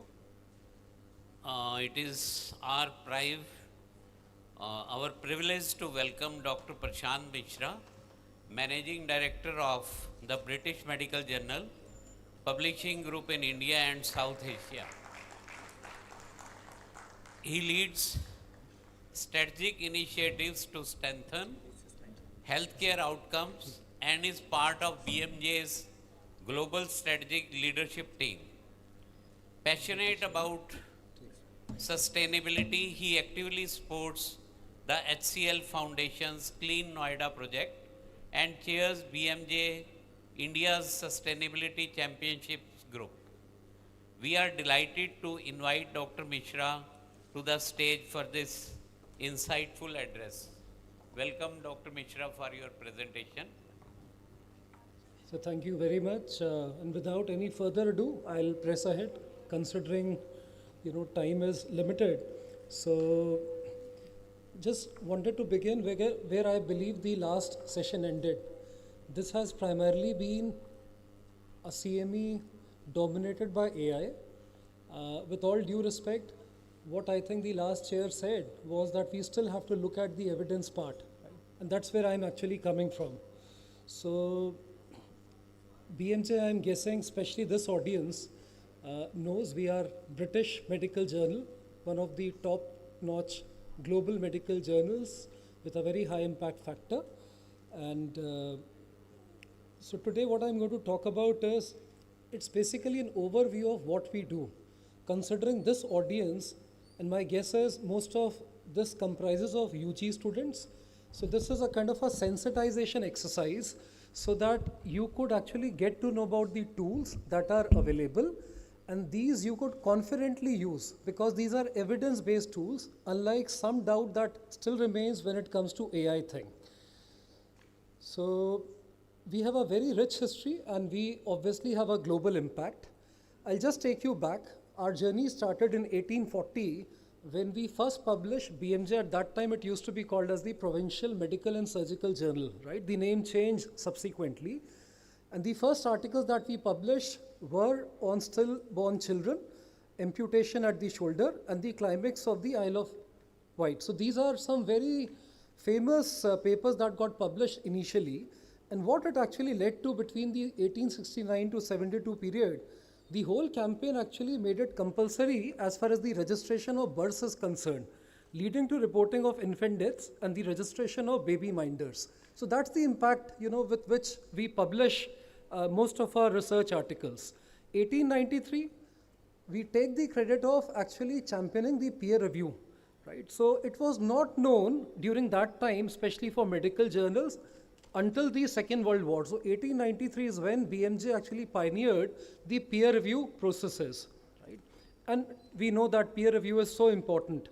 1948, the earliest RCT that got published led to an interest in statistical and research methods that even endures to this day, right? So what I have been talking about is basically related to the evidence-based approach that we've taken for the flagship journal, that's the British Medical Journal. This today has actually spread beyond not just the flagship, it has become part of our core philosophy, part of our DNA, and has extended to all our evidence-based products that I'll not talk about briefly. So I'll skip this part. Considering the topic for today is AI and digital health, shaping the healthcare practitioner's journey. So we know that medicine never stands still. They say that medical knowledge doubles almost every 5 years. It may be even, lesser. And today we are witnessing another transformative shift powered by the AI and digital health tools.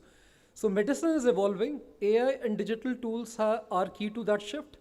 Especially for you people, students, you need smoother classroom to the ward transition, right? I think that's going to be your next key challenge.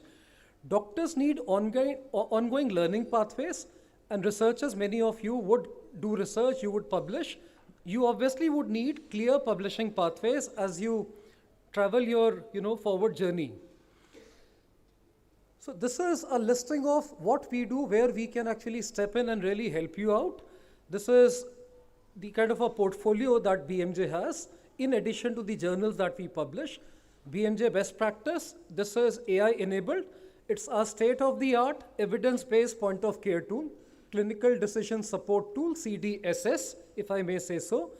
BMJ Learning, it's our accredited online CME CPD platform, comprising of modules both in the clinical and non-clinical settings. So especially for young, busy doctors, if you have a knowledge gap, you could very quickly bridge your gap with real-world clinical scenarios.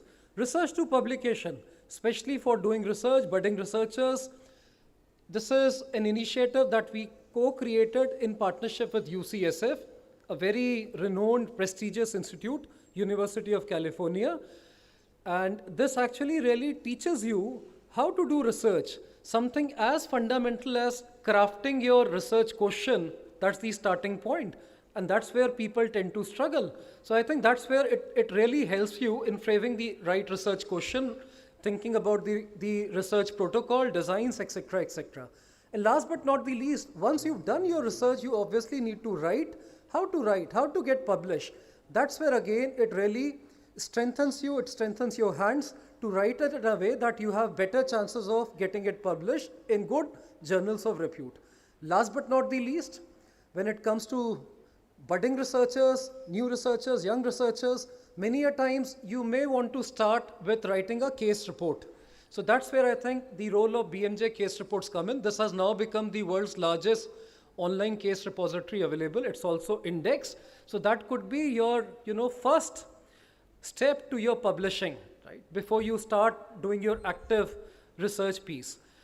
And last but not the least, Dr. Dhruv did say in the morning, so the journal that we've started, it's called BMJ Digital Health and AI Journal. So it's a dedicated journal that we've started. And if you're doing research actively on AI or on digital health, that could be possibly your area to go, right? So that's a quick snapshot.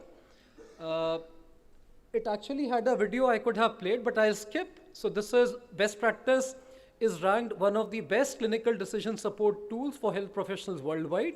You could Google it, you could watch the video, and it's ranked amongst the topmost apps on both iOS as well as on the Play Store. So that's the strength of the tool. So yes, when it comes to taking accurate decisions, taking decisions at the point of care in emergency situation, that's where BMJ Best Practice could be your companion. You could download the app on your smartphone, and without any fear, any doubt, confidently you're able to consume the information and then apply the information in order to manage your patient more effectively. Because the information is purely evidence-based, it's also based on the best of the breed international and national guidelines, and also has the expert views and expert opinion. So these are some just data points. It is accredited by 65 institutions globally, top-ranked institutions, and 87% of the users, they said that it actually keeps them up to date when it comes to their knowledge. It is accessed in almost more than 100 countries, and the comorbidities manager that we've included actually allows you to treat patient as a whole. So we have now introduced a new feature, that's the comorbidities manager. we know many a times patients would come with multiple underlying conditions, and that's where it becomes complex. So how do you really go about managing the comorbidities? It is the comorbidities feature within the BMJ best practice that allows you to tailor your treatment plan for your patient considering their comorbidities. Taking a step forward, it's a transition. I talked about the BMJ Learning, which is our online CME CPD tool. So that's the future of e-learning, especially when you think about medical education. I've already said it's a collection of trusted clinical and non-clinical online courses to enhance the quality and consistency of care and improve patient outcomes. Something which I must say here is that as part of our initiatives here in India, we've now entered into the education space. We've come up with a very useful and very important case on diabetes management targeting primary and secondary care. It's been authored by none other than Dr. Anup Mishra, a leading diabetologist, and the course is also endorsed by the RCP London. So we are now starting to look at the conditions which matter to this part of the world. Right? Again, a transition to the research to publication. So as I have already described, it's a research methodology and publishing program co-created by BMJ and UCSF for anybody who's involved in health research, particularly early in their careers. Doesn't mean that for nuanced researchers or expert researchers, it doesn't have anything. It does. So good for both the budding researchers and even if you are an experienced researcher, helps you develop the research skills and helps researchers to get the papers published. You could see on the right-hand side who could really benefit. So it's not just for doctors, even nurses, even for health economists, students, research officers, etc., etc. So it helps you build your technical research skills, improve research quality, and understand the issues that prevent researchers getting published, and ultimately helping improve the patient outcomes with new set of evidence. This is again a transition. So if you are a new researcher, you may want to target BMJ case reports. So this is a simple and an easy avenue for you to publish. If you have something novel to showcase, I think case reports could be your platform to get it published and get the due recognition. The last slide, I wanted to keep it very short. So this is the BMJ Digital Health and AI, especially considering the theme of today's CME. If you are really into research on AI or maybe digital health, please do look at BMJ Digital Health and AI. It's a newly launched journal, but doing very well. So I would urge you, I would invite you to consider it and see if you would want to submit your papers to this particular journal. So that was it that I wanted to talk about. I hope we still have some time left, and I would be very happy to take any questions if you have. Thank you, Dr. Thank you, Dr. Prashant Mishra, for highlighting the BMJ aspects. You are very true that the digital tools has really revolutionized the field, not only of the health but other also. And now you must have seen that initially we used to submit the papers, it was the paper actually, but now paperless submissions also there for the various case reports or other you can say other article. Nobody is now requiring the hard copy actually, or soft copy is sufficient for the submission actually. So I open this for any comments, any suggestions, any comments.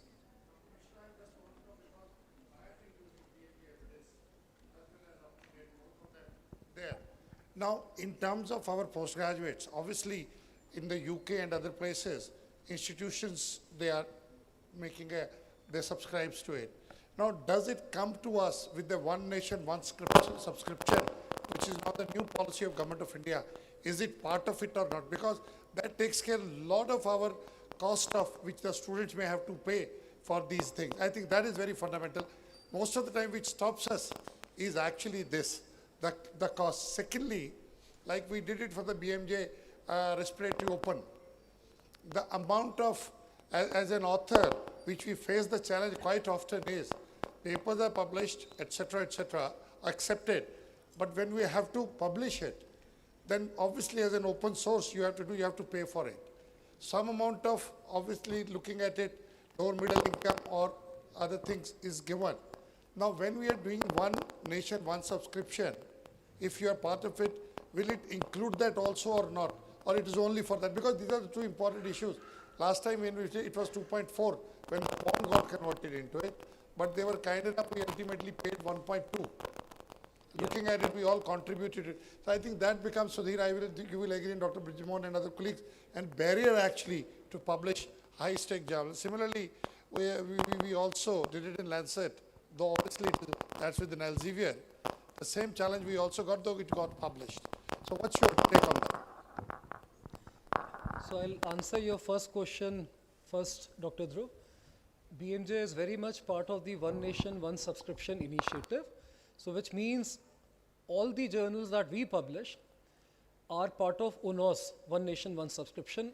And yours being a government institution, you automatically are entitled to access all the journals that BMJ publishes. That's something for all of you to know if you are reading journals, if you are thinking of submitting your research articles. Let me also add to it, it's just not the BMJ, we are a small publisher.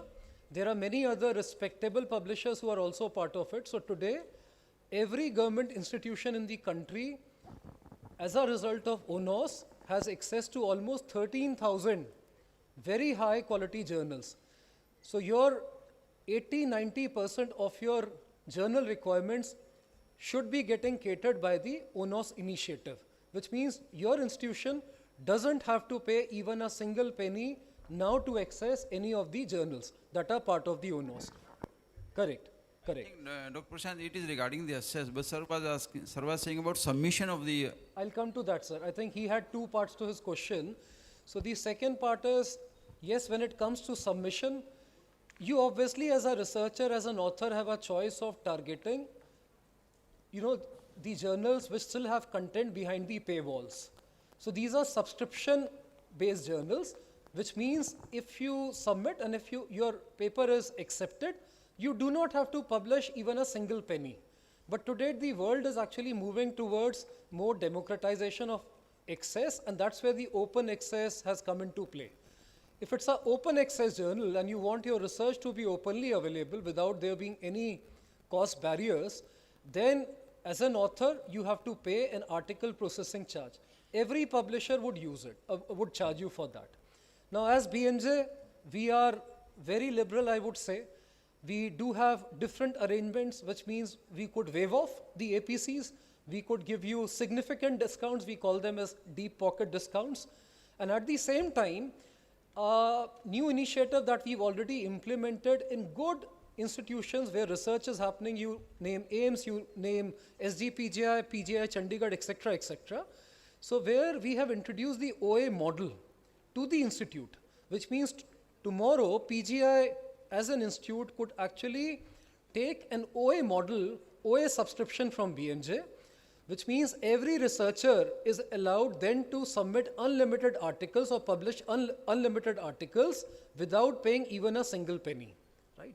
So the institution still has to bear some cost, but it is hugely discounted, hugely discounted. So I would encourage you to, get in touch with Shikhar. He's here with me, or Shikhar would be in touch with you, and we'll work out with you how we can really co-create something which would be of meaning to you and obviously would be cost effective for your institution.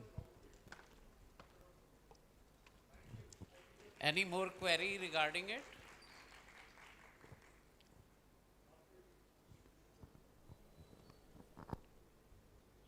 You want to ask? Okay, if there is no more query, thank you very much, Dr. Prashant. Pleasure, sir. For clearing most of the points related to publication and how you are going to help the younger faculty in publication. Thank you very much. Pleasure.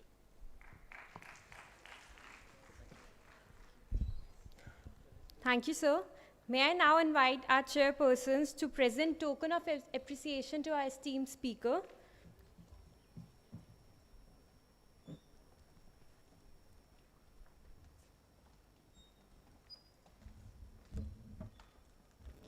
Thank you, sir.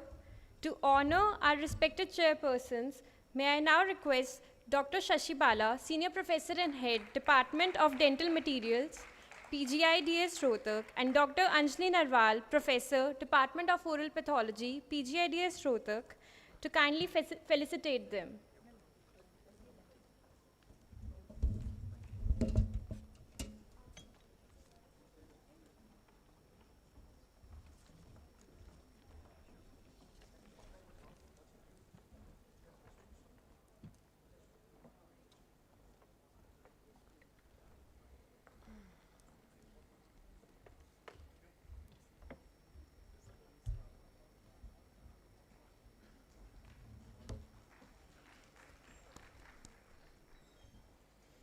Thank you so much, sir. Thank you so much, ma'am. As we move forward to the sixth and final lecture of our academic session, it is my privilege to introduce the chairpersons for this session. Dr. Kundan Mittal, Medical Superintendent, PGIMS Rohtak, and Dr. Dhruv Chaudhary, Dean Academics, UHSR Rohtak. We extend a warm welcome to you both, sir.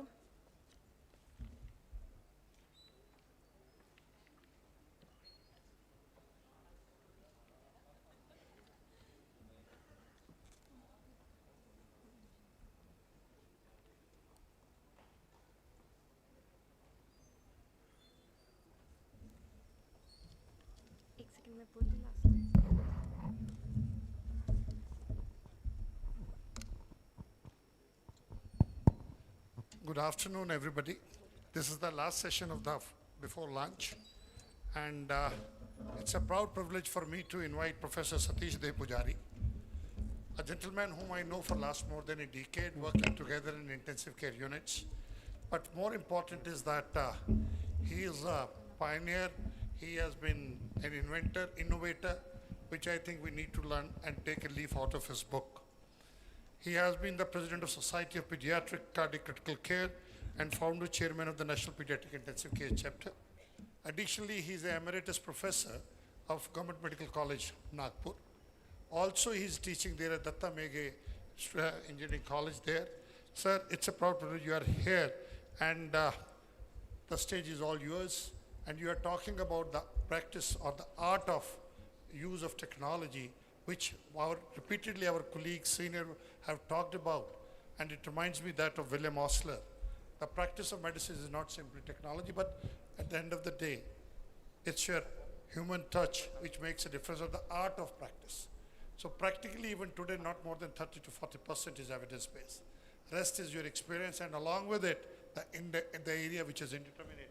But it is the practice of art of medicine which makes medicine, the doctors, popular or make their reputations. Thank you so much. Professor Dev Pujari, please. Thank you, Dr. Dhruv, and I admire your courage to take a CME on AI.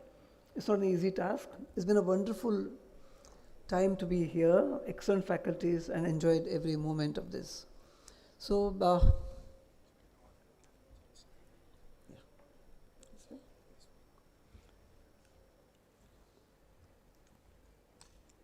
it's been getting off the track for quite so many years.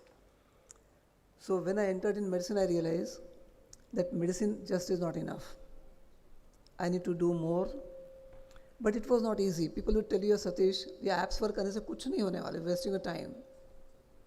So about 20 years back, when I started realizing and learned the languages like DOS, even today, I know most of the disk operating system. There was a time I taught DOS in the engineering colleges, but most people would laugh at me. There's Satish, इसमें कोई practice में फ़ायदा नहीं होगा, कोई फ़ायदा नहीं होगा. Stop doing all these crazy things. And today, when this was the last session, I thought I might be the. And what's very important is, we are not students of some subject matter, but problems of what really arises. So when I was speaking to one of the faculties, she said, what is the problem statement? So when you work with engineers, we must understand their language. And their language is, Dr. Dev Pujari, write down the problem statement. We do it in medicine as well. but with not that much of force. So the whole project in engineering college starts with the problem statement. And when you write a problem statement, you need to transgrade the borders. Even if you are a civil engineer, mechanical engineer, or electronics, like I'm a part of a department of mechanical engineering for last about 10 years. And it is important that I should know metallurgy, some bit of it. I should know some bit of software. So this was a last lecture, and I created this kind of a slide from ChatGPT, AI in medicine, and the last talk.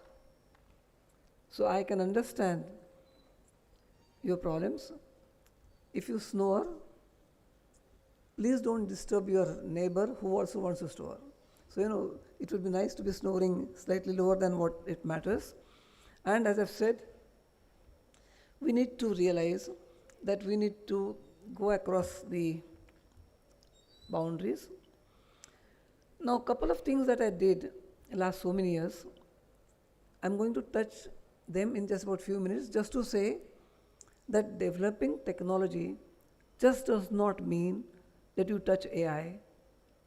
It also means a lot of more things.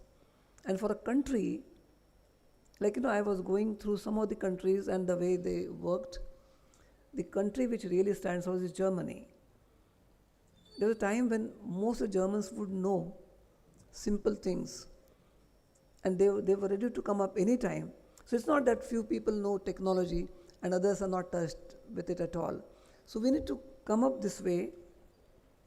And so I'm going to skip through, but I love teaching. So right from the corporation schools in Nagpur, I teach the postgrad students, and even in physiology and even engineering college, because by teaching I learn at every moment. So you need to go beyond just about simple things. It's not that you learn something, but the country will not make progress if all of us are not aware of what's happening and what is changing. So I'll go through, for example, the apps that I've developed. And these are the apps which are available on your smartphones, and I'm the developer of the apps. If you put my name, Dev Pujari, you'll be able to download these apps. Presently, there's some issue with Google, which will be sorted out, but on the Apple phone, all these are available, and they're available free. World over, whenever I spoke, everybody was, Satish, all these are free. I owe so much to the software industry in our country. They helped me with lakhs of rupees without charging a single pie. Same was some software industry in US.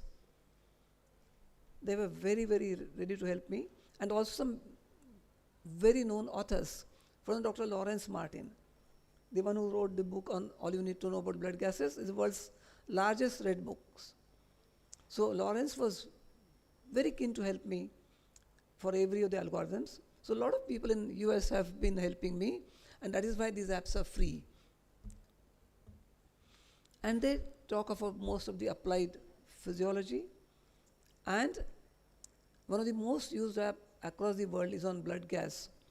So this app is not only diagnosing you respiratory acidosis, metabolic alkalosis, but it can give you a diagnosis of Bartter syndrome type 3. So, they give you a disease-specific diagnosis. So this is because we could develop an algorithm. Now this is of course an algorithm on alkalosis acidosis, but until you don't have an algorithm, you will not be able to develop an app. So a lot of people across ask me, Dr. Deveri, I would like to develop an app. I said, it's very easy. Please develop an algorithm. And most often, it ends there. Most often. Even with the American Academy of Pediatrics, I'll show you their own app on newborn resuscitation. I said, I'll develop it free for you, but please develop an algorithm. And they couldn't do that. So most important thing is thinking algorithmically. So that is my habit now. I have made it a discipline that whatever I do would have an algorithm. And that is why, we could do a lot of things. We're about 8-9 patents now, and 3 more would be coming. Because the thinking is algorithmic, and that's most often is not taught to us. We think haphazardly. If you think haphazardly, then you will not be able to develop algorithm, and then AI will be a far-reaching stuff.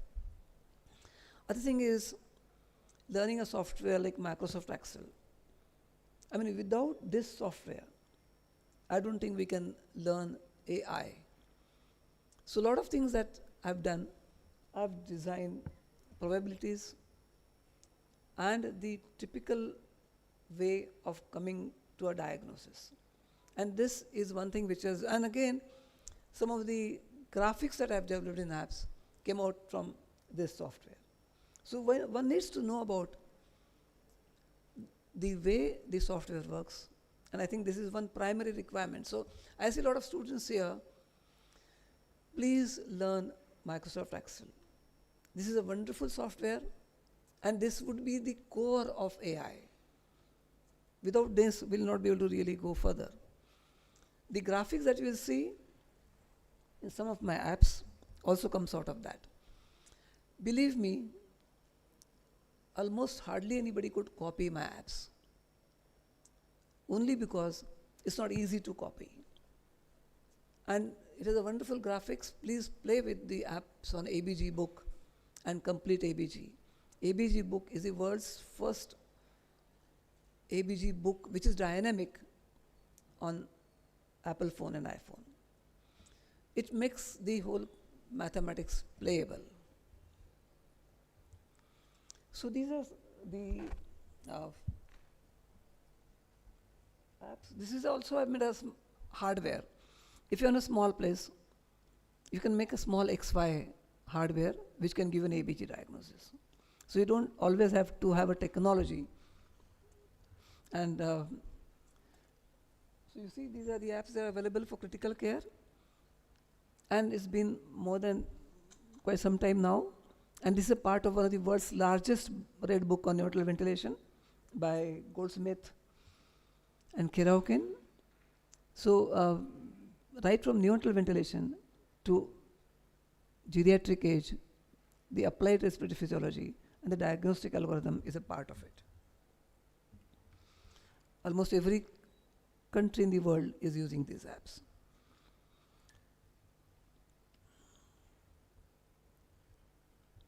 So it's important to know that the most important thing for an AI is to develop thinking process that way. That means everything that we have a scheme to follow. And only then can we go in the direction. Now this is one of the only app across the globe which makes the alveolo-arterial gradient playable. Entire critical care, most of it, essentially relies on how easily the gases are transferred across the alveolus. And I also wrote an article in our intensive care journal of ISCCM on hardcore mathematics for alveolo-arterial gradient. So when I wrote that article, the editor kept on it, sir, this is not for this book. I said, this is it. Alveolo-arterial gradient is, most of it is mathematics. So for medicine now, mathematics is an integral part. World's first app on iWatch was developed by me. This was inaugurated in Johns Hopkins. And this is a point of care app. So on this app, you can diagnose the ABG abnormality, and if your scheme allows, you can tap on it and it can go to your consultant. Then we developed some simulators for teaching the applications of physiology. At least 2 or 3 workshops in intensive care were by using these simulators. And the best part is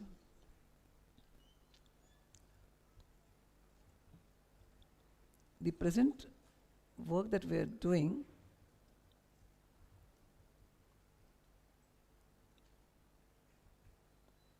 I'm going fast, is a simulator which we are developing recently. Now this, the typical simulators today of this kind would cost you about 3 crores. Now what a cost it is. So what we did was we used a piston of a car. the piston of this device works as a lung. It is absolutely precise. So when you open up the piston, this will be exhalation. When you push the piston down, it will be inspiration. Of course, a lot of mathematics has gone into it. You'll be surprised. At my age, I can speak truth. I spoke to AIMS, IITs, any of them. But no one is interested in doing hardware basic research. Literally no one. I told them I'll give you everything that I have. Like for example, the machine works like this. So these are almost all the parameters that you talk of lung functions. And this is the piston which works with perfect precision. When you pull the piston up, it will be exhalation. When you pull inside, it will be exhalation. And our software will draw all kinds of graphs. It took us almost 4 years to develop this. But again, we are stuck. No one is ready to take it further. Because that, developing one device is an impossible track. You ask someone, कि यार एक ऐसा valve होना है, तो the first question is, sir, how many? 2000 होना है तो ठीक है, एक के लिए कोई नहीं करेगा. And until, friends like Dr. Dhruv and people who have that in heart, and it is nothing difficult. As a country, we have so much of brains, but someone crazy should be there who should be able to put it across, and a lot of things get stuck because of unavailability of a couple of these things. So a friend of mine, Mr. Mukund Deshmukh, a brilliant engineer, and we put together to have developed this. So we have developed this. Then the sensor. This is my research which will change the way we look for intensive care. So it took us 10 years with Bits Pilani to work on a nano sensor at the tip of the endotracheal tube. This sensor is barely visible to the eye. And it took us 10 years for a patent and a work on it. I presented this paper in a conference called ASME, which is the world's most known and largest conference of mechanical engineers. This was presented in Texas. I was the only physician presenting this paper. And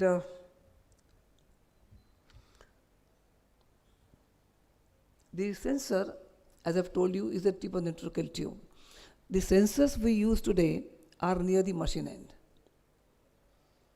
And what really happens is a change of flow from laminar to turbulence when the trachea changes into left and right main bronchus. You ask any engineer, my topic of interest when I teach engineering is flow dynamics. It's very difficult to assess pressures when the flow is turbulent. So there are various graphs that you see here.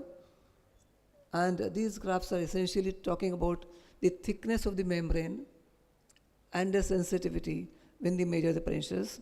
I was told now University of Texas is taking it further because the question always comes is grants and the change of team and the change of interest of the team. अब इसकी शादी हो गई, अब एक लड़का हो गया, उसको एम्स में जाना है, सर अभी कहाँ तक काम करूँ, पैसे तो कुछ मिल नहीं रहे. Okay, it was a tough task making the team and keeping it there. So this is something which is very unique. Then we made devices. We made India's first non-invasive ventilator. Name was Prana Setu. Prana is life, Setu is bridge. And believe me, again, this is Dr. Devi Shetty. Dr. Devi Shetty is one person who always been a good help, a very positive thing. He says, if the heart fails, we need left ventricular assist device. And I'm proud. He says, if there's one person who can make it in our country, it's Dr. Dev Pujari and his team. So this was his public view. And again, please don't say that I am speaking of I as a person. No. What I'm saying is that all these are nothing big for a technology-rich country that we are in. So we made India's first oxygen helmet. This was a completely human-studied, completely flow-studied helmet with IIT Bombay. COVID time, Italians were the only country which were making helmets. Next was India. So it did help in COVID time. You can see the flow dynamics that came up with it. Dr. Ramesh, who is heading the Department of Mechanical Engineering in IIT Bombay, was a big help. Now this was supported by Thermax. So it came, and in all these, I had no commercial interest. But that was the biggest mistake I made. Biggest mistake. I would always say that I have no commercial interest. And that was the biggest mistake. I should have had a commerce interest. Which, and at one time I decided, a lot of my American friends said, Satish, why don't you patent things? I said, yaar, kya patent karne ka hai? But now last about 1 year, we have about 7 patents now. So making patent all is nothing.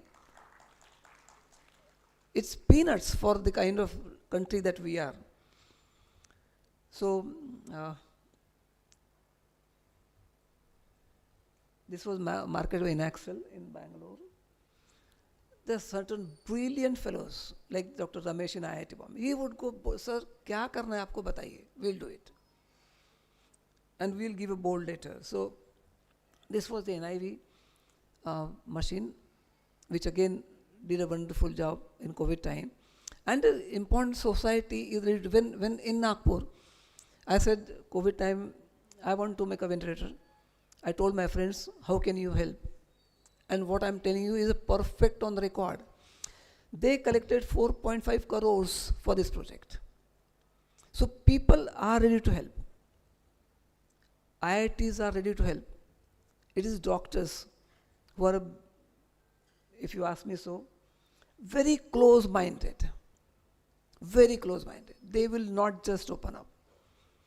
And anything new is the last thing to creep in. So we made skeleton ventilator, which is a fully transparent machine. Now, it is not easy to make machines transparent. Then we made a calibration device. Without a calibration device, nothing can go. Now, in our ICUs, we have so many gadgets. We blindly rely on the numbers. We literally don't calibrate them. Literally don't calibrate them. So we need calibrations, and that was made. Then we made a small ventilator, and world's first fully transparent ventilator is a part of my project on lung museum. Please come to Nagpur. This project was funded by Meghe Group.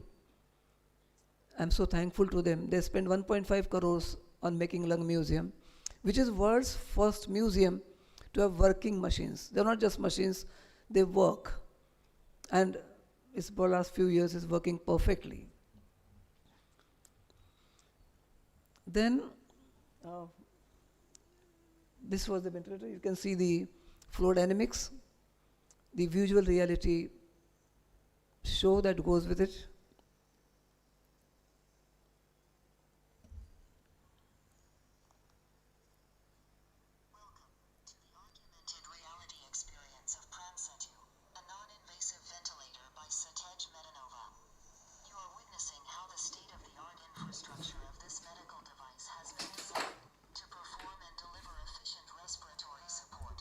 Volume बढ़ा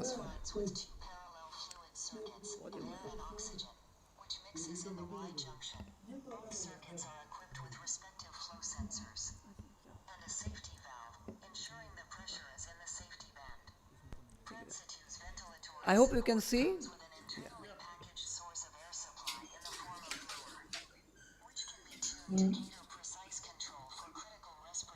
So this is the visual reality made few years back.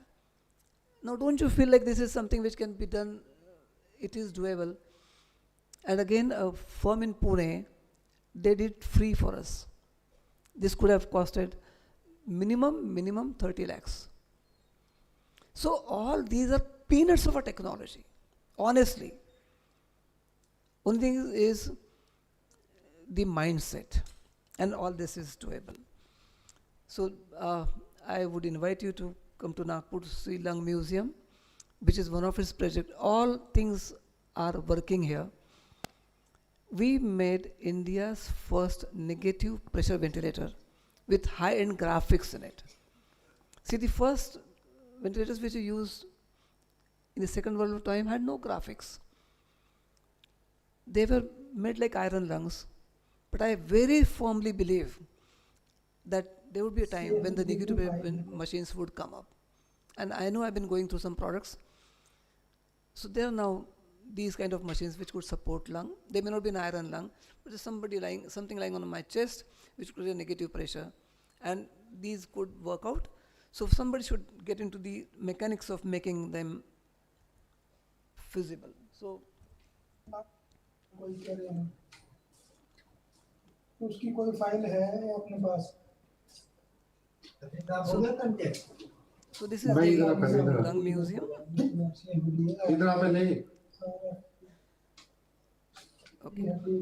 Of course, apart from that, we do a lot of things and give it back to society if they have helped me. Like in Nagpur, I have been a blue-eyed boy. So I know if I can get something, it is possible.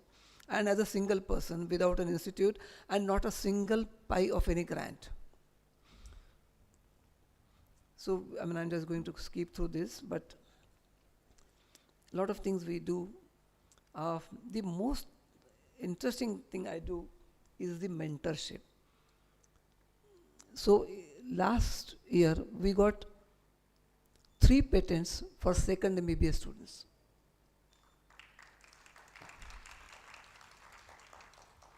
And everything is transparent. Apps, I've kept everything open. Algorithms are there in the apps for you to see. So there's nothing, we have a transparent ventilator to see as to how it works. And people like, this is Dr. Mark Rogers, the author of the book, Rogers Takes for Pediatrics. Literally, I have not seen a doctor who is, he almost owns an island near Johns Hopkins. And one of the ECMO workshops, I said, Mark, I'd like your people to come and take a workshop. He said, Satish, what do you want to do? So I have 4 or 5 faculties. Okay, I'm sponsoring 5 faculties to come from Boston. They'll come stay in Nagpur and do whatever like. So there are people like this who would definitely help. And this is a whole team of Nelson's textbook that you see. They were in Nagpur, came on their own, stayed, and delivered the scientific talks. So the question is, this is Lawrence, this is, they are the team for neonatal ventilation textbooks. And I'm a part of a teaching staff in Rochester, so we conduct some workshops in the University of Rochester, and they have been a big help in helping us in developing the technologies. So all this is possible. This is the transparent. It's not easy to make a machine transparent. An engineer, ventilators carry 50 psi pressures. So they have to be prevented and supported from all the sides. When you make a machine transparent, you have only base available. All other sides are not available to you. So it's quite a challenge to make it that way. Then the last 2 years, I was working on a very important project, First Breath. So many babies die in our country. The neonatal mortality in Madhya Pradesh is comparable to Afghanistan. Can you imagine? As a pediatrician, when I see babies who are mentally retarded, I feel very bad. And again, there's nothing much. So what we did was a very interesting thing. This is my lab where I work. And what I did here was, we give CPAP. So we put a tube in the water for 5 centimeters, and it gives you a pressure of 5 centimeters. Now this is a perfectly foolproof method. Nothing ever can go wrong. If you give CPAP this way, nothing can go wrong. What I did was, I insert tube for 20 centimeters and gave PIP. Now this is a patent. We're the world's first people to set a PIP by just doing one thing, inserting the tube in water for 20 centimeters. Instead of setting CPAP, now I'm setting PIP. Now again, honestly, we projected this in a lot of our conferences, no one bothered. अरे यार क्या है ये तो ठीक है tube ज़्यादा डाल दिया पानी में ऐसे इंडिया में बात ही नहीं करना seriously. And babies need compressed air, not oxygen. Remember, almost 95% deliveries in the country today are occurring where there is no compressed air. Next time your grandson is getting delivered, ask them, do you have a compressed air? Don't resuscitate babies with oxygen. It is dangerous. It is not an algorithm across the globe. And all our workshops keep teaching us. 10 साल से सिखा रहे air दो, but दो कैसे है? But that's the trouble. So we developed these devices. Now, when I took it to Virginia for Innovations 2024 conference, we were the only Indians competing. Most were Americans and Europeans, and we got the first prize.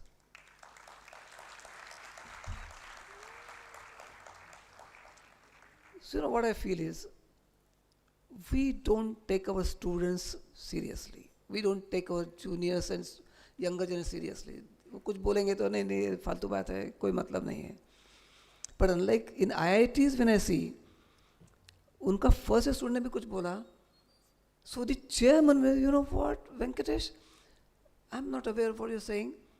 Please come and visit me in my office. If imagine, can a first maybe a student say this in the medical field and the dean will listen? It will never ever happen. That is the trouble. The trouble is we don't encourage our juniors and the real bright fellows. And we don't do that. So, in fact, so last 2 years we've been working. So we developed this syringe-based nebulizer, a small little thing. Of course, I mentored the students, and we got a patent on it. These are nothing big, literally nothing big. Try for a technology. Then we, in the conference on teaching medical devices, 6 months back, we got an award on this, which is an artificial heart. So what I did was 2 syringes. One has blue blood, the other red blood. The trick was, how do you change the color? So we have some hidden magic working there. And the 2 syringes go up and down, simulate systole and diastole. And we got an award on this. So I love mentoring the young generation and learn from them. Here, Dr. Pramod Yevulu is a Vice Chancellor of the Rajasthan Medical University. He also came and visited us once. So, small little thing, but the young students are the strength. And I mean, I owe a lot to my father, who was an ex-army, a retired army man. So, whatever I got was from him. And the important thing I learned from him, he would respect me. So I respect my first and second year students. Whatever little, and then it gives a real reason to live and live with a lot of hopes and help. So thank you very much. And I really honestly consider, and one very important thing is, whatever apps I have developed, I'm ready to donate with all the course, all the software to Dr. Dhruv. No conditions apply. Thank you so much. You can change the name, you can change whatever you like. And I can bet they even now are the world's most used apps, but with your enhancements, there'll be no competition across the globe on the apps on critical care. Definitely. Thank you. Thank you so much, sir, and it's a great honor to listen to you. It's always have been a prayer, but that's what I say, what India should be. I was remembering and reading something which was very interesting, that we went and built America. Chinese went to America and built the China. I think that's the classical example how our young people can actually having a faith in them. And you have touched my heart. If today I'm sitting here, I'm seeing one of my mentors, Professor M.C. Gupta, sitting around here. And without mentor, we are nobody. And I think that's what we need to do. And another lesson to my colleagues here is, please allow your juniors to discuss, please allow your juniors to talk about what they're thinking of. Two of my young ladies are sitting here, Vinila and Samruddhi. I think in the DM, that's what I have been encouraging them. Because nobody, we will make mistake, we learn, and sometimes they come with such bright ideas that we just don't know. And small, simple questions actually lead to the bigger things rather than the other way around. Thank you so much, sir. I think it has been an enlightening and real great finale as far as the academic part of this is concerned. Before we start, thank you so much. Dr. Kundan, please. And sir, I just want to say one more thing. You said it. I am seeing another young man who is actually making a lot of patents and other things. So you have given that responsibility to me to give it to one person, and students are sitting here who can use it. Dr. Prashant is sitting here. And I think Dr. Prashant will look after, will be the custodian or the guardian from the institute side who will look after it. And I request all of them who want to use these apps, etc., say he will be looking after. I hope, Prashant, you will accept the request. Thank you so much. So I will transfer the code in next days to you and take it further whatever you like. Thank you, sir. So the best man is to teach art and science of medicine. He's here only. Art and science.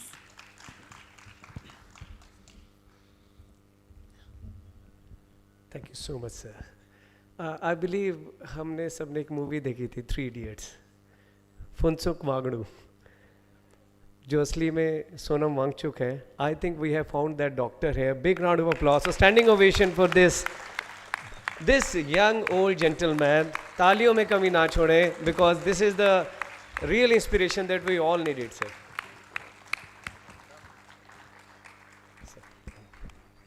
May I request our chairperson to kindly facilitate our speaker with the certificate. I think this was one lecture which was not only for the students, it was rather for teachers also. When he said that we have a closed mind, I really agree that we are not open to ideas. There is some egos or some that doctors have. I believe that he touched everybody's heart and inspired so many. Thank you so much, sir. And we promise you, sir, that we'll keep on that inspiration burning, sir, in all of us. Now, may I request Dr. Mala Kamboj to please come on the stage. And may I request our registrar, sir, is also here, Dr. Roop Singh, to please come on the stage to facilitate our chairperson for this session.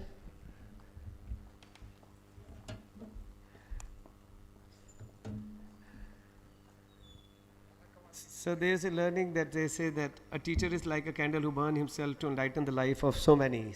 I think you are that person that who has burned his life to enlighten the life of so many, sir.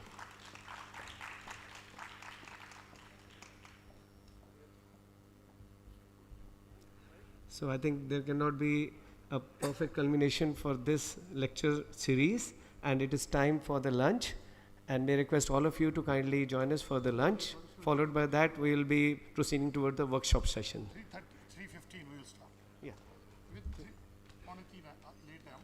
वो बेचारे बैठे हैं सारे सारे लोग बहुत अच्छे. So we will start. There is only registered. There is lunch facility only for the registered faculty. It is in downstairs in the basement, only for the registered faculty.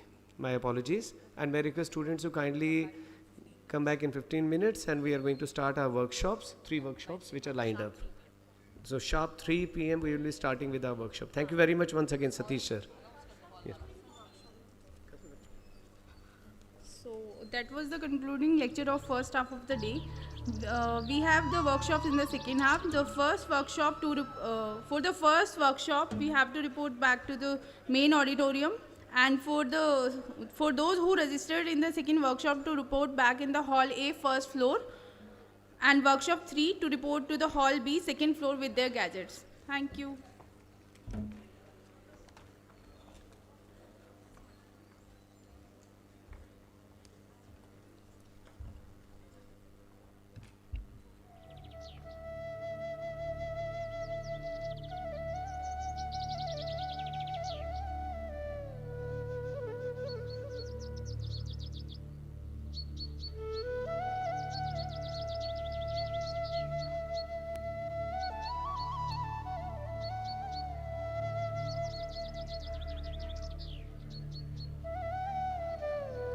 hello, hello, hello, hello.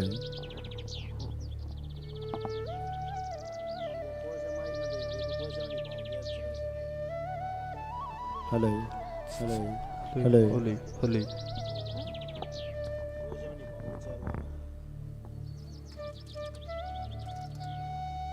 Hello, hello.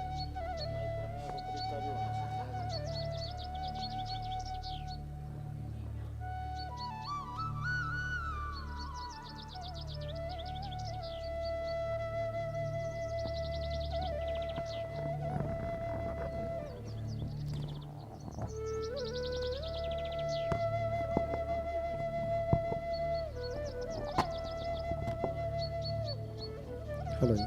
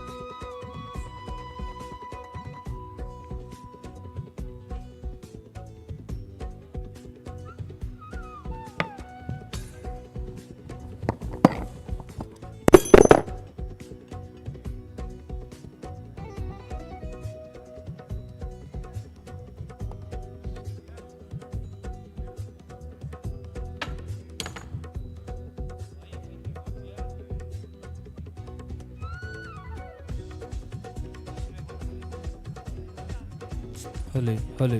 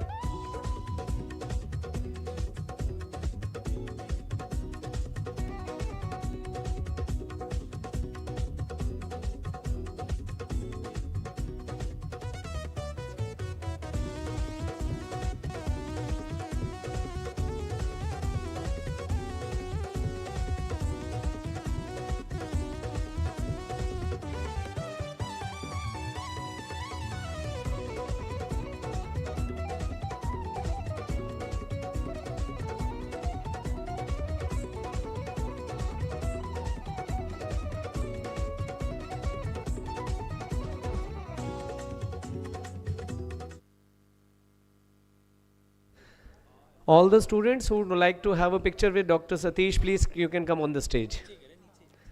We are just going to have a picture, and those who are excited, if you enjoyed, yes or no? Yes. So you have just 1 minute call. फटाफट आ जाओ on the stage. Everybody, अरे जल्दी जल्दी.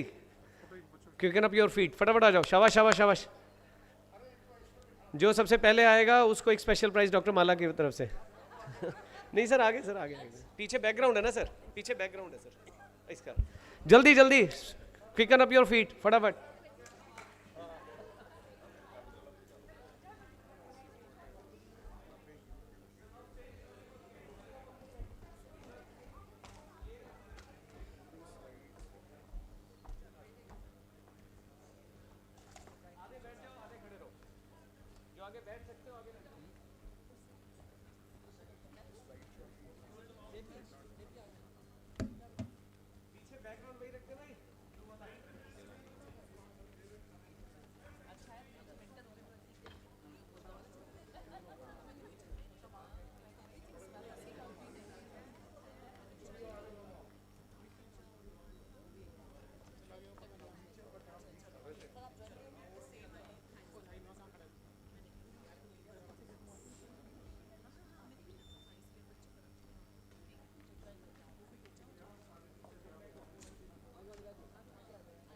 Come this way.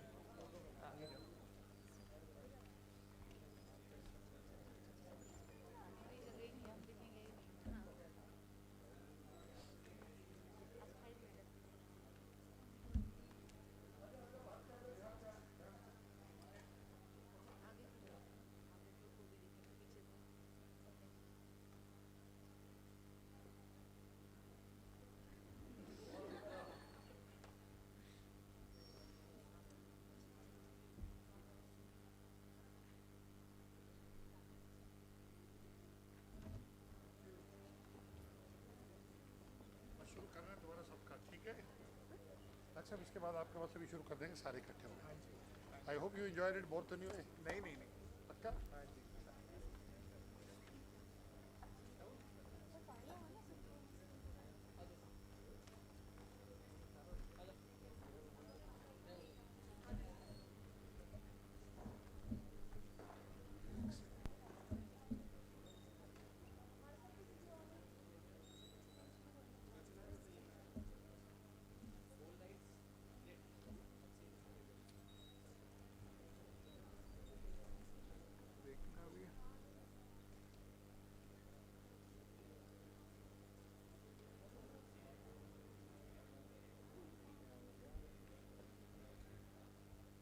Connected है भैया.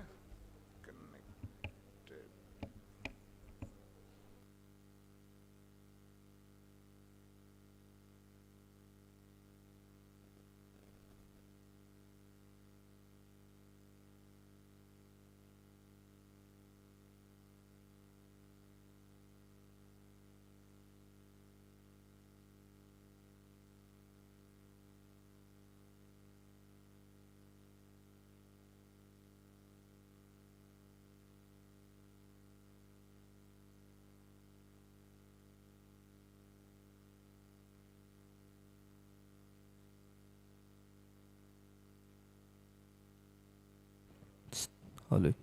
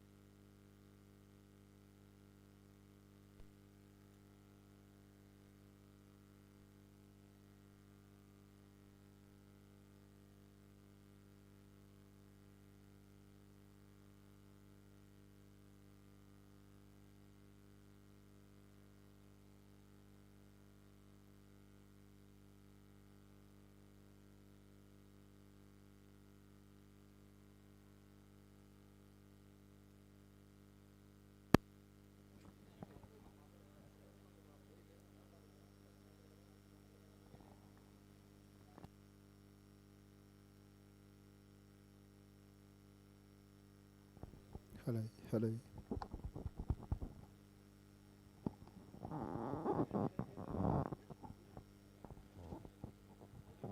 Hello.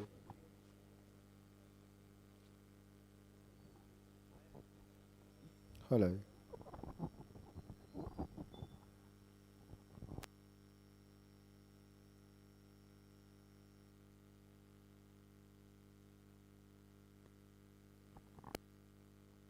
Hello.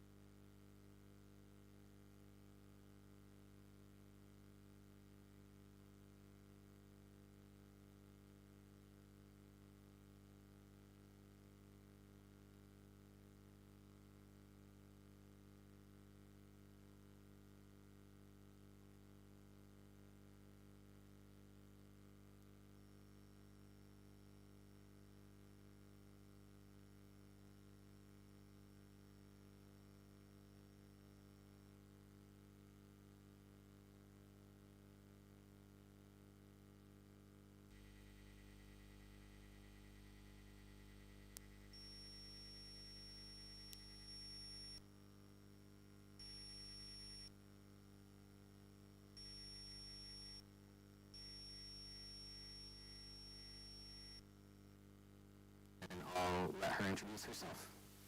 Hi, I'm Dr. Reed, the attending in the ED today. A new patient just came and I'll let her introduce herself.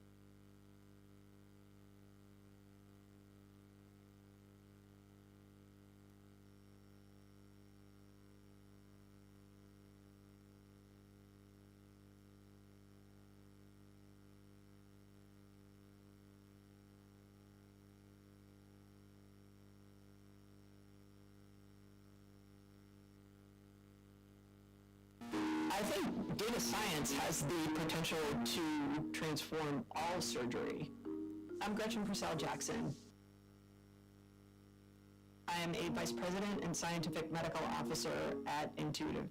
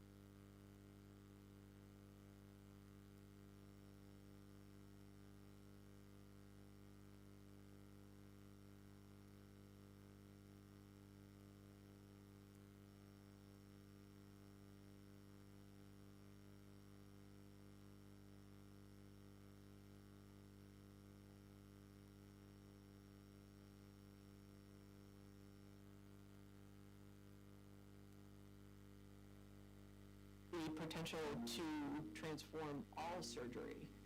I'm Gretchen Purcell-Jackson. I am a Vice President and Scientific Medical Officer at Intuitive.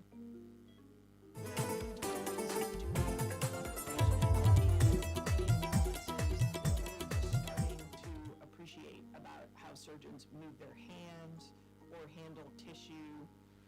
With robotic surgery in particular, we are able to take not only that video data, but incorporate information that we get from the robotic device.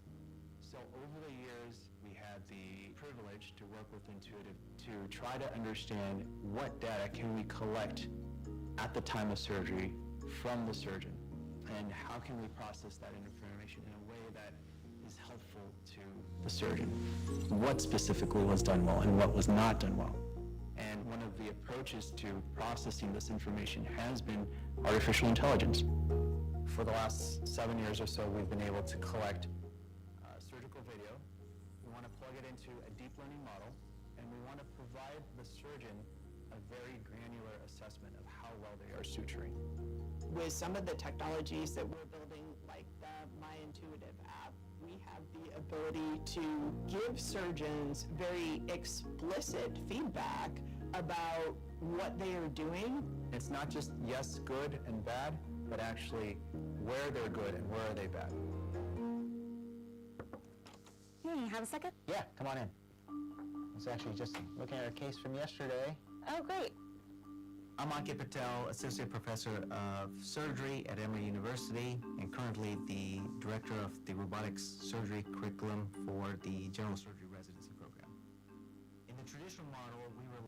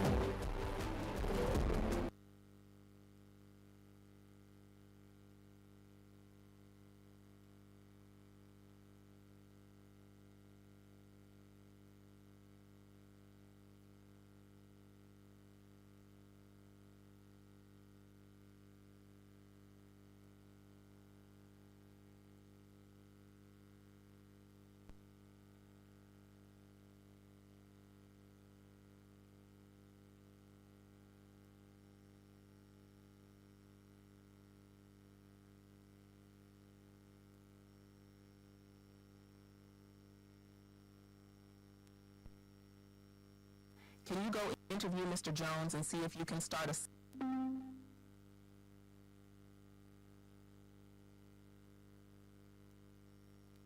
So we move into a conversation with a patient, and the sort of structure here is just like you would structure a conversation with a standardized patient, with the model, much as in Mitra's example, sort of playing the role of the patient. And so we've given it the patient's history, its background, its full story, as well as some rules of engagement for how to respond if the student tries to ask too many questions at once or go off the rails or whatever it might be. And so the student has this sort of naturalistic conversation with sort of real life responses back, And when the student asks a good question and elicits a pertinent positive or negative,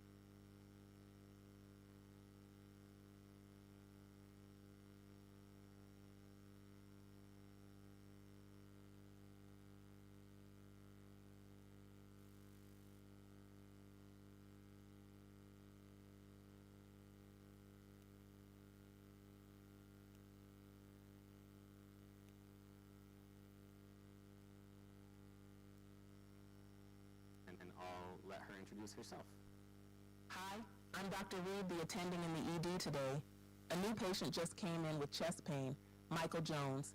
Can you go interview Mr. Jones and see if you can start assembling your differential for what might be causing his chest pain? Thank you, Dr. Reed. We move into a conversation with a patient, and the sort of structure here is just like you would structure a conversation with a standardized patient, with the model, much as in Mitra's example, sort of playing the role of the patient. And so we've given it the patient's history, its background, its full story, as well as some rules of engagement for how to respond if the student tries to ask too many questions at once or go off the rails or whatever it might be. And so the student has this sort of naturalistic conversation with sort of real life responses back. And when the student asks a good question and elicits a pertinent positive or negative, we award them what's called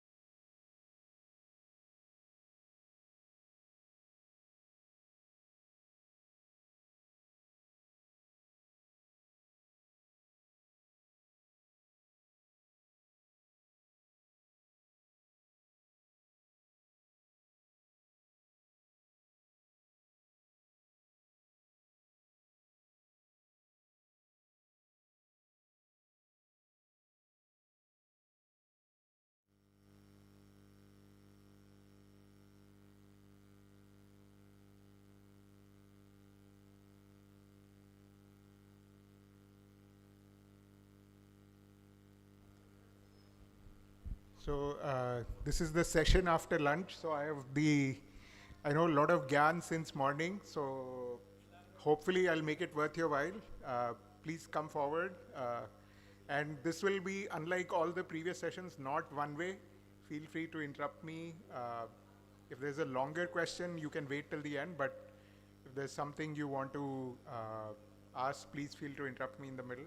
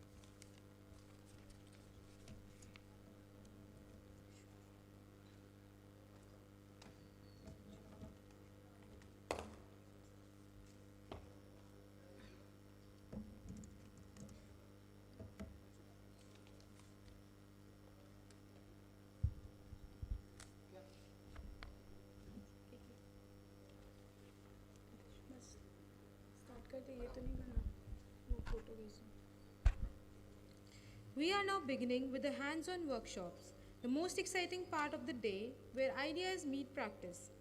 Each workshop is designed to give you a practical experience of how artificial intelligence is applied in real healthcare settings. We hope you enjoy these sessions.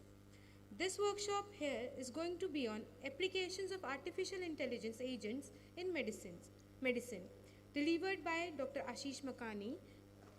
With a background in engineering and computer science and experience in the software industry, Dr. Makani has spent the last several years working at the intersection of technology, machine learning, and medicine, with a special focus on cancer and rare diseases. His research aims to empower patients in their care and help clinicians focus on their expertise by reducing administrative burdens. Please join me in welcoming Dr. Akash Makani. Thank you. I'm Ashish. So I think I'm the first non-physician today to come up on stage. So I am an engineer by training. Did my master's in computer engineering in the US. But I think at soul, I really love medicine, and sometimes I wish at 10th ke baad I should have chosen biology and the medical stream. But nonetheless, I get to work at the intersection of medicine and computer science in my day job, and very passionate about cancer and rare disease. And about cancer, I'll give you some flavor as part of my talk. So before launching into slides, I just want to take a straw poll. How many of you have used ChatGPT or Claude or Google Gemini? Keep your hands up if you use it multiple times a day. Okay. Have you had the occasion where ChatGPT helped you crack a difficult differential, or helped you become more empathetic in your history taking, or so hopefully I'll tend to give you a flavor of that. So can anybody tell me, when did ChatGPT launch? Anybody?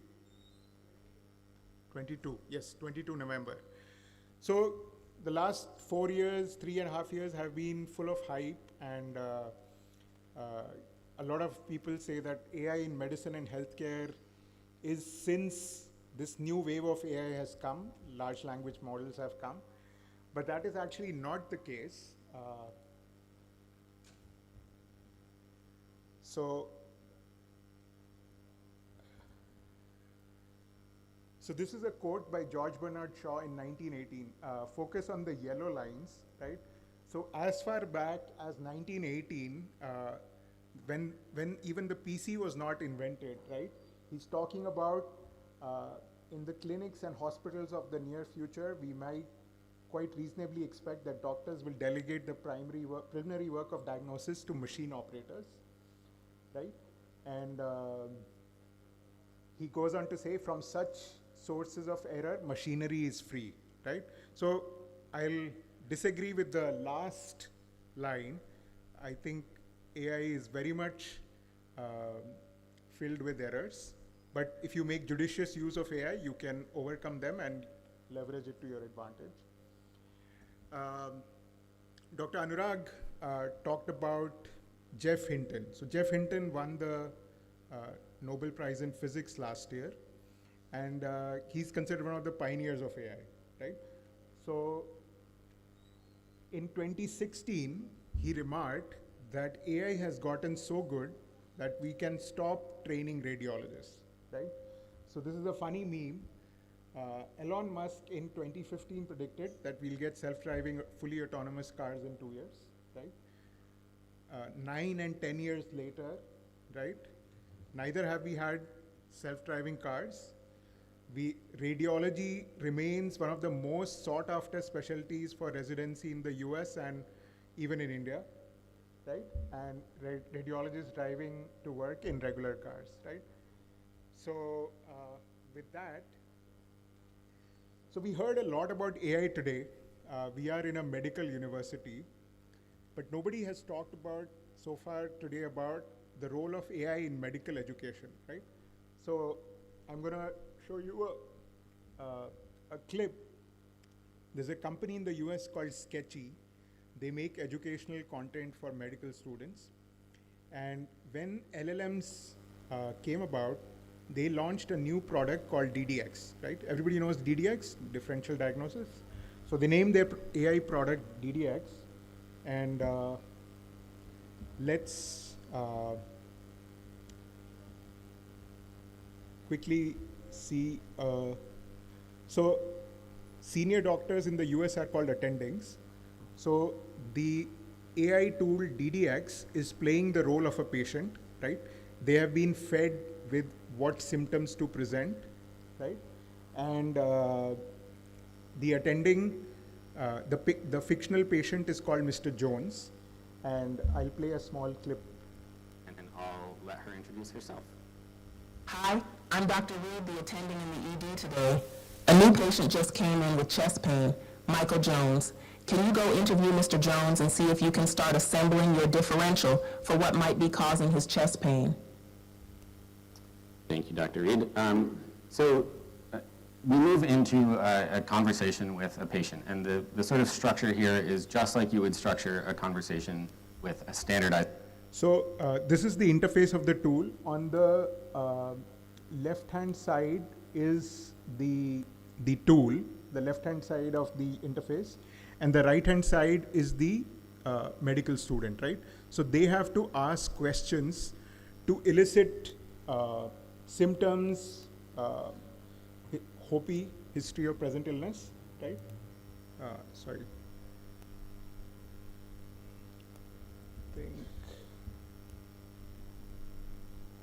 Sorry about that. And I'll let her introduce herself. Hi, I'm Dr. Reed, the attending in the ED today. A new patient just came in with chest pain, Michael Jones. Can you go interview Mr. Jones and see if you can start assembling your differential for what might be causing his chest pain? Thank you, Dr. Reed. We move into the patient says, I've been having some chest pain recently. Patient as in the AI tool. Conversation with a standardized patient, with the model, much as in Mitra's example, sort of playing the role of the patient. So we've given it the patient's history, its background, its full story, as well as some rules of engagement for how to respond if the student tries to ask too many questions at once or go off the rails or whatever it might be. And so the student has this sort of naturalistic conversation with sort of. So if you ask a good question, you are rewarded with something called key finding, right? So they've gamified it. They want to the goal is to get students excited about eliciting as many key findings as possible. And when you get close to the actual differential that the virtual patient, fictional patient had, then they will give you hints. If they're sure you're almost there, but just missing a few critical details, it'll give you hints. Real life responses back. And when the student asks a good question and elicits a pertinent positive or negative, we award them what's called a key finding. And students love gold stars, so we give them a gold star. These key findings are a way to let them know that they're on the right track, that they're asking good questions. We're sort of scaffolding this learning experience for them. And we found that it makes it really engaging for them. They like getting these key findings. They like to continue engaging with the conversation. And so they sort of move through this sort of clinical reasoning experience in a meaningful way. For this particular conversation, you can see we have 7 of those key findings. That varies a lot depending on the conversation, as you'll see sort of as we go, the condition, the acuity of the case, and so on. We have a message limit here for these students. So you cannot cheat and say what is your differential, right? So it won't reveal the actual diagnosis to you, and you want to, so now this is the US, but think in India, right? When you're practicing, let's say in a public hospital, you probably get 2-3 minutes with a patient, right? So you don't have infinite time to ask as many questions as you want, so they limit it to 40. And I'll maybe That 40 skip. messages, we think, gives med students the option to ask all the questions. So the like to next ask step in about this pets' is names and a all the things physical that's exam. super general, like tell me the cardiac exam. We ask them to be a little more specific and thoughtful about what they're looking for on that exam. And so here we might say, okay, what are the heart sounds? And she'll tell us, I hear a regular rate and rhythm, no murmurs. And that maybe gives us a clue about what might or might not, in this case perhaps, be causing his chest pain. And so we'll move on from here to the differential diagnosis conversation with the attending. We called the platform DDX. We think this is a pretty important part of this experience. First and foremost, because this is where the student kind of gets to demonstrate that they've been thinking clinically, that they've been applying some clinical reasoning to what's been going on so far. So hopefully, in the interview and on the exam, they've been asking questions in a hypothesis-directed manner. They have a sort of a differential list in their head or on paper or wherever that they're dynamically updating. They're adding conditions to it. They're removing conditions from it, sort of moving things around on the list. And so we ask them for their top 3 conditions on their differential, but we don't just want the list. We want them to, again, sort of think a little deeper and go back to the interview, go back to the exam, and think about why that condition is on their list. What did you learn from the patient that leads you to include this condition on the list? So in this case, So I think one really powerful thing they about had chest having a pain large radiating language to the model left underlying arm. this conversation is that while the scope of sort of correct answers is relatively predictable and you can kind of account for that in advance. Okay, so you can even order various tests. Okay, cool. Right? So you can give it a fictional ECG and ask them to interpret it, right? Whether it is STEMI or not STEMI, right? Or what particular pattern in the ECG you want them to focus on. So it's very rich, and I foresee such startups cropping up. Maybe they're already there in India. I only knew of Sketchy, that's why the example of Sketchy. But I think with all of us are on, all the young students are on their phones or laptops, so I think it's just a matter of time before some interesting startup will build a tool to, did some of you, or do some of you use Anki flashcards to memorize stuff? A lot of memorization? Okay. So maybe this is the next step in flashcards.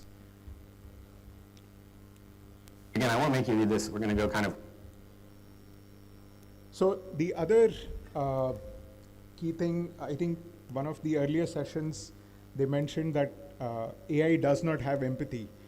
In fact, the latest research shows that rated by human patients, medical AI models exhibit more empathy than human doctors, right? This is peer-reviewed research, right? And I mean, in a public setting, maybe the patient load is too much, and we are humans, right? We get tired, but AI does not suffer from those drawbacks. So what I'm suggesting is not that AI replaces human doctors, but human doctors use AI to get better at their skills, including empathy.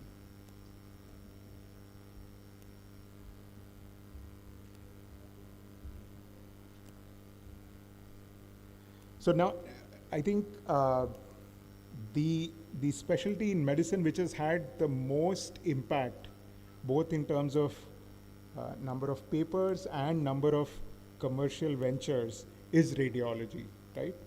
And radiology is grappling. There's first of all a worldwide shortage of radiologists, right? And the number of imaging studies being ordered is growing by 30% or more in a lot of health systems, right? And most radiologists, when you talk to them, you heard from Dr. Anjali earlier today, they are overworked, right? Because to make the same amount of money, you need to read way more scans today, right? So can AI partially alleviate this problem, right? And the answer is yes, right? So, I'm going to show you a couple of demos on radiology, but radiology, there are broadly two ways. One is on the radiologist side as a co-pilot for RADs, right? And the other is if there are non-doctors in the audience, right? When you receive a radiology report, it is so dense, right?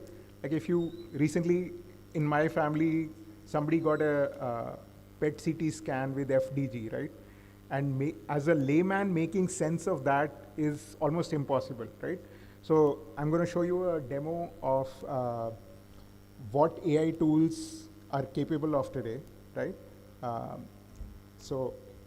But first, as a co-pilot for radiologists, right? I think Dr. Anjali also talked about this. You often have so many studies in your work list, right? And let's say somebody just came into the emergency room, right, with head trauma. They might be stuck behind somebody who had persistent migraine. Those MRI scans are waiting, are ahead of the head trauma victim. So can AI automatically look at a radiologist's work list and try to prioritize those with, let's say, ICH, intracranial hemorrhage, or mass effect above, right, and do it sooner.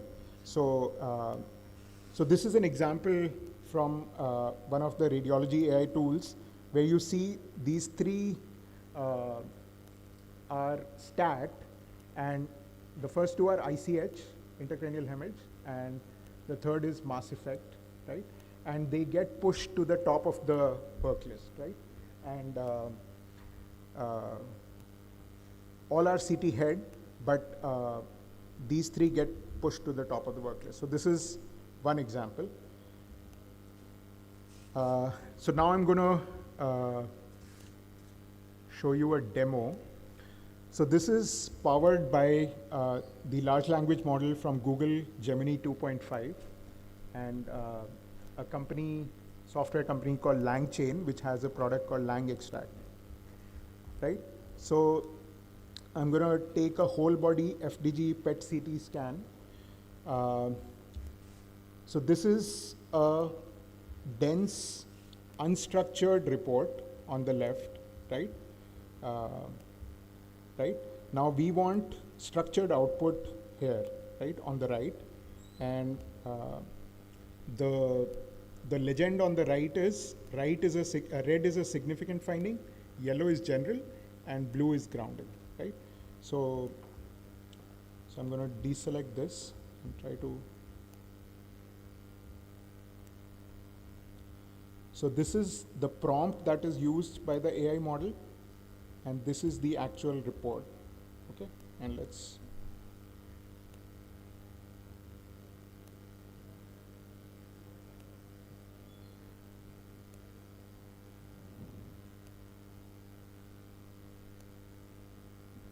So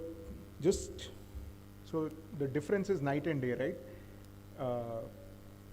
for a layman, reading the report, the structured report on the right is way more easier, right? When it's underlined in red, I know it's a significant finding, right? There's a mass in the right upper lobe, right, with high FDG uptake. Lymph node showed, so again, uptake here, right? And final impressions, right? So this is one example. I'm going to show you another. So this is, again, from the patient point of view. Let's say you got a CT scan for a potential cancerous tumor, right?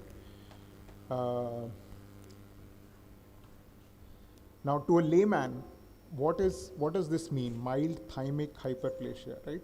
So layman-friendly explanations for medical for RAD reports filled with medical jargon.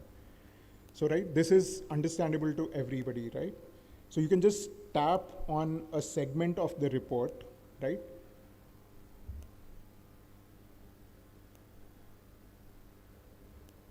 Right?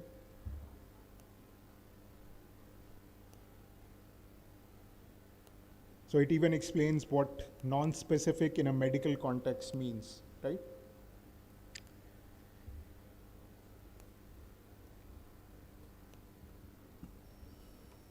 So there are similar demos for just inputting a DICOM image and it will generate a report for you. So these are not yet ready for prime time, the report generators, but there are a lot of startups which are kind of actively working on this and research groups. So this is getting better every day, right?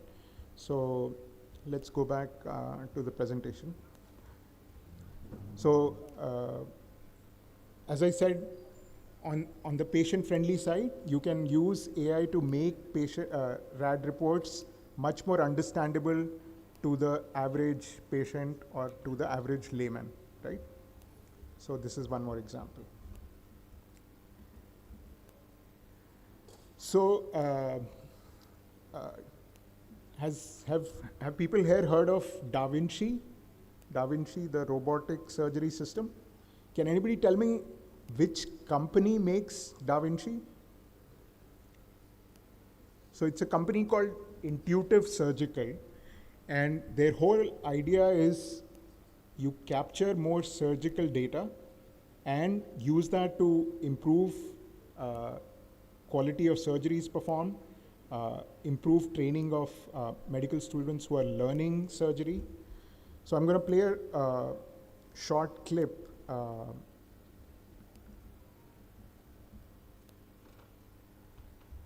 and then show you a small demo. I think data science has the potential to transform all surgery. I'm Gretchen Purcell Jackson. I am a Vice President and Scientific Medical Officer at Intuitive. There are many different ways of doing an operation and many nuances that we are just starting to appreciate about how surgeons move their hands or handle tissue. With robotic surgery in particular, we are able to take not only that video data, but incorporate information that we get from the robotic device. So over the years, we had the privilege to work with Intuitive to try to understand what data can we collect at the time of surgery from the surgeon, and how can we process that information in a way that is helpful to the surgeon. What specifically was done well and what was not done well. And one of the approaches to processing this information has been artificial intelligence.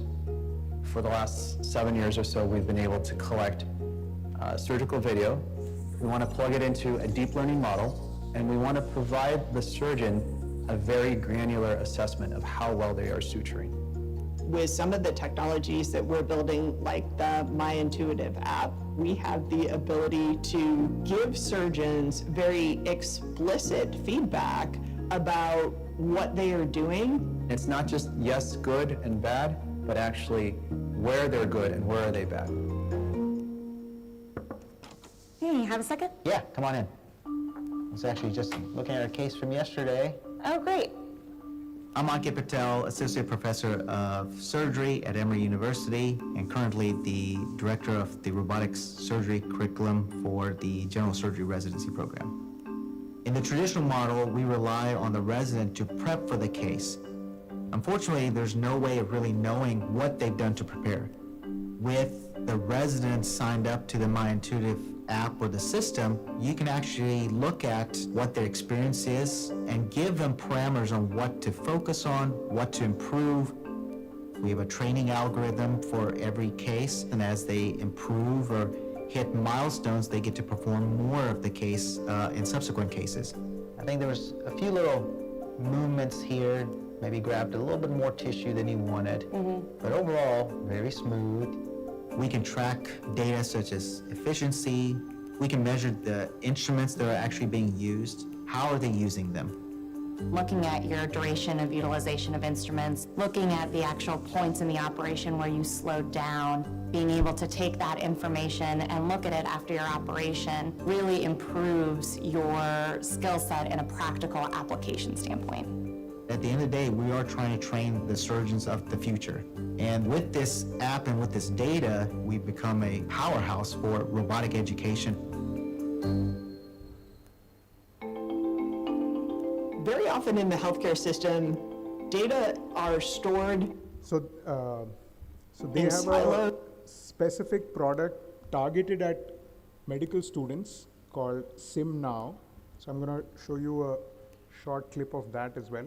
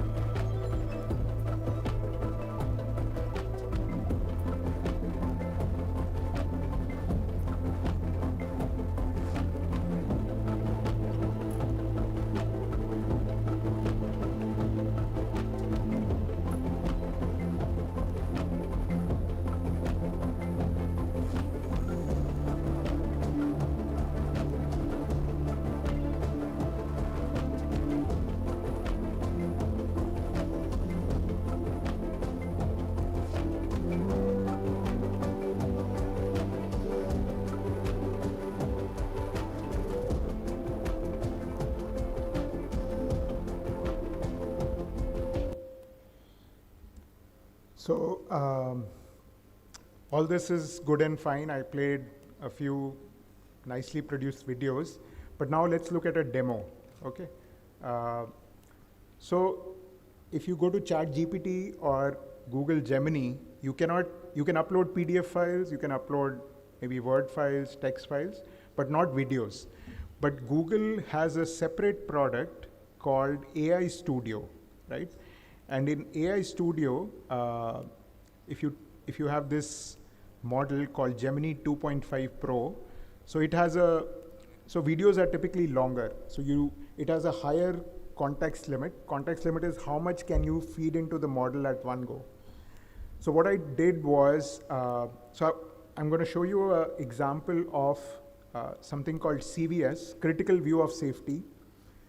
So, and we are going to do it for I always get mixed up, cholecystectomy, right? Gallbladder removal, right? Laparoscopic cholecystectomy. So I found this video on YouTube, on the channel of a hospital, right? I downloaded it, right? And I'm gonna feed it to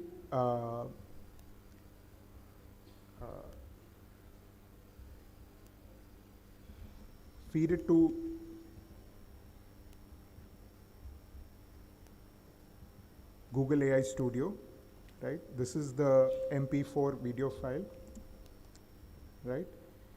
And I'm gonna, so this is from the Gemini paper, this example, right? This is the prompt I'm gonna feed it, right? It's hard to read here, but I'm gonna paste it here.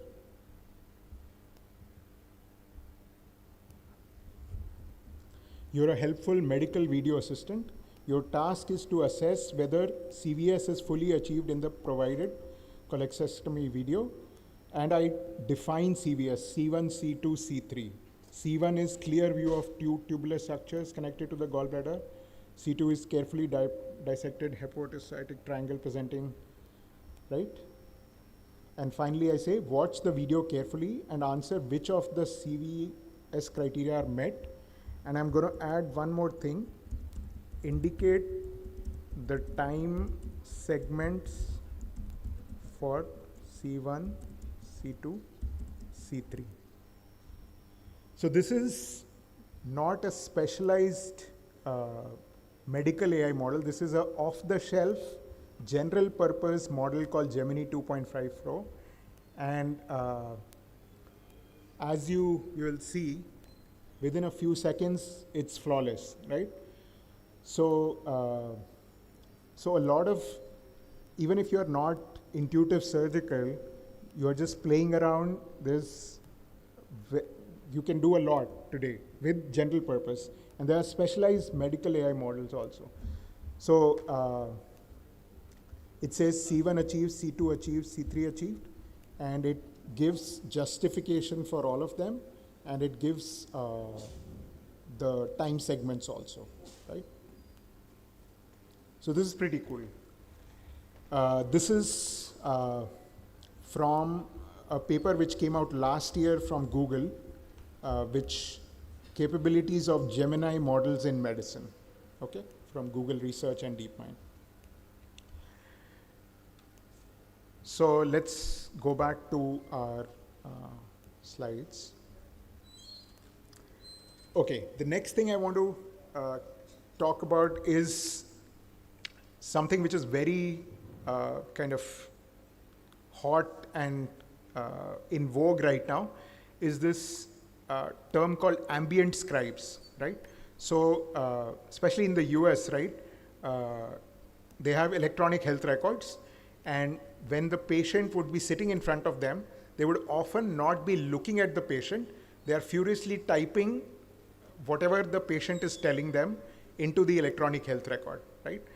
So the patient feels very disconnected, as if the GP or the doctor is not paying attention to what I have to say, is not maintaining eye contact with me, and is only looking at the computer screen. So what are ambient scribes? Ambient scribes are, you can think of them, they are listening to the audio of the patient-doctor conversation, transcribing them to text, and using the text to do two things. Everybody knows in the US, it's an insurance-driven market. Most consumers don't pay out of pocket. Their insurance pays the health system or hospital. And the other thing is, let's say the patient is complaining, I got fever or I got a runny nose. So all those things have to be entered into the EHR, the electronic health record, right? So just one second. I'm gonna show you so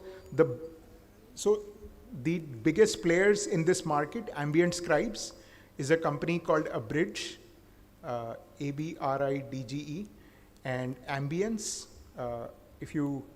This diagram is not big enough, but there are so many, and now it's become so attractive that Epic, which is the largest EHR player, is bundling a scribe along with their EHR, right? So these are the players: Abridge, Nuance, which is a Microsoft company, Ambience Healthcare. Doximity and Open Evidence have recently come out with free scribes. So I'm going to try to show you one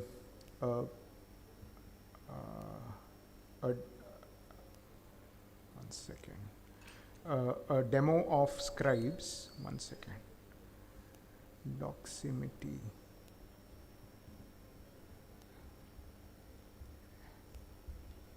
So maybe.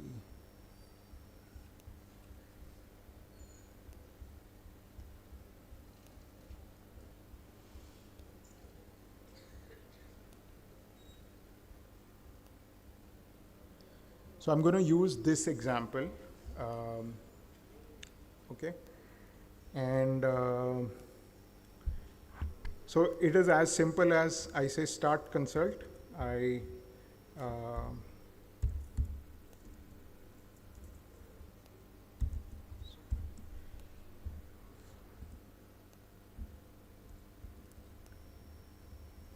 And it will generate what's called a SOAP note. So SOAP is a standard of once the consultation finishes, you generate a clinical note for both electronic health record purposes and insurance purposes, right?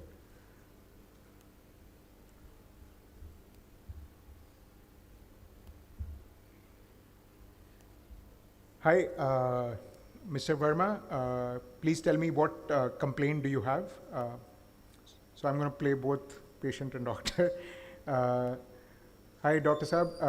I was facing, I've been having fever since the last 3-4 days. And I think since yesterday I've also started coughing, but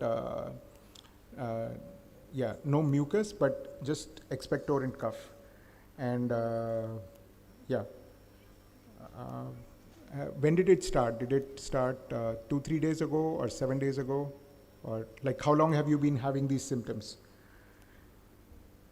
So I'm going to stop here. This is not a complete, just in the interest of time, but just want to say that this transcription, real-time transcription from audio to text is very high quality. There are companies in India who can do it for Hindi and a bunch of Indian languages. One of them is Eka Care. I think some of you might have heard of. So just to give you a practical demo, it was easier to do this. So it just generates in a matter of seconds the clinical note. It's obviously a fictional note, which is, I stopped midway.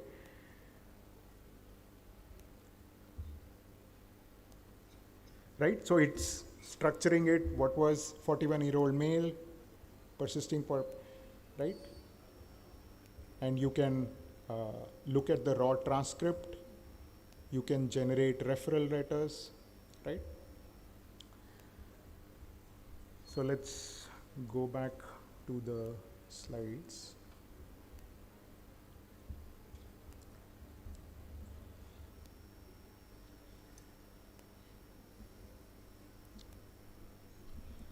So the other big, maybe not very relevant in India, but I thought I'll cover it because it's a big market in the US and it's an important trend. So in the US, for the insurance purposes, there's something called RCM, Revenue Cycle Management, right? So revenue cycle management is you provided care to a patient, then you have to file a claim with the insurance company of the patient to actually get paid for the service you provide. And you have to call patients before their appointment, and you have to take the care and map them to what is called CPT codes to actually get billed for, to get paid for. So that's called coding. So all these are collectively called RCM, Revenue Cycle Management. And again, a lot of these tools, including these ambient scribes, are also helping RCM. So they're reducing the workload of the doctor, but they're also helping hospitals and health systems streamline their RCM operations, right? So in the US, sadly, even if something technically is a good product, it'll only get adopted by a hospital or health system if it saves them money, right? I'm gonna show you one more clip and then Yeah, so there is this company, very interesting name, it's called Hippocratic AI. All of you, when you graduate, you take the Hippocratic Oath. So the company is called Hippocratic AI. It's a health AI company. And what they do is they make voice agents which will do administrative tasks, right? They will not do clinical diagnostic tasks. They have decided to focus on administrative tasks. So I'm going to show you a short clip. This was at NVIDIA's conference. So the company is called Hippocratic AI, and the video is by NVIDIA and Hippocratic. So this is a patient recovering after a surgery. Hi, Sarah. I'm Rachel, your AI care manager. How are you doing after your appendectomy? You know, I'm good. I'm glad to be home with my dog, Dennis. It's great to hear that you're back home with Dennis. I noticed that Dr. Chang has prescribed you some antibiotics, specifically ciprofloxacin and metronidazole, due to your ruptured appendix. Were you able to get these medications? I was. I did forget to mention to the doctor that I am allergic to penicillin. Is it still okay to take the medications? Great question. The antibiotics you've been prescribed, ciprofloxacin and metronidazole, don't contain penicillin. So it's perfectly safe for you to take them. Can you begin taking them today? Yeah, I certainly can. Do you have any tips for faster recovery? Given that you have diabetes, keeping your blood sugar levels in check will be beneficial for your wound healing. Your hemoglobin A1C was at a healthy level of 5.5, but your glucometer readings from yesterday were a bit on the high side.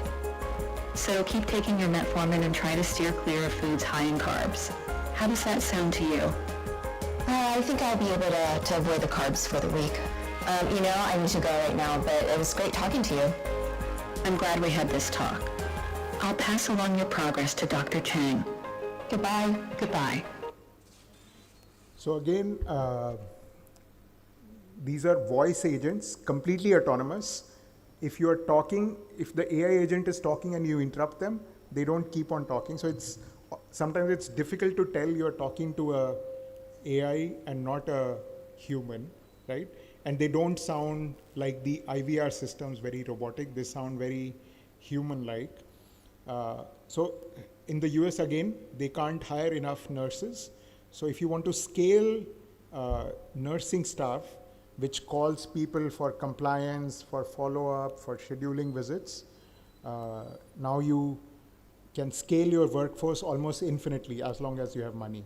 You are not limited by how many trained nurses are looking for work right now, right? Okay.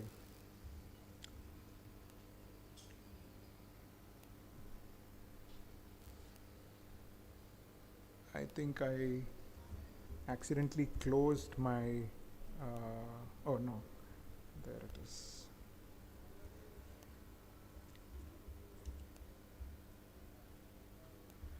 So this is one of my favorite slides for presentation, right?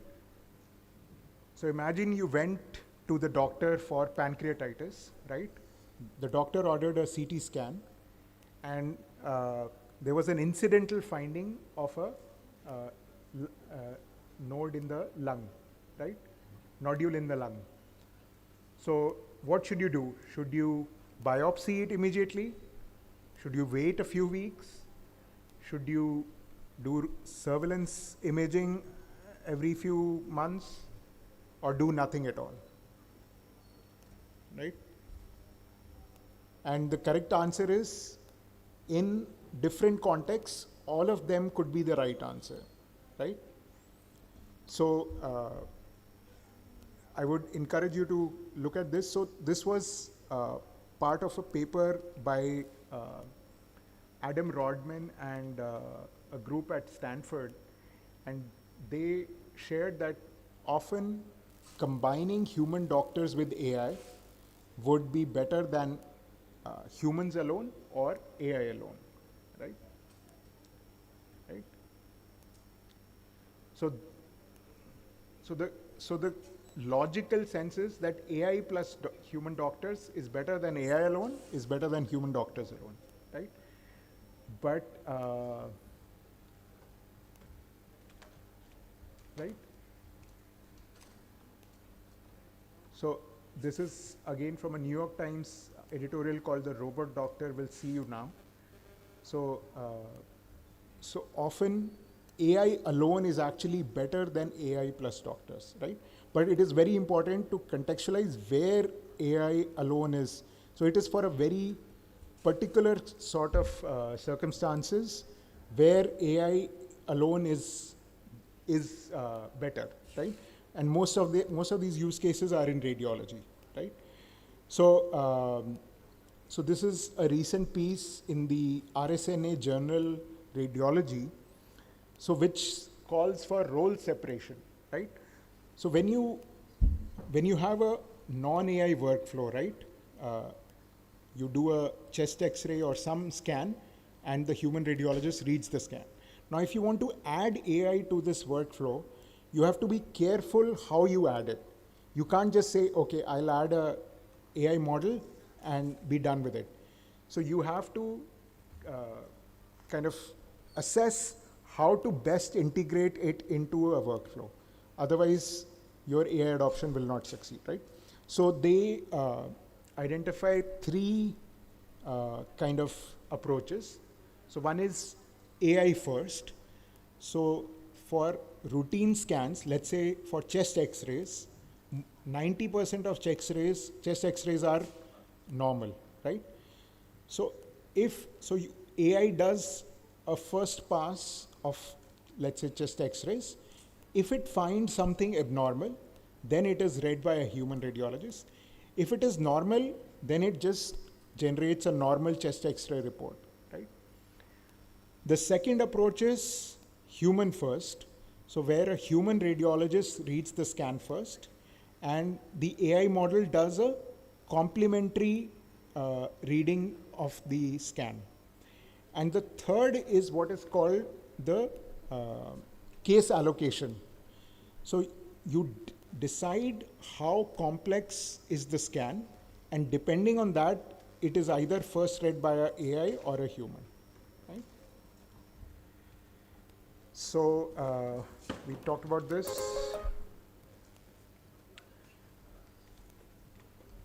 So I have about 10 minutes. I'm going to last 5-6 slides. So as a non-doctor, you know, before AI, there was the Google era, right? When Google was new. So there was always information asymmetry between the doctor and the patient, right? And I think some of the more senior doctors, when Google had just arrived, right, would have felt this kind of dynamic that patients are coming to me for a consultation after having Googled their symptoms, right? And they're going to tell me whatever they Googled, right? Now, the same thing is happening to AI, right? The new crop of doctors that are graduating in the ChatGPT era, they are sometimes rightly, sometimes maybe not so rightly, dismissive of patients who have ChatGPT their symptoms. And, you know, especially, I guess this is more true in the US, but maybe happening in urban cities and metros in India also, that patients who are more engaged in their care will Google or will ChatGPT their symptoms and come to the doctor saying, please order XYZ test, right? Please order me 2D echo or whatever, right? If you're coming for a cardiac condition. So, so I think the way things are moving is something called shared decision making, right? Both the doctor and the patient bring important expertise to the table. The patient are bringing expertise about themselves, what they care about, what is important to them, what is not important to them, right? And doctors, obviously with medical knowledge and expertise, but I think there is a recognition that you have to meet patients halfway, right? Just to give a cancer example, so in the case of breast cancer, right? If you have, let's say, invasive breast cancer, and take two patients. One is a 35-year-old young woman, and one is a 70-year-old postmenopausal older woman, right? So often, if there is, let's say, a T1C kind of tumor, right?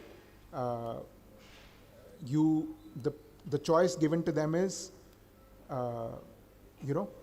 either BCS, breast conserving surgery, or with radiation afterwards, with the adjuvant radiation, or mastectomy, right?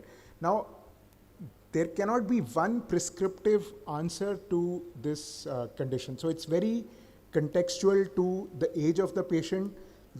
Like the young woman might want to have more children, might want to work, right?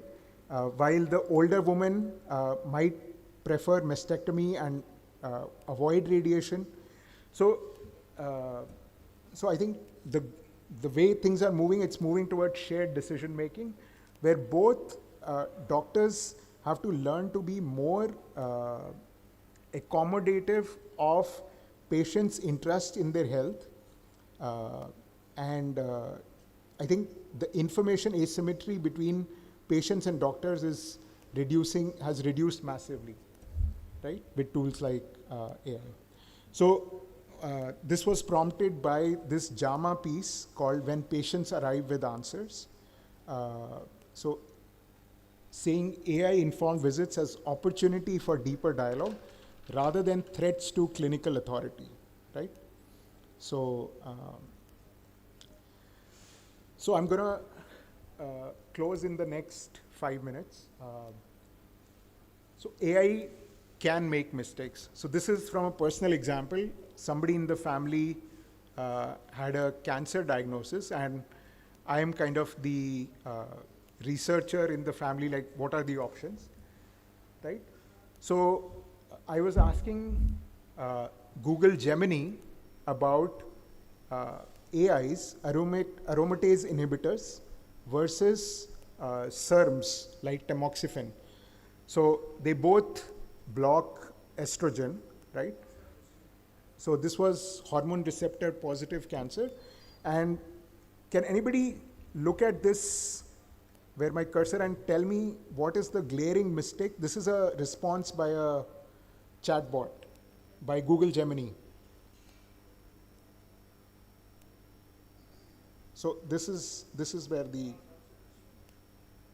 so it says tamoxifen is generally preferred for patients who have a history of high risk for blood clots.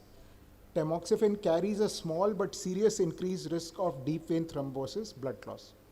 So this is contradictory, right?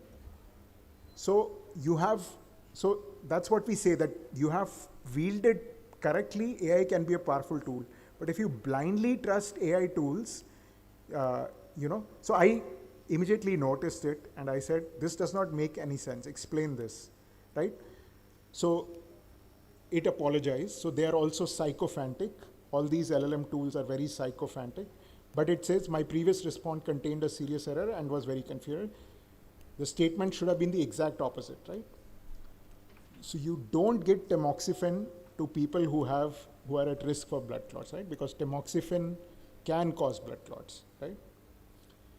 So AI aromatase inhibitor would be a preferred choice for a patient with a history of high risk for blood clots, right? This is because AIs do not carry this. Tamoxifen should be avoided. So you have to be alert, right? They are not 100% precise, and those in the next 3-4 slides.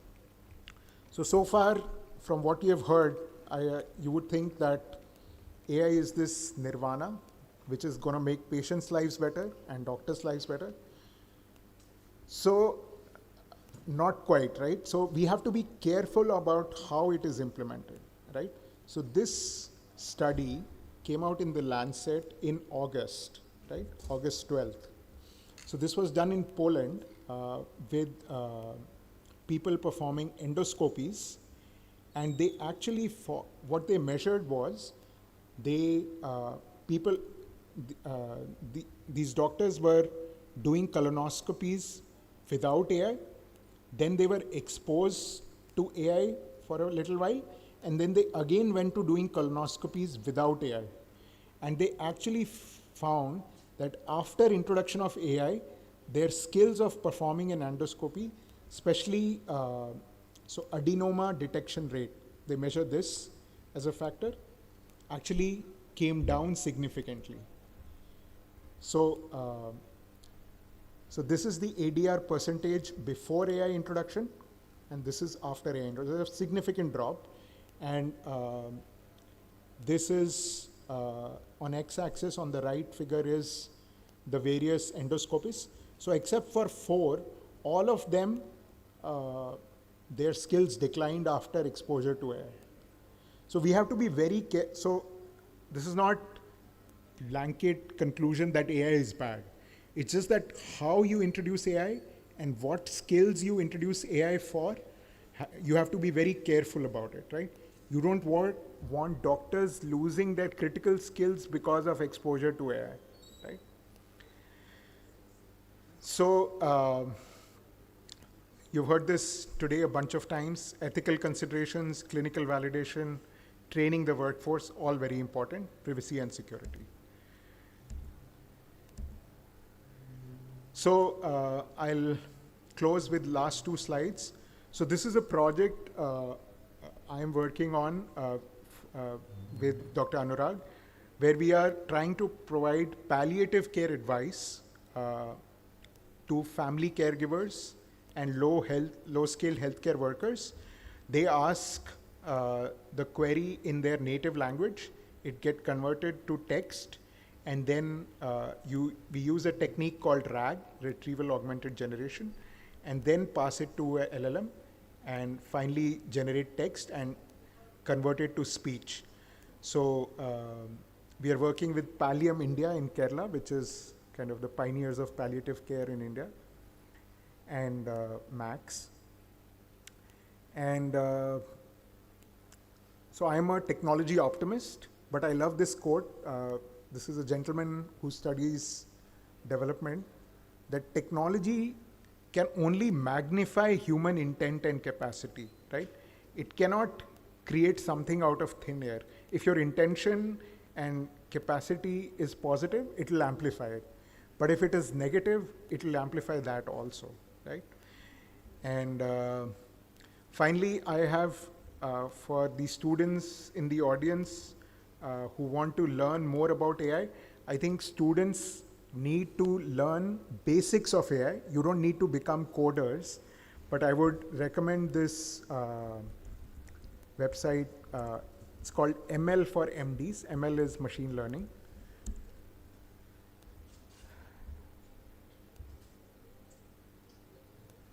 Oh, sorry. I think I...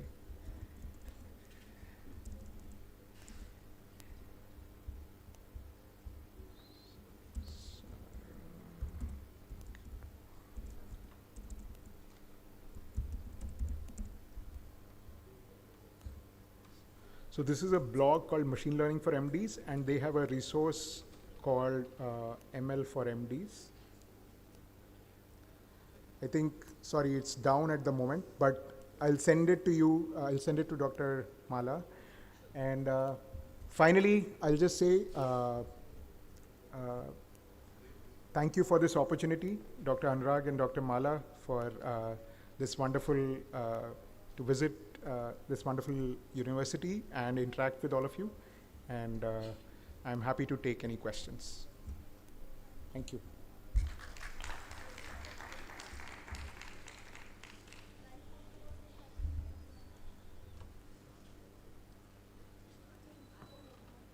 Any questions?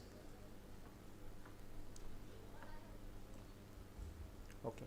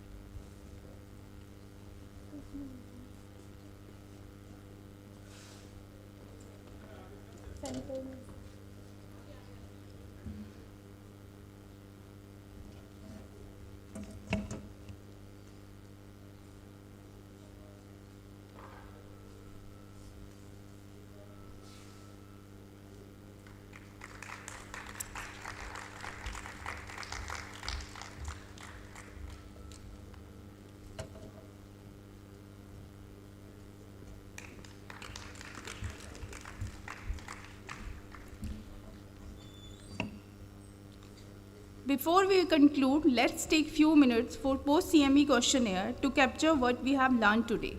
Please fill up the questionnaire to complete the criteria and receive your certificates. The link has been shared in the WhatsApp group. With that, we have come to the end of the CME Come workshop. A heartfelt thanks to all the dignitaries, speakers, chairpersons and delegates. Artificial intelligence may be a transforming medicine, but as we have seen today, it is people, doctors, teachers, and learners like all of us who truly give it a life. Thank you everyone, and we wish you a very pleasant evening. Thank you.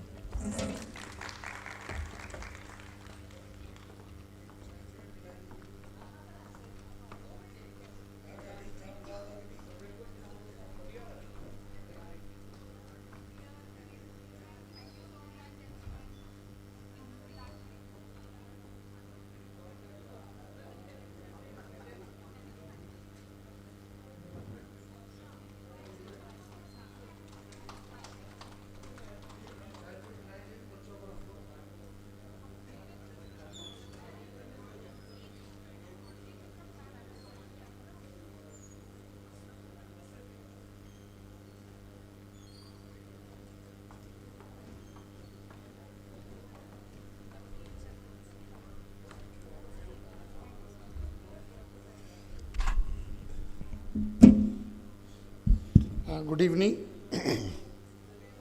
अभी ऊपर दोनों चल रहे हैं rounds मेरे ख्याल दोनों halls चल रहे हैं अभी but nevertheless it's a pleasure to say thank you Dr. Mala for doing really working hard with your team. Harneet is there, Vinay is there, Dr. Anju is there. Earlier we had along with it Anjali and a lot of other friends. And Deepak, again, big thank you to you also. I think without your support, it would not have been possible. And all my colleagues, all my friends and the students, this is just more of an introduction, things what can happen, what not can be done. One thing you must have realized is AI is changing the scenario, but you continue to be the master. And it gives me something taking to the aerospace industry actually, where if you see the planes run on autopilot, but at the time of going up and going down, taking off and landing, that's when the pilots take over and then when the crisis comes up. So it's the same thing, it is there. All of you are from different places. And I must thank Dr. B.K. Saini and admire his stamina since morning. You have been here. Thank you so much. And Dr. Saini and I, we did our MD together in the same unit under Professor Sivaj. It was 1990, 88, 89, and 90. That's what we started up way back. Thank you, sir. You have been there, and a lot of other colleagues who have been there, friends have been there. We need a genuine feedback. I know sometimes things became a little too theoretical, but nevertheless, it was more for us from our point in sensitization exercises. Dr. Mala has put a lot of efforts and she has gone by the copybook fashion, though I am not as straight copybook as she is, and I think that works better. Thank you so much again, and I can see Dr. Aarti as well as Dr. Kamal also, and Sudhir, thank you very much. So that we all have been working up, but I think we, in our departments, we should go and think and talk in terms of it and ask our residents in particular clinical decision makings. I think that is something we can all do about it. And this young team, Mala, have you arranged something to felicitate them? Because without them, it would not have been possible. And again, we are seeing Baljit, we are seeing Professor of Biochemistry, Saab Hamare, and Sunil, along with Prashant. All of you are around, but I think we need to have a photograph with all of them. And this is what they have done, and I will request you also to give a commendation certificate. Mala, all organization team must get a commendation certificate because of not a thing there. This is the minimum we can do to encourage them, A. And secondly, when they go, subsequently, some of them want to go abroad and all, whether they participated in an organization, etc., all is counted. Thank you very much, Bacho, and God bless you all.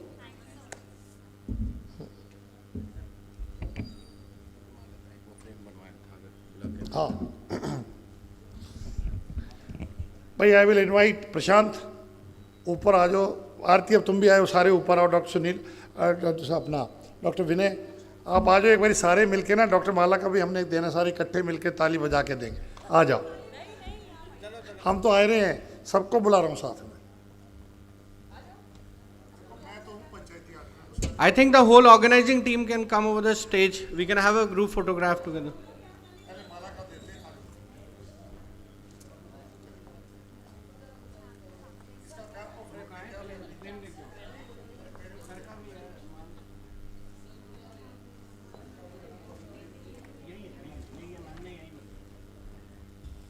She opted for a photograph.